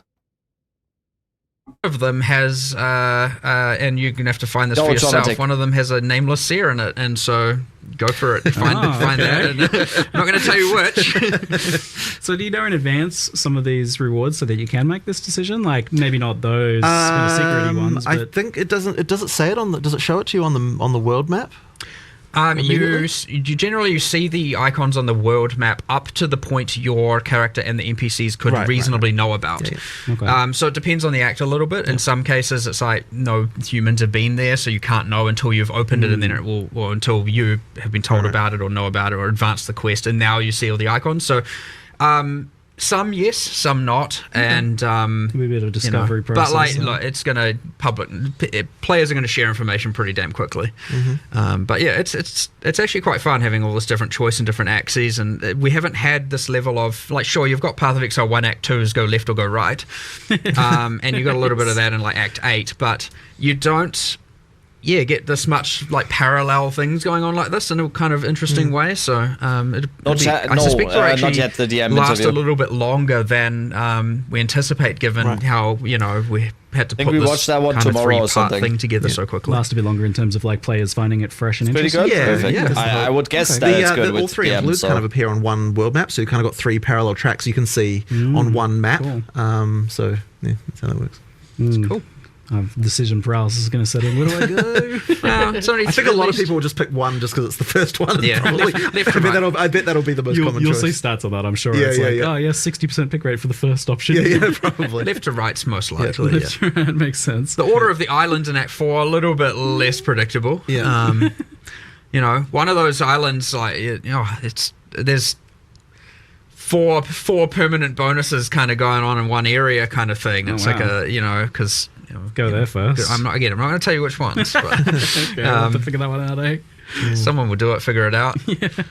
Make the progression guides. But I like the idea that it could be different for different builds too. That would be very cool if that ends up being the outcome, because that will keep things fresh long term. There's a good reason to do it differently and doesn't just get kind of immediately solved. So Act 4 was planned to have a new way of ascending, but that wasn't mentioned here, so it's not quite ready yet. Didn't quite get time for it. It'll be coming a bit later, but you can there's still a quest to go to the place where that is happening. But and we added like a kind of another reward there, just for the time being. But later on there'll be that. The amount of work required to make that trial just unfortunately wasn't quite compatible with making all of the other stuff we made. Probably if we hadn't made the interlude, we would have been able to do it. But I think the interlude was more important just to get rid of Cruel. So we ended up making that decision. But we'll get to it. Thank goodness. I'm like so stoked Cruel's gone. If it's what most of us imagine it's going to be, I can imagine where a lot of that work comes in. So hopefully you guys, is it something that you'd like to get ready for next league then, it sounds like? Well, I don't want to promise anything because at this point we're in the mode of like we'll cut stuff if we need to make the release happen. So I wouldn't want to promise anything, but that would be nice. I think next update, like judging by how Jonathan is sounding here, they want the release happening as ASAP. We'll just have to see. I guess the other question then is, do you think it'll be like different enough and appealing to people who don't necessarily want to ascend the other ways? Well, it's certainly different than the other ones by a very significant margin. So I think that'll be interesting. And what's the vision for how Ascendancy works long term then? So is it the idea that you ascend once in Act 2, once, and then again in Act 3, and then again in Act 4? I mean, you will be able to do it that way, but if you want to do other, I mean, that's a way to do it. But if you want to, if you like a certain trial better, doing it that way is also fine too. It's just interesting because there's like not as much of a gap as there usually is between those first 6 months that way. Like it's quite rapid fire. So and then it would be a big gap until the end game, and you do your choice of fourth one. Yeah, I mean, I guess we see that as fine. Like you kind of want to get your build locked in to some degree by the time you get to that sort of level. I kind of like it. It's just different to how it's been done in the past before, right? Where we had, whereas like right at Endgame, you did that third one. So that's interesting stuff. So a big part of this obviously is then continuing the campaign slog kind of discussion was just the speed of the campaign, how that tied in with difficulty, zone sizes and things like that. You guys did a whole bunch of big changes a couple weeks into the last league where you... To be honest, I actually like Cruel because most builds come online and clearing everything becomes fun at that point. But you get the same thing now. It's just not Act 1 again. You get the same scaling now. It's just a new act. So it will be the same. It's literally the same but better. you still are gonna be at the stage where you kill Doyani on normal, like in Act 3, you kill the Doyani, and you feel like your build is coming online. I'm not saying new access. No, I'm not saying. Yeah. I totally get it. Totally get it. Yeah. So we did a bit of that. That's one of those things that's a bit hard to see exactly until you've played it. But probably, I don't think like 12 hours to get Act 1 to 3. I don't think you will need 6 hours for Act 4 and the interludes. I don't think so. Couple of times. Yeah. So I like, for example, right now, like, you know, true. The first time you play through Act 4, I doubt you'll be worried about. We will all need a little bit more time this time around because we actually don't know the acts. But I really like that. Zone size. Second time, then it might then start to realize like what places are too big and what places aren't. So there'll probably be a little bit of adjustment to that even as we do the first couple of patches in 030 as well. Just because, like as I said, it's actually a bit hard to appreciate until you've kind of played it a few times. But the sprint helps a lot. Like sprint is a big deal as far as like changing how the game feels in this regard. So you know, if you're fast and you know how to use it well and that kind of stuff, you can motor quite a lot more than you were. It'll be interesting to sort of see how like how many people are using that all the time versus how many people are kind of just using it all the time. You have, well, yeah, but the thing is, you're an experienced PoE player, right? Like you're gonna be. But like there's a fun risk reward. Just wait a few hours. Way, though, like if you are just using it to traverse or like. I'm just gonna have on Gorman stream on my second monitor doing campaigns, so I can already see the future. It works well for that, but it also is a very powerful like combat tool. I was memeing, but you can use it like a boss is doing something, you can get further away than you could before. For boss stuff, you can, although it is dangerous, right? Like. I mean, if you screw it up, then yeah. But I think the thing that I find kind of interesting about it as well is that like you can skip monsters now more easily, and that means that if you are overpowered due to... No, what I'm saying is you can of course also just watch my stream because I will be ahead of every one of you as well.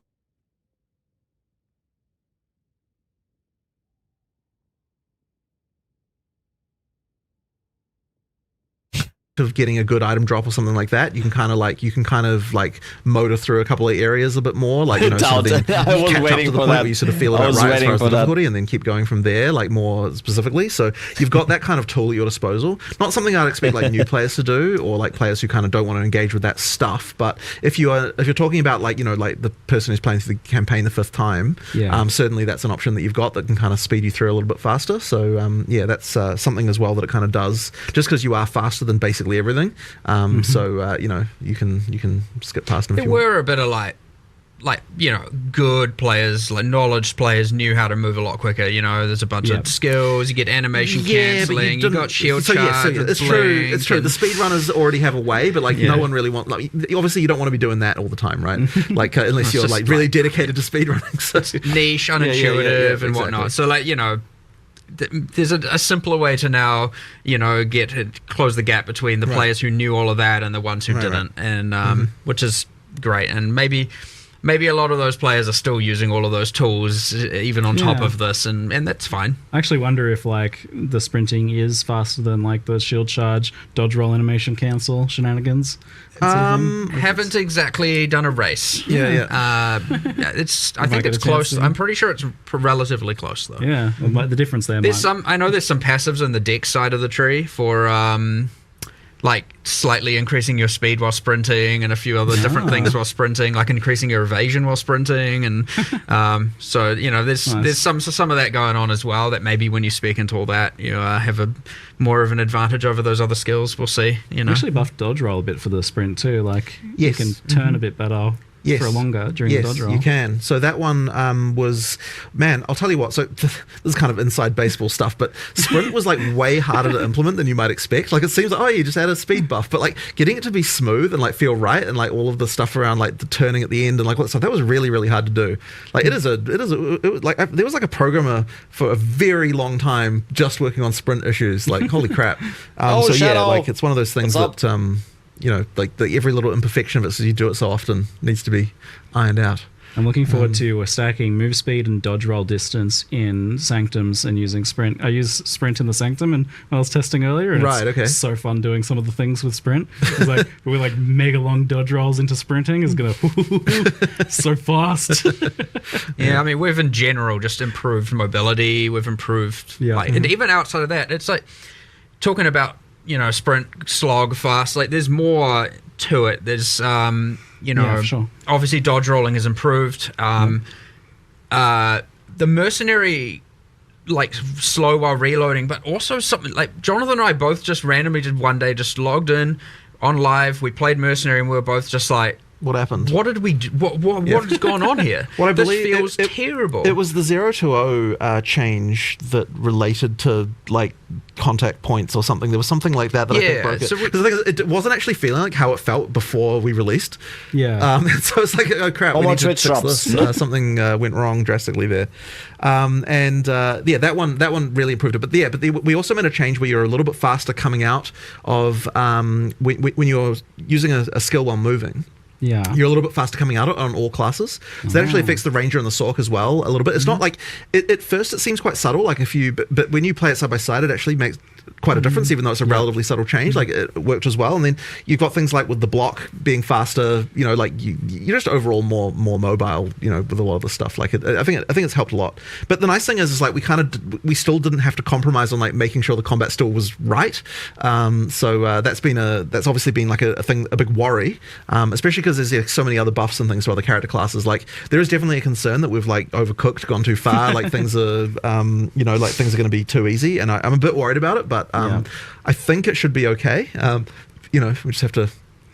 You mentioned like the way you've designed this, not meaning you didn't have to compromise on like combat and that, and that was a big hesitance for you. Like, you really wanted combat to be not optional in the past. You were talking about before, for sure. And things like that. So why does it feel like the way you designed this lets you not compromise on that vision? Because ultimately, the actual combat itself still works after trying it. Like, and generally speaking, like, even though I may not necessarily agree with something, I'm still willing to try these things. So, we tried it. It works. That's really what it comes down to, right? So, that as long as that's the case, then then I'm cool with it.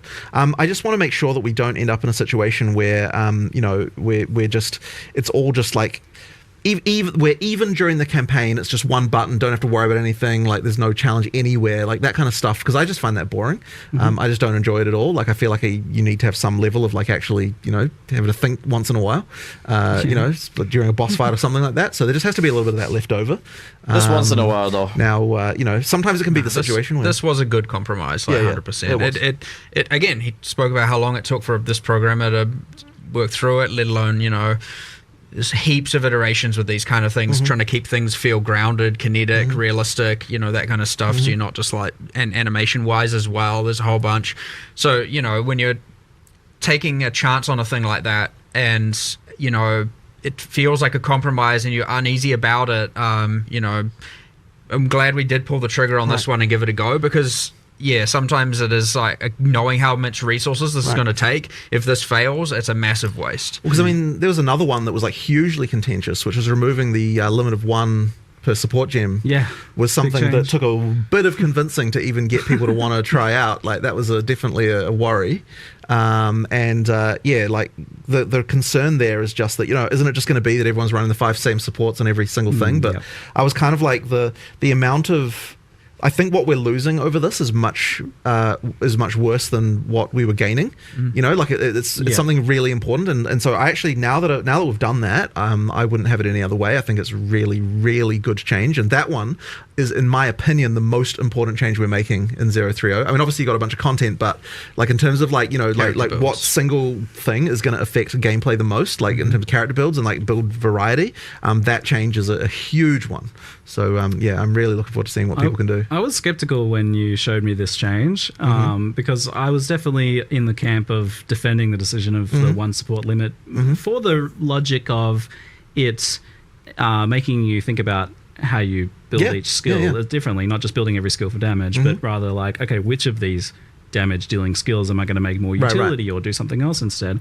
But playing around with it feels like it kind of just lets you use it on 2 skills, like something like Fist of War. Yeah, and that's just a really big improvement. Like that's a lot more fun having 2 Fist of War skills than one.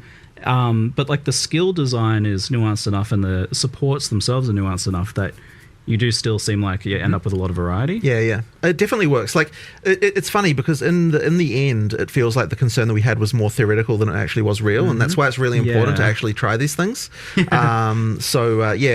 Like, and I would say that if the supports and skills were designed like how POE1 was, then you totally would have ended up in exactly the place that we were worried about. But because there's a lot more going on with the way the skills work, just like there's a lot more thought being put into like the exact ways that skills interact in POE2, you kind of end up being fine.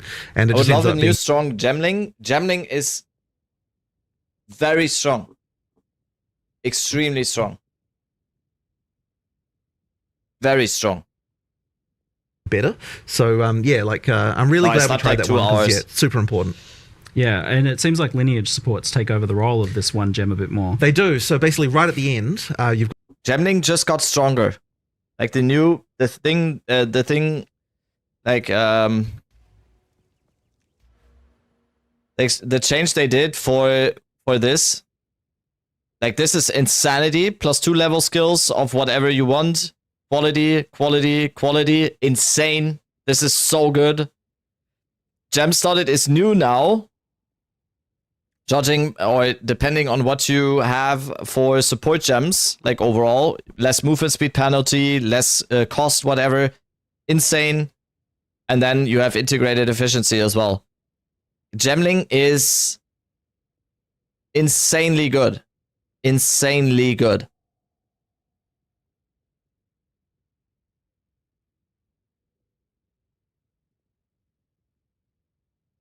Got the thing where this is actually criminal.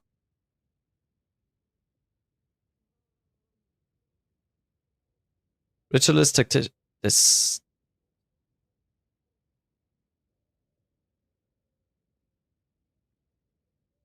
You can only have one of each lineage support Crossbow per gemling, character, yes. but that's kind of like none of those are Anything gemling, yes. Okay, so you know, it's the best something all-rounder. Like modern It's projectiles incredible. or martial tempo, like these things are super important to kind of make skills even viable. Yo, Snoopy! What's up? Hello. Let's do a quick little. I'm a good streamer. There we go. Big shout out to Mr. Snoopy. How are you doing? I am on 2 hours of sleep. And we are just going through everything. Instant weapon swap login. We just realized that an hour ago. That is actually huge. I'm glad you realized as well. I didn't realize yesterday. The instant weapon swap is fucking nuts. It's your favorite part? Yes, I'm so glad. We just realized that earlier because I didn't even. That was like 5 seconds or something. They showed that. It is actually insane. I was thinking of like just if you take for example, let's say crossbow. You have one like weapon set 1 crossbow, bolts, and weapon set 2 crossbow for grenades. Every bolt skill is weapon set 1, every grenade skill is weapon set 2. You can have 24 specialized points into both of these. That is insanity. That is so good. Also, someone pointed out that we saw on the new passive tree, we have 26 weapon set skill points now. Weapon set points. 26. At least it was so. 26 soon. It's insane. It's so good. Or let's say you're playing sorceress, like you're doing lightning and frost spells. You have a lightning wand and a lightning focus on weapon set 1. Lightning, frost focus and frost wand on weapon set 2. You go weapon set 1 skill points for all the lightning shit. You go weapon set 2 skill points for all the... It's so nice. I'm so glad someone else is as excited for that as I am. I think that went under the radar a little bit for a lot of people. It's actually insane. Your Mad Theory Crafting Quarterstaff. I'm already kind of decided. I have to say I'm kind of decided already.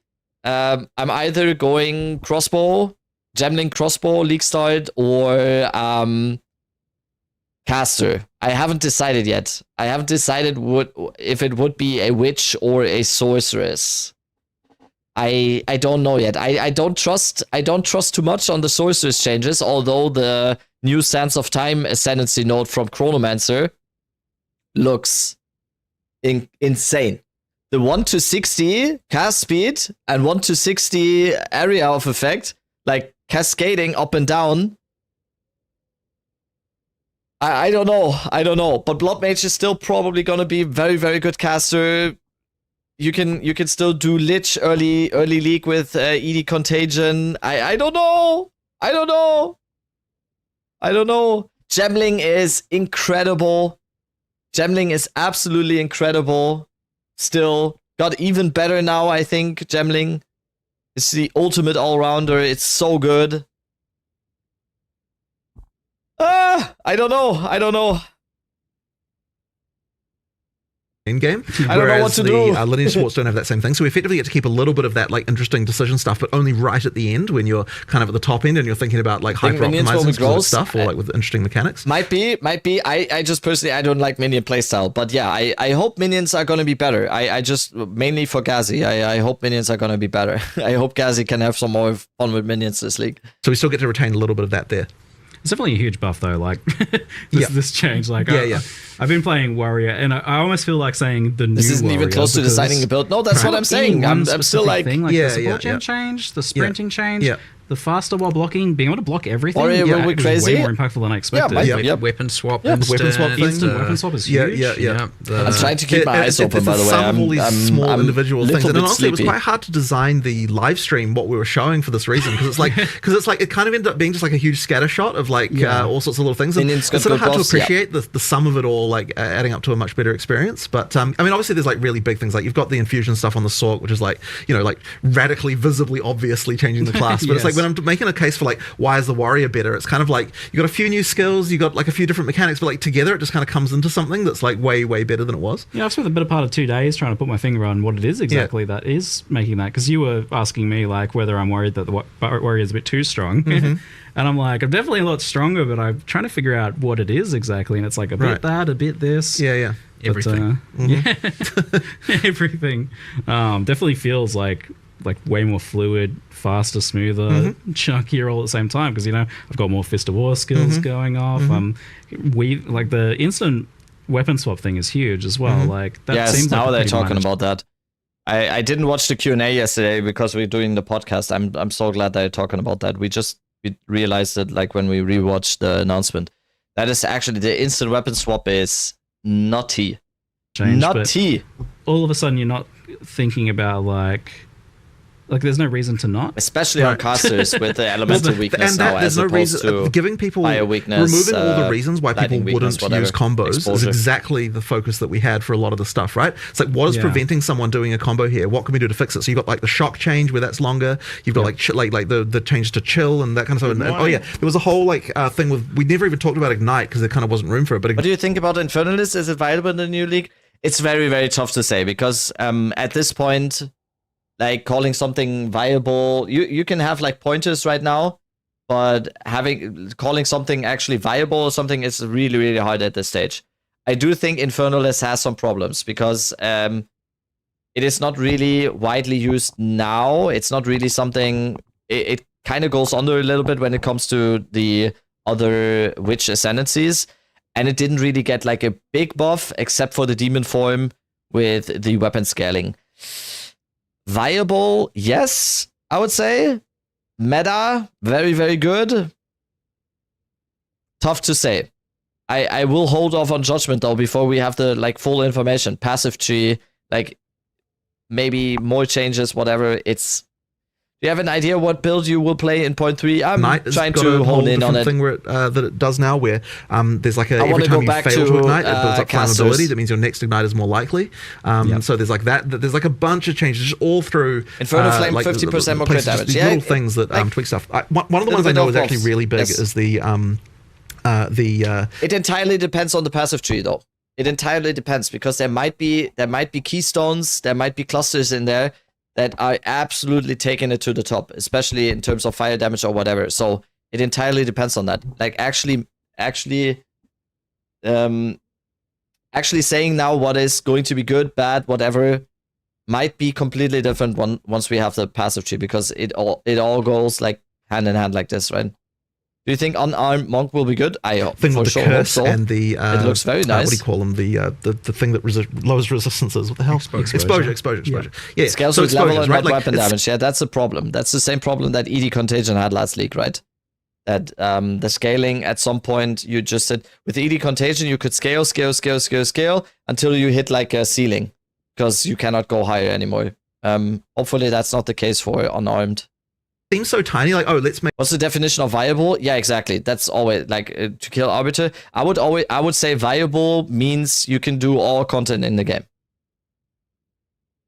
That is to me what viable means. You can do all content in the game without like falling into a deep depression every 30 minutes. Make it so that you don't have individual exposures for different elements, but it's like it actually changes the gameplay so significantly, because the moment that there's something that's going to add like 30% more damage in the case that it was before that you don't have access to if you're going to use cross element, it's like you're never going to use cross element, right? Like you're never going to do it. So it's like really, really important to just remove every single barrier that's getting there, because we merged and assumed it to mean a smooth league start wasn't too gear dependent. Yeah. We merged cast. It definitely depends on what you're like. Are you talking about like late endgame, an actual like shocking night and freeze? Yep, we did. So yeah, there's no more custom shocking. As an endgame character, for that reason as well, right? Exactly. Right. So literally, we're like, let's find every single reason that's going to stop you from wanting to be able to use multi-element builds and actually try to improve that, right? Yeah. And guess what? You can still just play one element if you want. Yeah, you can, of course, right? but yet now, if you're doing multi-element, there's just no reason anymore not to. I was so stoked looking at what you were doing with the elementals, because it feels for the first time it actually is like an elementalist. Like there is mixing of the elements. It's cool because that's a fundamental game design thing with action RPGs, is that it always at some point makes sense to focus in on one very specific thing because of scaling. And but it seems like you've gone a long way towards solving that issue. Well, I hope so, because we really tried to fix every single case we could see. Now, there might be still some more, like you'll find there's some random mechanic that only works on one thing, and then people pick that, and we're like, okay, we have to find and make sure that there's something that's going to attract you to every element and play it. I mean, look, part of the upgrades to the individual ailments also really helps, because it's giving you another reason. Like, it isn't just that you've removed the things that were preventing you from, like, you want to both have I'm not specializing you because this mechanic works across different elements, but also you want to have like this element has something that you're going to want to use with other elements, right? So like buffing shock, for example, we're like, okay, like, is there enough of a reason to weave lightning into a fire build, right? There wasn't enough of a reason. So by making shock better, it's like, well, then now there is a reason to use two things, but you also want the burn and you also might want the chill, and like making sure that all that stuff is powerful enough to actually tempt you to actually do it. You need, because like 8-second shock, and you even mentioned bigger magnitude shocks. A number of the skills have a bunch of shock effect on it. So effectively, if a skill is supposed to be for shocking, then that skill will have magnitude on it, because the idea is that, like, we really want to make sure that it actually works. But so that kind of stuff. It's the same with the fire skills that are intended for burning as well. Like if something's intended for burning, it's going to have some kind of duration or something like that. So it's like you want to use that one, then you want to switch to something else while that's burning away and that kind of stuff. Yeah, because I always want to do that sort of thing, but you feel a bit silly because like it's just not enough. It just wasn't doing enough. Yeah, you should just like use your main skill instead. Yeah, you're wasting exactly. time. But like even like once again, you wrap back in the support changes where it's like, okay, like why would I want to use this other mechanic when I can't do this as fast, or I can't do it as powerful as I could have been doing on something else that I've all-in on. Yeah. Like it's like that as well was contributing. It's like the whole lot was just all a bit of a mess in that way. Yeah, and you mentioned the ignite thing. I did want to clarify because I saw some questions about it in the chat. It builds up now. So like, if you don't ignite, you get 50% of the ignite, and then the next failed ignite will. It's called flammability, since we no longer have the curse. Right. And as you build up more flammability on an enemy, the probability of an ignite occurring goes higher and higher and higher, and once the flammability is full, the ignite is deterministic. If you miss an ignite, you at least contribute towards the next ignite being more likely, and eventually it is inevitable. But one of the other amazing things we got, which was huge from our perspective, is that the way that ground effects work now for the fire is that it has to build to 100% flammability and then it sets them on fire, which means that if you use a level 1 flame wall, it doesn't ignite shit anymore really fairly easily. So that means we can actually add mechanics that trigger off ignites and do all that sort of stuff without it being a disaster. You don't have to worry about people being full degenerates with it. Exactly. So if you're using a high level flame wallet, like it'll set on fire real quick. But if you real quick. But if you're using they a low want a level certain class to use a certain element more often, what do you think about it? Yeah, absolutely. I mean, that's what they did with the whole sorceress, with the sorceress approach here. That everything, that you're not bound to be only a lightning sorceress anymore, and you are actually incentivized to use more than one element, which I really, really like. And then it takes forever, so you won't do it anymore. Yeah, so, nice. It's finally a good solve for that. Cause yeah, I know, it's been a bit of a disaster for a long time. But so now we can have ignite triggers and more supports around that and that kind of thing. And yeah, let's be more liberal with the power you can give out to that sort of thing. And just the consistency has been a pain for any ignite builds for a while now. So that's just going to be actually consistent now. Yeah. So that's really good news. And I saw that freeze was getting a lot better too. The same idea of like any freeze skill.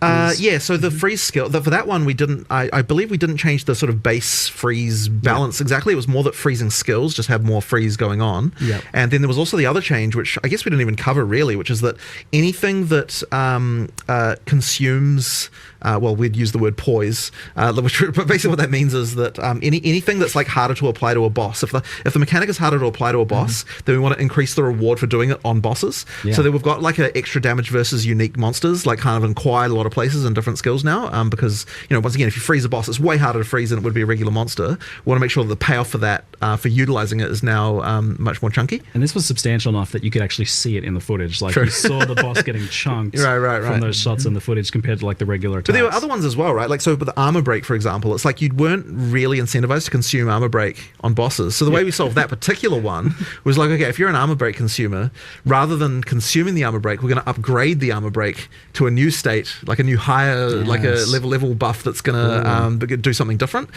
So yeah, like in the case you're like in the case of Sunday, you're like upgrading from plus 20% to plus 40%, but then it also refreshes the duration, and then so effectively you're more incentivized to do this, and then because it actually extends it now. So that's like another thing where you're like, let's actually make this combo work. I don't think I'll make it through all of this, by the way. I'm getting so fucking the high velocity sleepy. rounds one is very good. Pretty before crazy. I start sleeping on stream, I'd rather. It takes your armor break into, I don't remember the name, let's say T2 armor break. Shattered armor. I'd rather give it up. I'm actually getting so fucking sleepy. However long the duration is, 5% of the... think of it like a kind of infinite impale.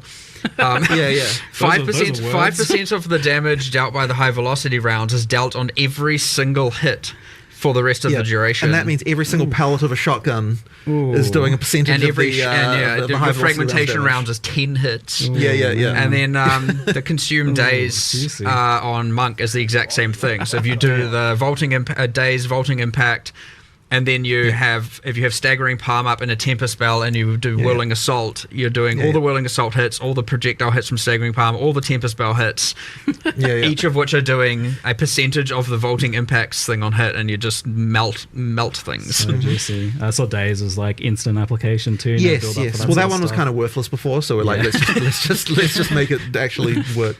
This idea of like buffs that get escalated into tier 2 buffs is I like that one. And the other funny thing about it that's like less obvious but really good from our perspective is that it means you can't repeat the combo piece immediately either, because once you've upgraded the armor break, it's extended the armor break, which means that you can't just reapply the armor break immediately again either. You have to do something else. So it actually kind of generates that rotation kind of naturally, which is kind of a nice the funniest... It's chunkier, and it feels like you're not an idiot. Okay. We can continue watching tomorrow. Tomorrow we can also watch the DM interview. I need some sleep, man. I need some sleep. I'm gonna get a kebab, I think, or something, and then I will just fall to sleep, and then I'll be rested tomorrow again. It just get some rest, man. Yeah. It was just a very, very long day yesterday, very, very long night, and then I didn't get the sleep I should have gotten. But yeah, I'll give you off into very, very capable hands with Mr. Palsteron. So we will see. Okay. Thank you all so much for being here today. Another amazing one. Tomorrow is going to be a long stream again. Tomorrow we will actually start Theorycrafting on League starters and everything. Tomorrow we'll be starting Theorycrafting. I'm not decided really. Not really decided so far, so we'll see. Yeah, join the Discord, follow the stream so you get notified. Get the YouTube or Twitch role in Discord so you get notified when I go live. Thank you all so much for being here today. See you tomorrow.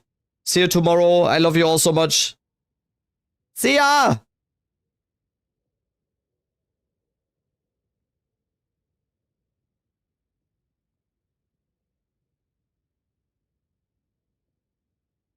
Yo, Dead Rabbit, thank you for the raid.